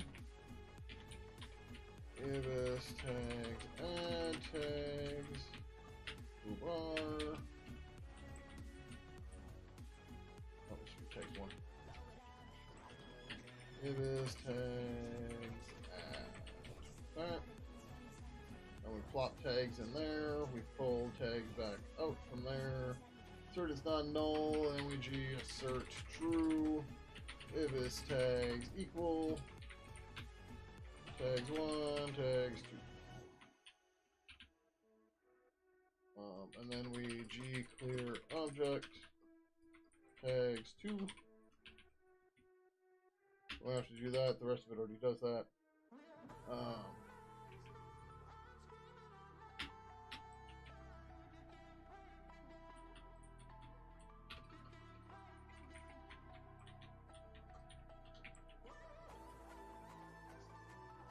I'm here, time for work. Alright, yeah, well, either way, you know, I'm normally on around this time. Usually before this time, clearly. But, whatever. Alright, so that passed this time, but we had some unused value. I don't mean to run under GDB, that was accidental. Oh, you want that? Oh, crap. There's more shit we have to do to clean this up. But, 68, 67.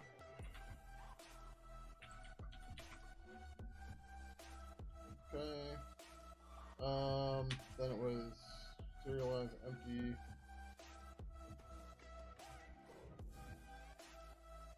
Oh, right. Okay. So So in our actual serialized method, we have to be a little bit smarter. Just a little bit, though. If this is tags message tags, then do this. And now we pass.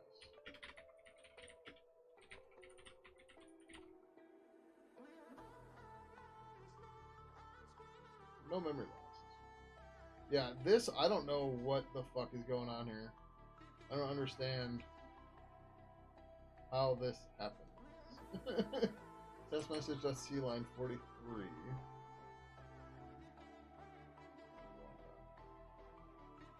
Right. So something about this, like this. Oh wait, did we allow? No. Yeah, we're supposed to get this. So I don't know, right?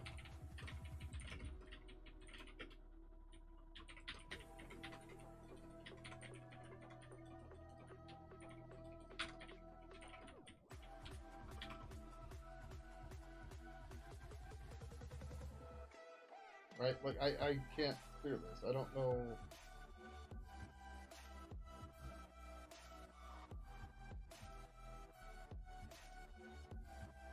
Like, it's not an error, but it's not cool either.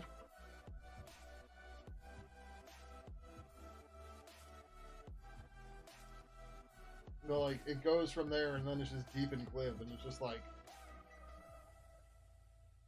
okay. I don't know what you want me to do.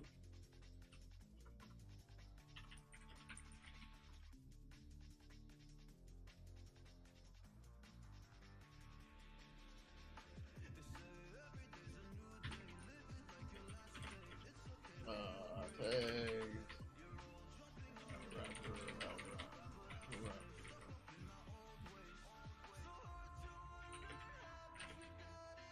Alright, but that should be it for messages then.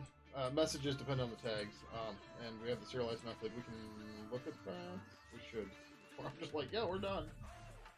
But yeah, so I wrote a bunch of serialization tests, as you can see. I didn't put any of the tags in here. Oh, no, sorry, I'm not done. I needed tags so I could finish adding the unit test for it. Yeah. Alright, I gotta take a quick break. I gotta pee. I gotta get water. So I'm gonna go do that. And then we're gonna add the rest of these unit tests. And then we'll go from there. So, alright, bear back. Oh, missed.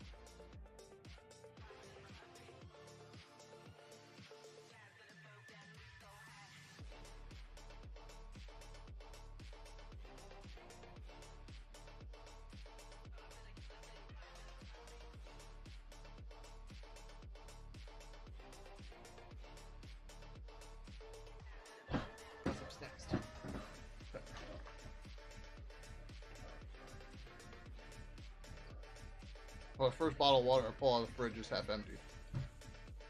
I didn't bother filling it. I'm gonna pull it out later and it's gonna be empty again. Alright, so the remaining tests we have to add. I'm sure the link here for anybody who wants it. So I'm going through this list. And if you notice, so we got RC docs, then we got param contains tab.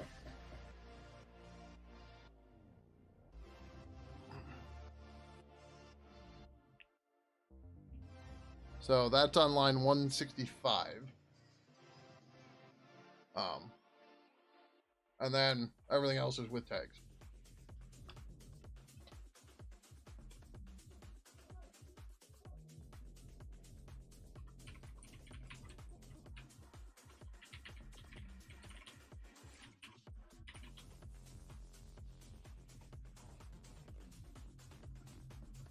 Tag with empty tag. And space trailing names. They give these things suck. Yeah, I didn't write this, right? I'm just using their unit test definitions because they use this to consider if an IRC poser is good. Works for me, right?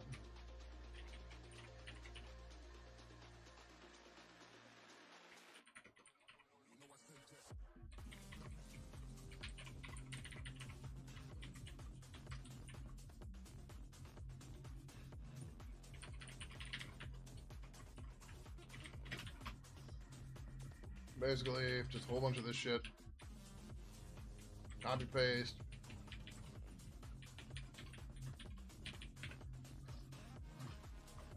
It'd be nice if I could somehow like turn their YAML into test, but whatever. So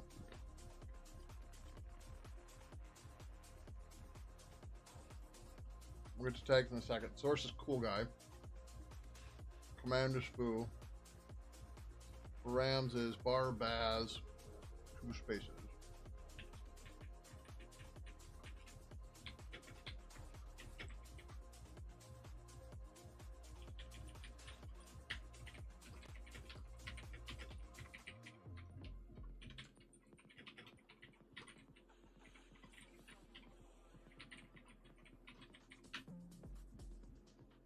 So we're just going to add tags, comma, ASD, and they do empty string. Ibis message, set tags, tags.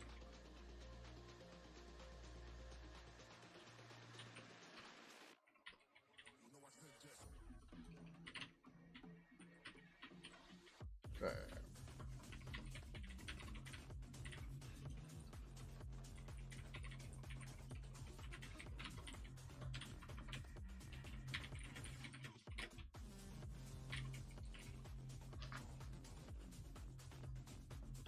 Oh, yep. That'd help.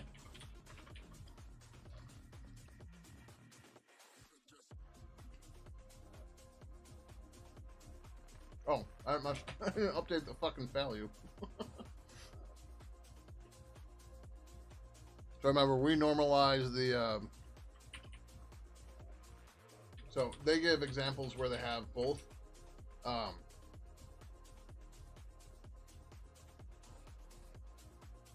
Actually, what's the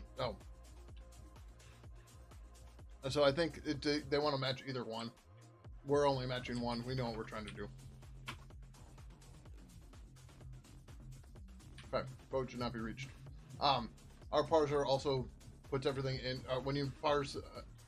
When you serialize a message, it also puts a trailing new line or a carriage return line feed on it, which is part of the IRC protocol.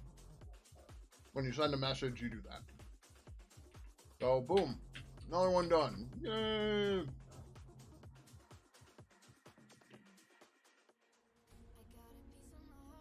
All right, so that was an empty tag. Now we've got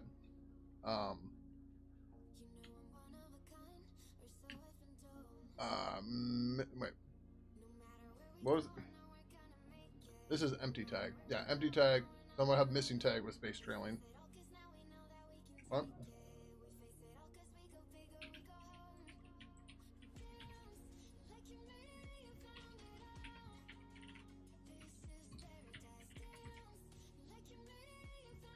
So it's essentially the same thing. I gotta check the values. But the main difference is this. Or what?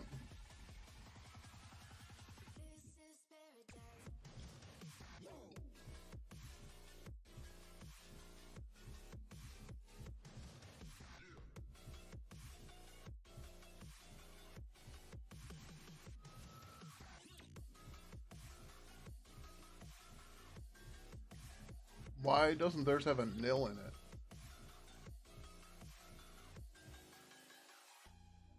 Oh, this is to test to make sure that they don't get converted to empty. So this test is kind of redundant. We're going to skip that for a minute. Tags with escaped value. I'm going to assume this is just going to pass. Or not. No, but I didn't change the name.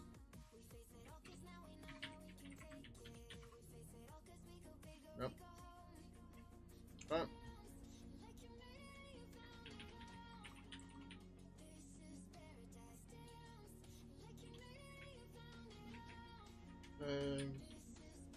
Pidgin, knock it off. Way to relax. You're okay. I just too big.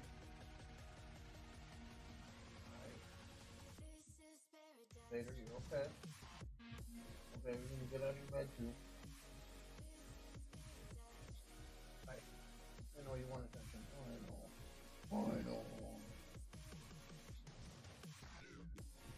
Come on. Come on.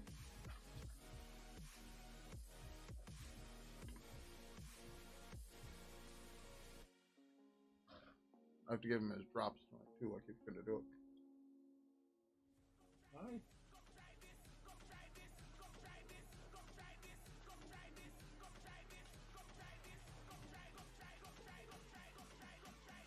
Come on. Okay, or sit there, whatever. Tags with escape.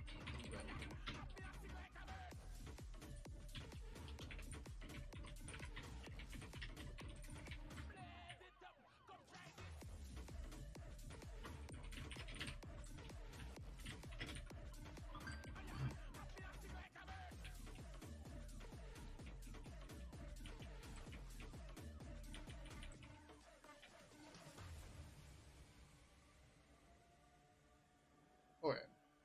So what are we adding for tags? So command is foo, they call it verb, whatever. We don't have a source anymore. And we have no params. Okay, cool. So for our tags, we are going to add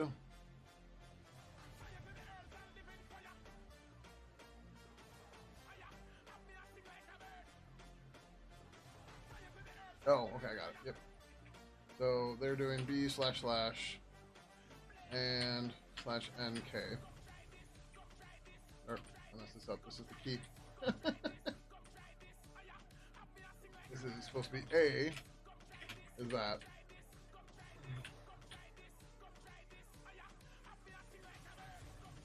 And then Ibis tags, add tags, comma, D, GH, semicolon, 764.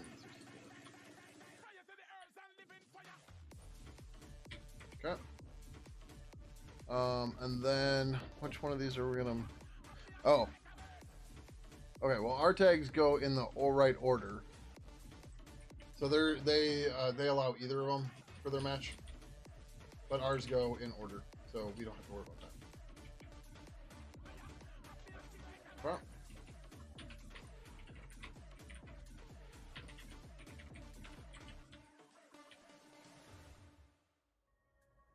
Okay. That apparently is working a-okay fine. It looks like gibberish, but whatever. Yeah, I'm going, Chris. Catch you later. Alright, then we got tags with escape value and param.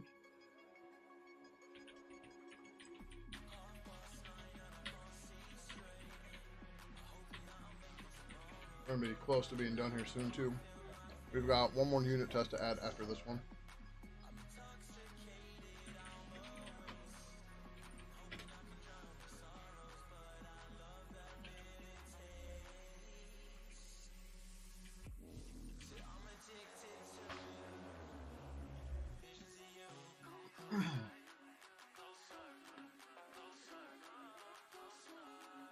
That's all saying. Then we got to add params.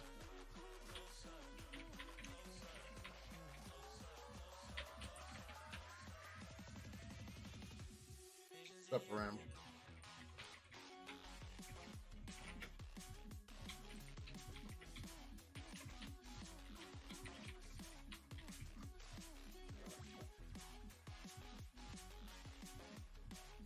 No. And ours, we always put the semicolon, or the colon, on the last item, on the last parameter.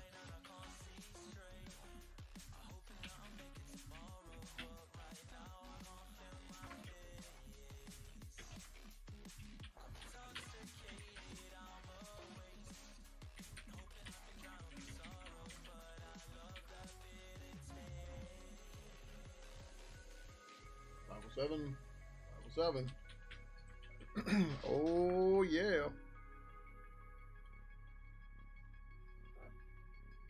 Tag with long, strange values, including line feed and new lines.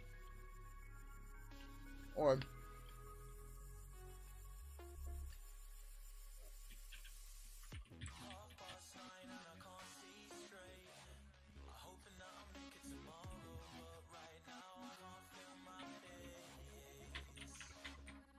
with long, strange values. We're just gonna go with that.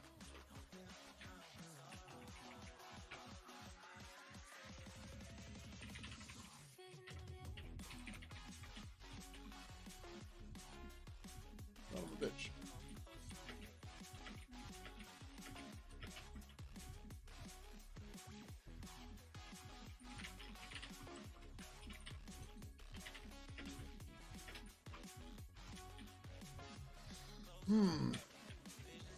The funny part is, everything before Purple 3 didn't have unit tests for this kind of shit. Everything was done like by hand against protocol or against servers and shit, and yep, that's just how we did it.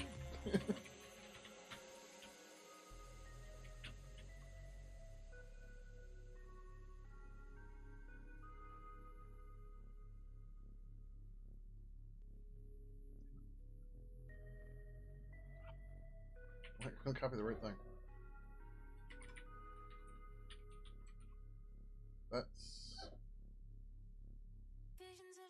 okay. Okay, that goes away. You need that guy though,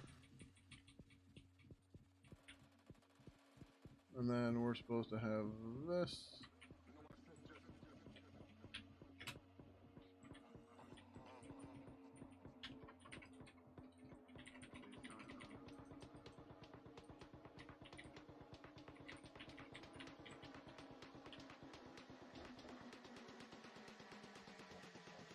Not reached on 529.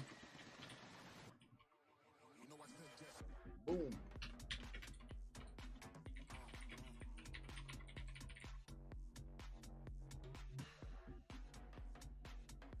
Uh-oh. We lost some memory, though. Oh.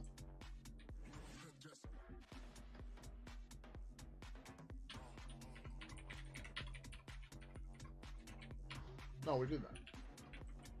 Where did we link the memory?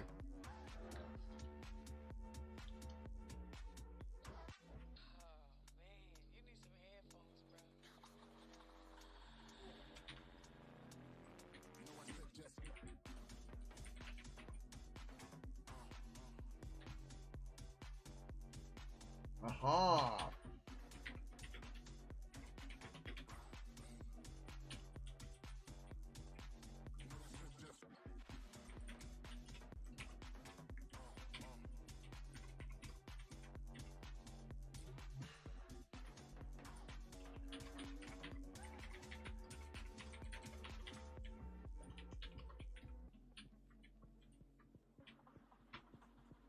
Again, this is why we rail grind. Nobody swaps. And this thing, I don't know what to do about this.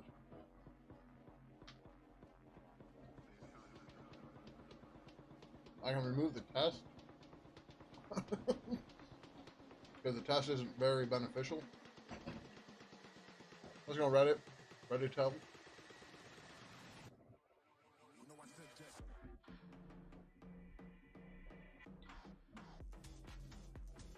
But, I mean, there's not a leak. It's just, you know, it thinks it lost something, but, like, it's not wrong. But, the child died. So,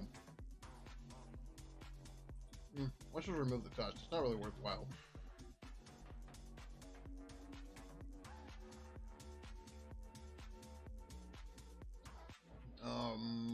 Which one was that?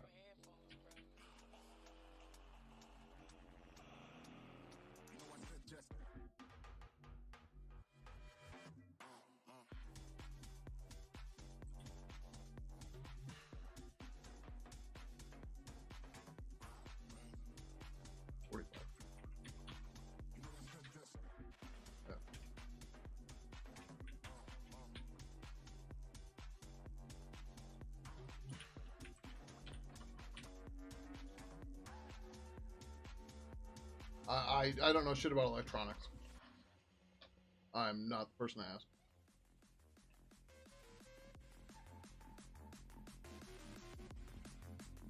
It's still here.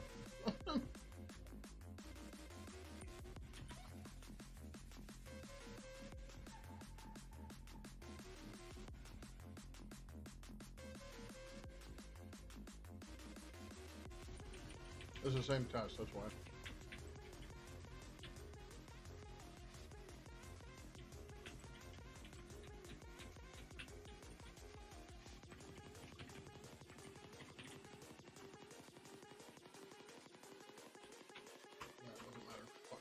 Um,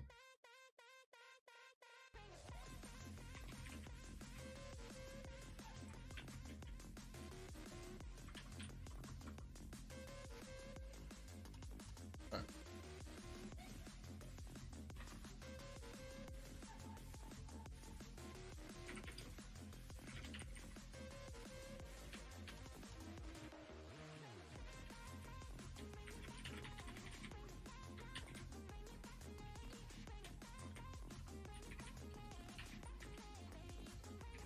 Implement.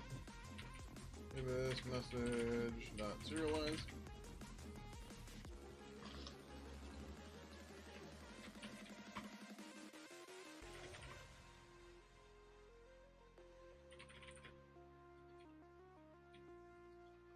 Oh, they were good.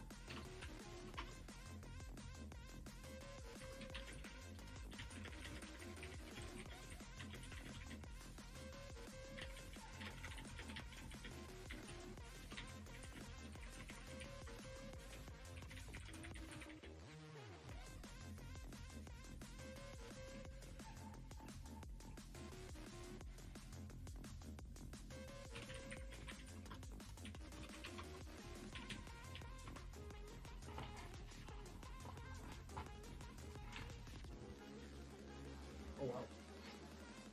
So much that was pistachios.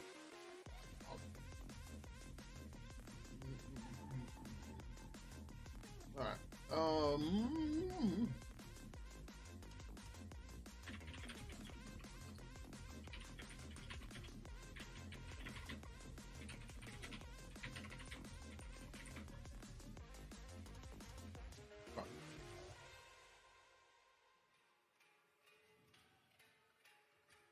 how much is 40 plus? Jeez. This is the one that started this entire round of shit.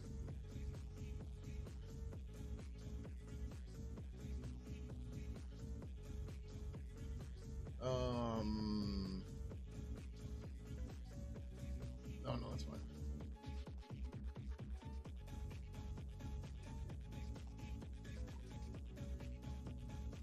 Oh, this can get simplified though. So record.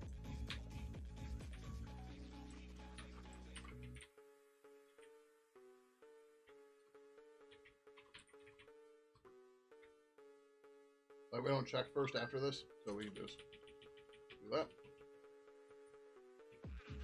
Oh, nope, never mind. I misread.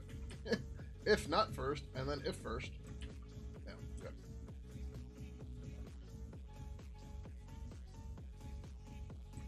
Oh, I suppose I could put an else and whatever, this is fine. That one's at the bottom, is good.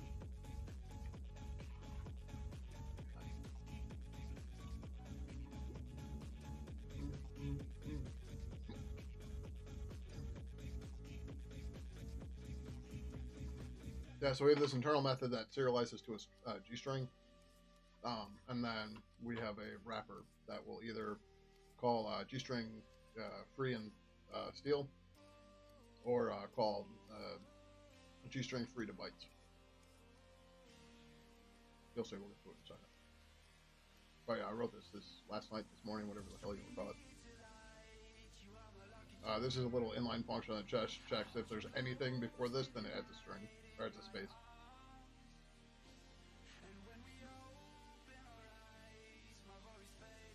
Same deal. We if we end up having nothing, so you gave us effectively absolutely nothing to send, we don't give you that /r/n, so we don't write anything because the string's 0 length. Right. So serialize gives you back a G bytes, and serialize to string gives you a car start. Easy peasy. They all just, build the G string and go from there.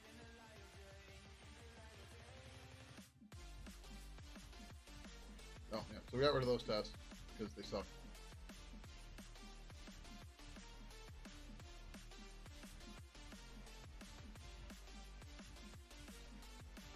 I'm not too worried about the test.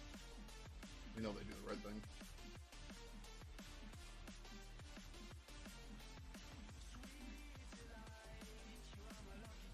Alright, let's make sure. 93, 7167. Oh, shh.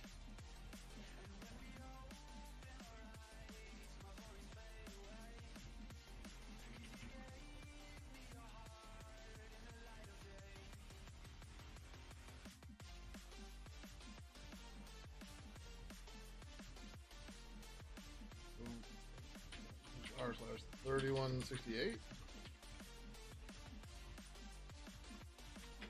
Was open.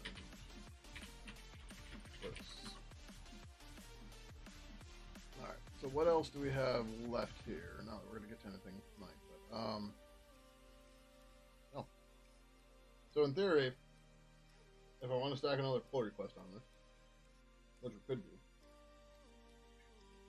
because it won't take anything, but we can create the client right, because now we can serialize it.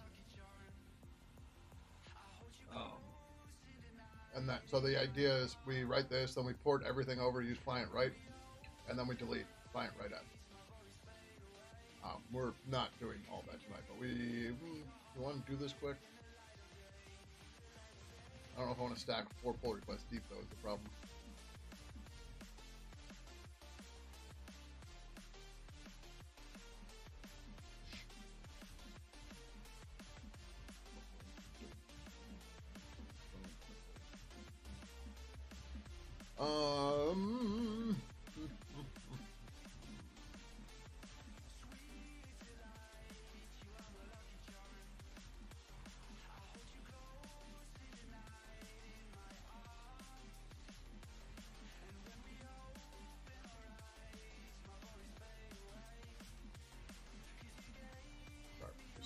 is off at the moment.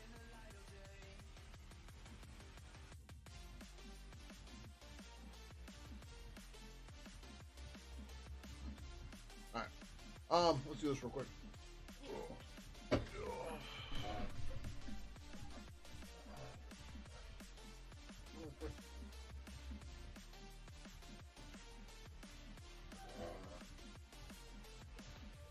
Alright.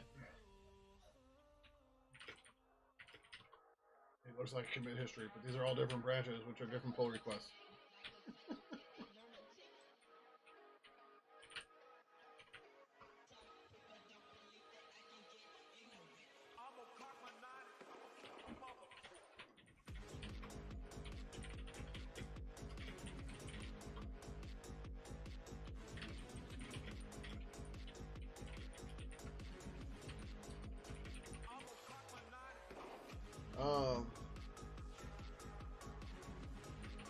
Right, send a message out via at client.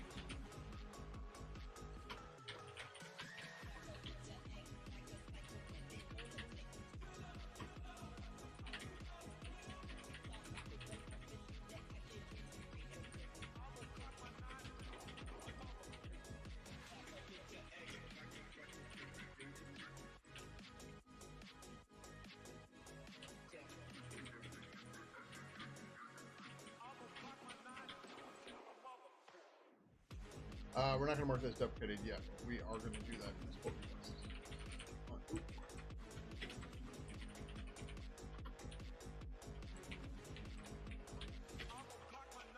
So effectively, we're going to grab this,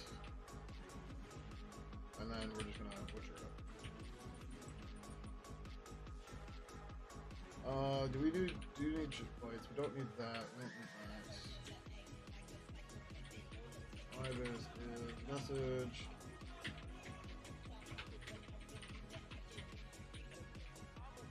Don't have to do that. Don't have to do that. Don't have to do that. Points equals Ibis message serialize.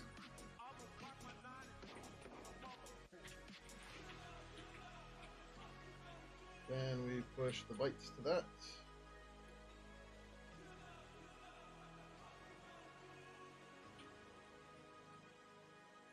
And we unwrap the bytes. Like I said, should be quick. We'll have to change this though.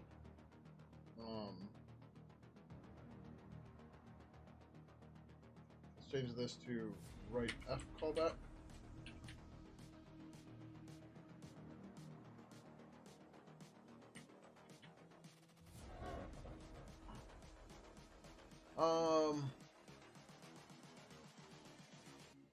Oh, no, actually, that's fine. Yeah, they're both creating bytes and they're, yeah, that's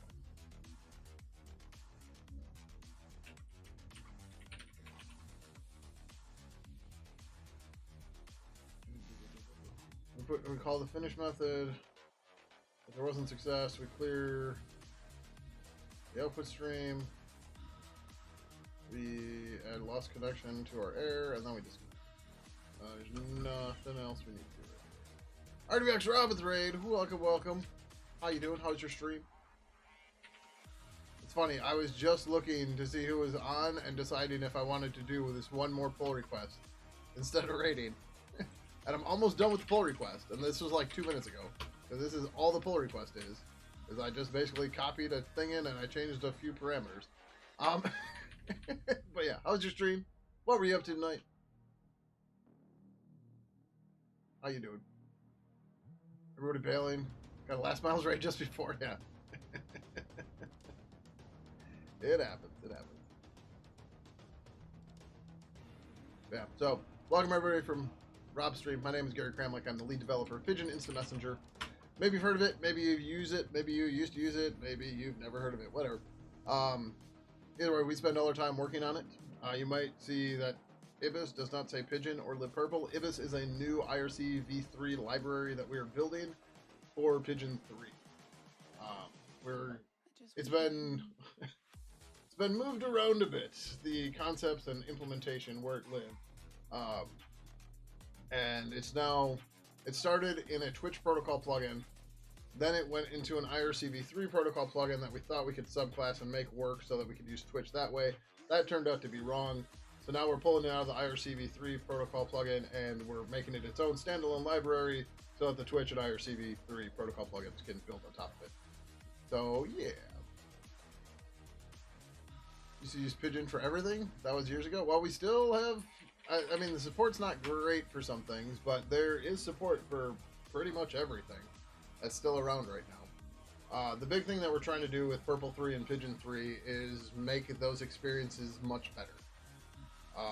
So, unfortunately, that means any plugin that's been built on Pidgin 2 and earlier basically needs to be rewritten.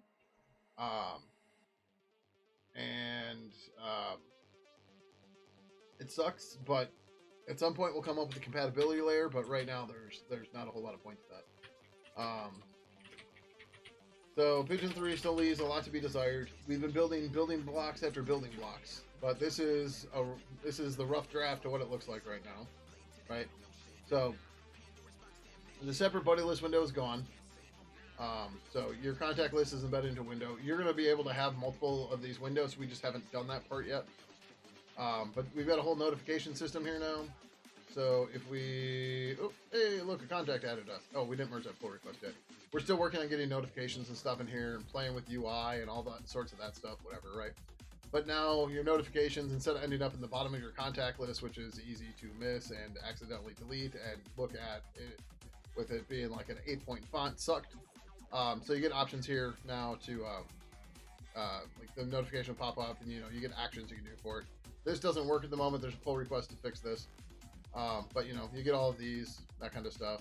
IRC has a status window. Finally, we're still playing with format and stuff. But yeah, let's see what else can we do here. Generic notifications. We need to clean up the way these work, but so this just little fun whatever pops up as notifications. We're still playing with a lot of the UI and stuff, but this is the rough idea. So just open up. Oh, none of these work right now. There's a bunch of open pull requests that need to get landed for the oh no, they work, but the titles don't work. That's another pull request that needs to get open. We've been changing lots of stuff is the problem, and even though stuff gets reviewed, stuff gets mixed. But so this is an echo bot that just echoes out whatever you say to it. But yeah, so we're getting there. There's stuff missing up here, whatever, blah blah blah. But yeah. But one of the fun things is you'll notice this is called the demo protocol. That's because this is all static data, so we can actually test stuff and like have non-doxing screenshots easily, right? So all this data is static, right? So I have two accounts right now, or I have two. Let's turn off demolished for a second. All right. So all of these are all the same. Right, they're not merged or anything yet. We got to get to the coding, all that stuff, blah blah blah. But anyway, so like one of the people always would complain about we don't have enough screenshots, stuff like that, right? Well, screenshotting a chat client is a pain in the ass because you have to stage everything every time because you don't want somebody saying something that you don't want public in the message, right? You don't want people to see your contact list, who you're talking to on your contact list, stuff like that. You don't want any of that to be public, right? So that's where the idea for the demo protocol plugin came in the first place was we just have all this static data that is meant to be shared, right? So I can take a screenshot of this whenever, right? I can just create a single demo protocol account, bring it online, and all that data there is safe to be screenshot and shared, right? And yeah, a PII minefield, or personally identifiable information. And the demo protocol plugin just fixes all that. It then, after we started doing this, we realized that, oh hey, we can put actions and stuff on this to like trigger a temporary connection failure. So because my handle's the Grim Reaper, I prune your connections. So one of the things that's really hard for us to test and make sure everything works right is connection or disconnection. Well, now we don't have to like fake it by like using IP tables to like turn off a port and make it drop all the packets and stuff, right? The demo protocol plugin can just go, oh, hey, I got a connection error, right? So over here, we get a notification that, oh, Gary pruned the connection.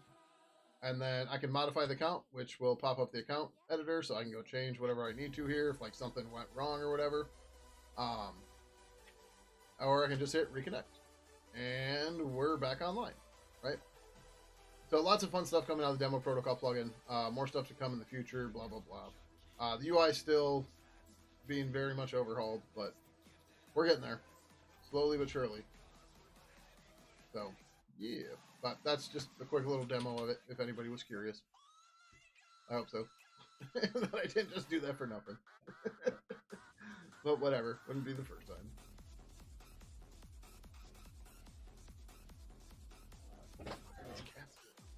Oh, you're just going crazy.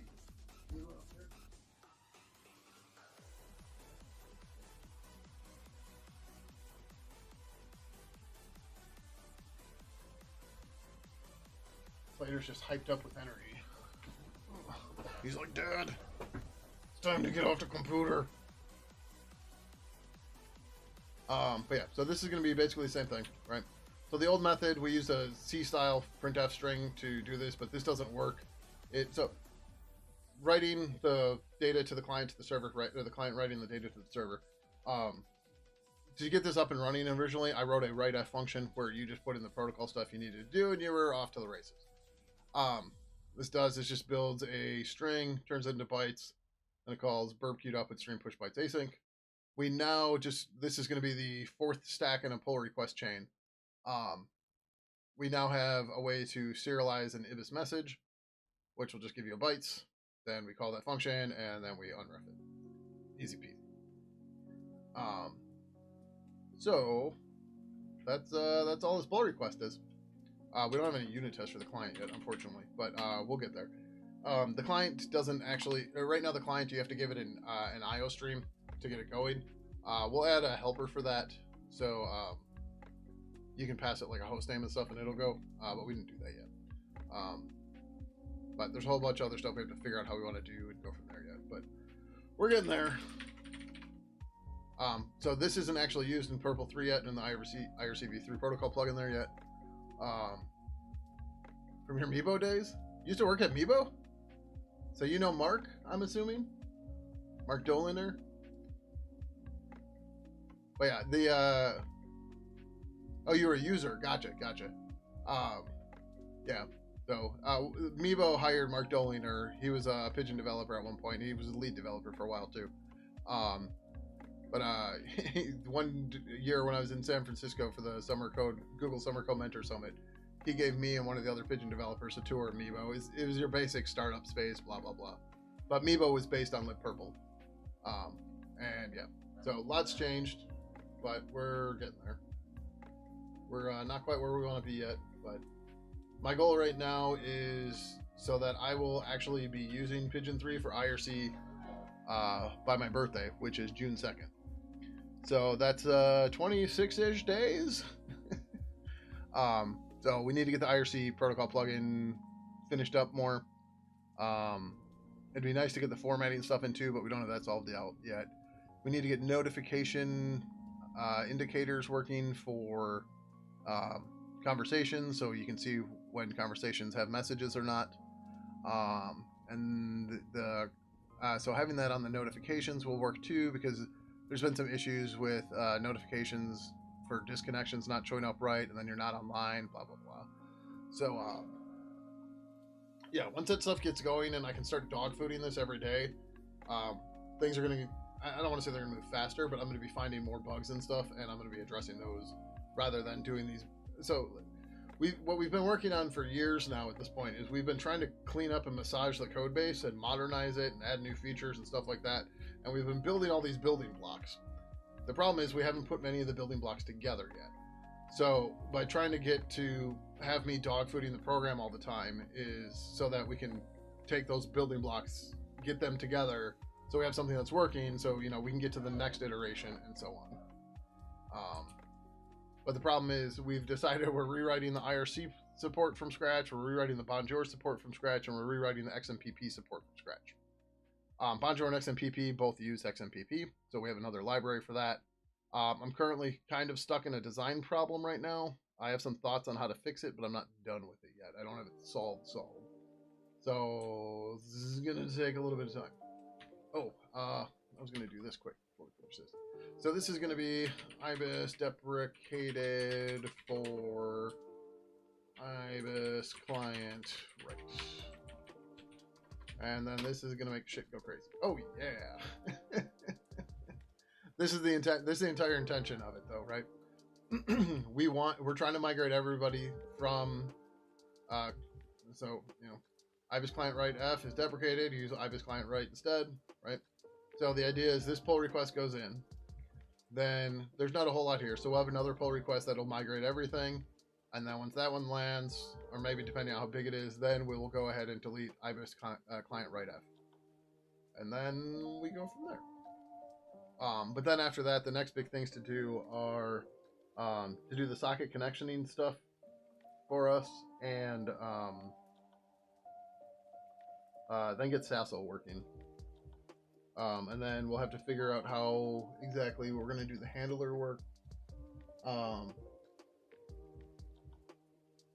not sure exactly how we want to do that. The way this library originally worked was you created a parser, and the parser would call function pointers that matched a certain command.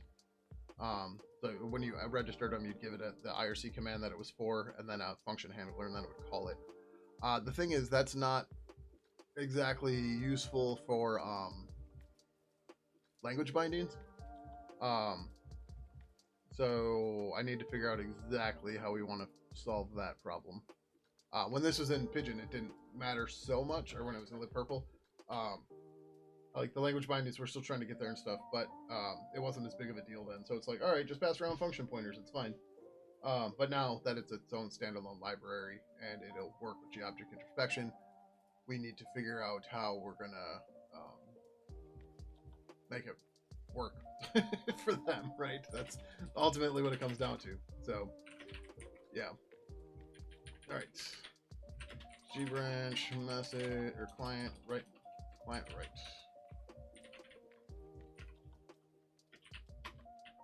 Implement IBIS client.write and deprecate IBIS client.write.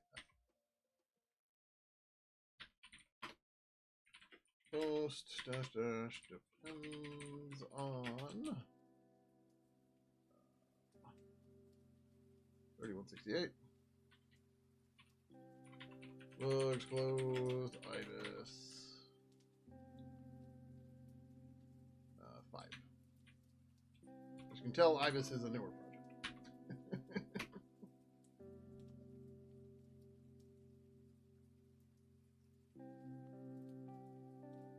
I suppose we could do the next pull request too, but I don't think I have it in me tonight. How long have we been going? 5 hours. Not horribly bad, but considering I've worked like 7 hours already today, maybe it's 8. No, I did 7 hours in the office, billable, and then I've streamed for 5. I've had a 12-hour day. I think I'm done. I think I put in enough hours for the day. Do we run turtles? Maybe. Called in the turtles. Yeah, 12-hour day is that's a good day. The stuff, the billable stuff for my contract or my clients is mostly ops stuff. So, yep, yeah. So the joke is we're using Mason, and Mason's default build tool is Ninja. So we created a custom target called Turtles, so we can type Ninja Turtles, and that custom target does it does like so like typically in a build system when you say build all, it doesn't necessarily build everything. It builds all like your targets and stuff. But everything that's in the Turtles build, or the Turtles subcommand, make sure that's all the stuff we want to make sure that was done right? So like that includes generating a new template file for translations. that requires building all of the objects, and it requires running the unit test. So the turtles take care of everything, and yeah.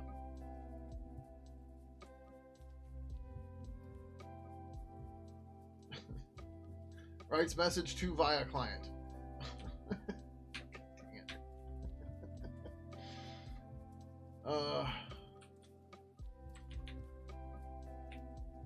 Writes message via client.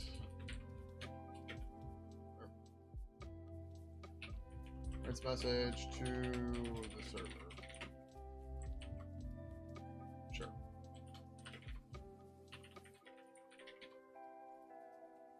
Yeah, bunch of warnings, that's fine. This is intentional, we want them to be here.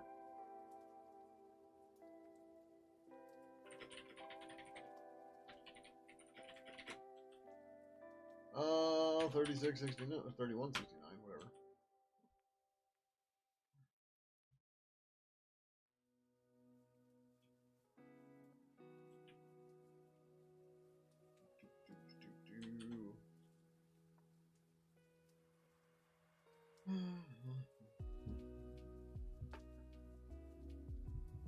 Weird. Okay. I was like, why is there space here? Oh, if algorithm got a little funky, but it's okay. Alright, that looks good.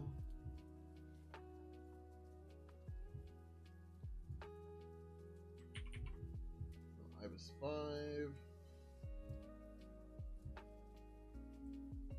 Pull request in progress. R/3169 was open for this. Okay, so we're almost through all the tickets I opened yesterday.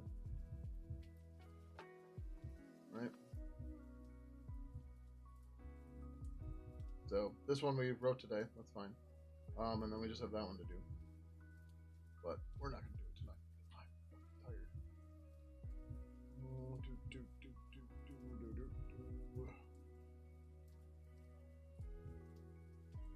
Oh,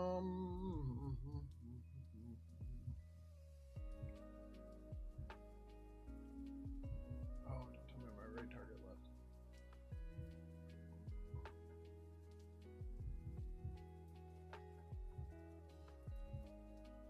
Oh, I hate it when this happens. There's someone I was gonna raid that hadn't streamed in a while, and they apparently stopped. All right, not the end of the world. There's only 900 viewers right now for software and game development.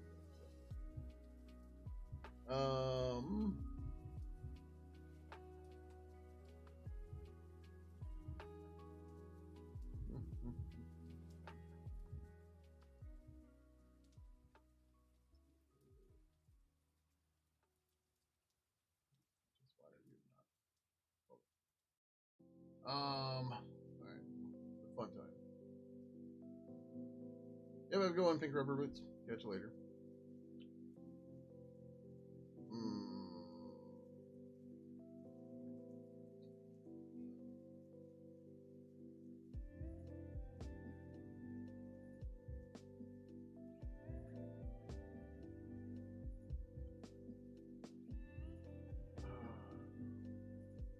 Fun of trying to figure out who to raid.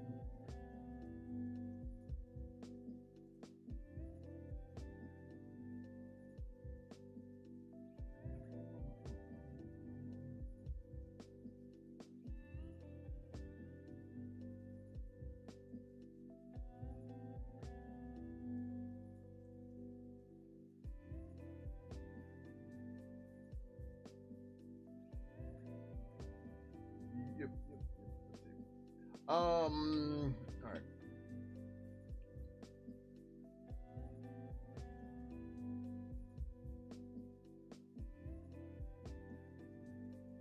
Yeah. I don't know this person, but they seem pretty popular. And they're doing co-working stuff. So we're gonna go raid the Coppinger. They're in New Zealand, so they should be around for a while yet. Although they've been streaming 30 hours.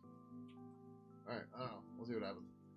Anyways, if you don't want to join the raid, go ahead and cancel up above the chat. Obviously, there's nothing else you need to do. In the meantime, you can find links to all my social media right over here, and I messed up my spiel, but it's okay. But, you know, if you're on Twitch and you want to find out when there's going to be streams next time, be sure to follow and ring the bell. If you're on YouTube, go ahead and subscribe and ring the bell if you want, whatever. And then there's social media. I do announce on my Mastodon when I'm going to go live. And then if you want to join us on the officially unofficial Pidgin Discord as well, you can find a link to that right over here. So, thank you everybody for coming by tonight, and until next time, which should be Thursday. I probably won't be on Wednesday, and I'm not around tomorrow. So, either way, have a good one, and until next time, adios.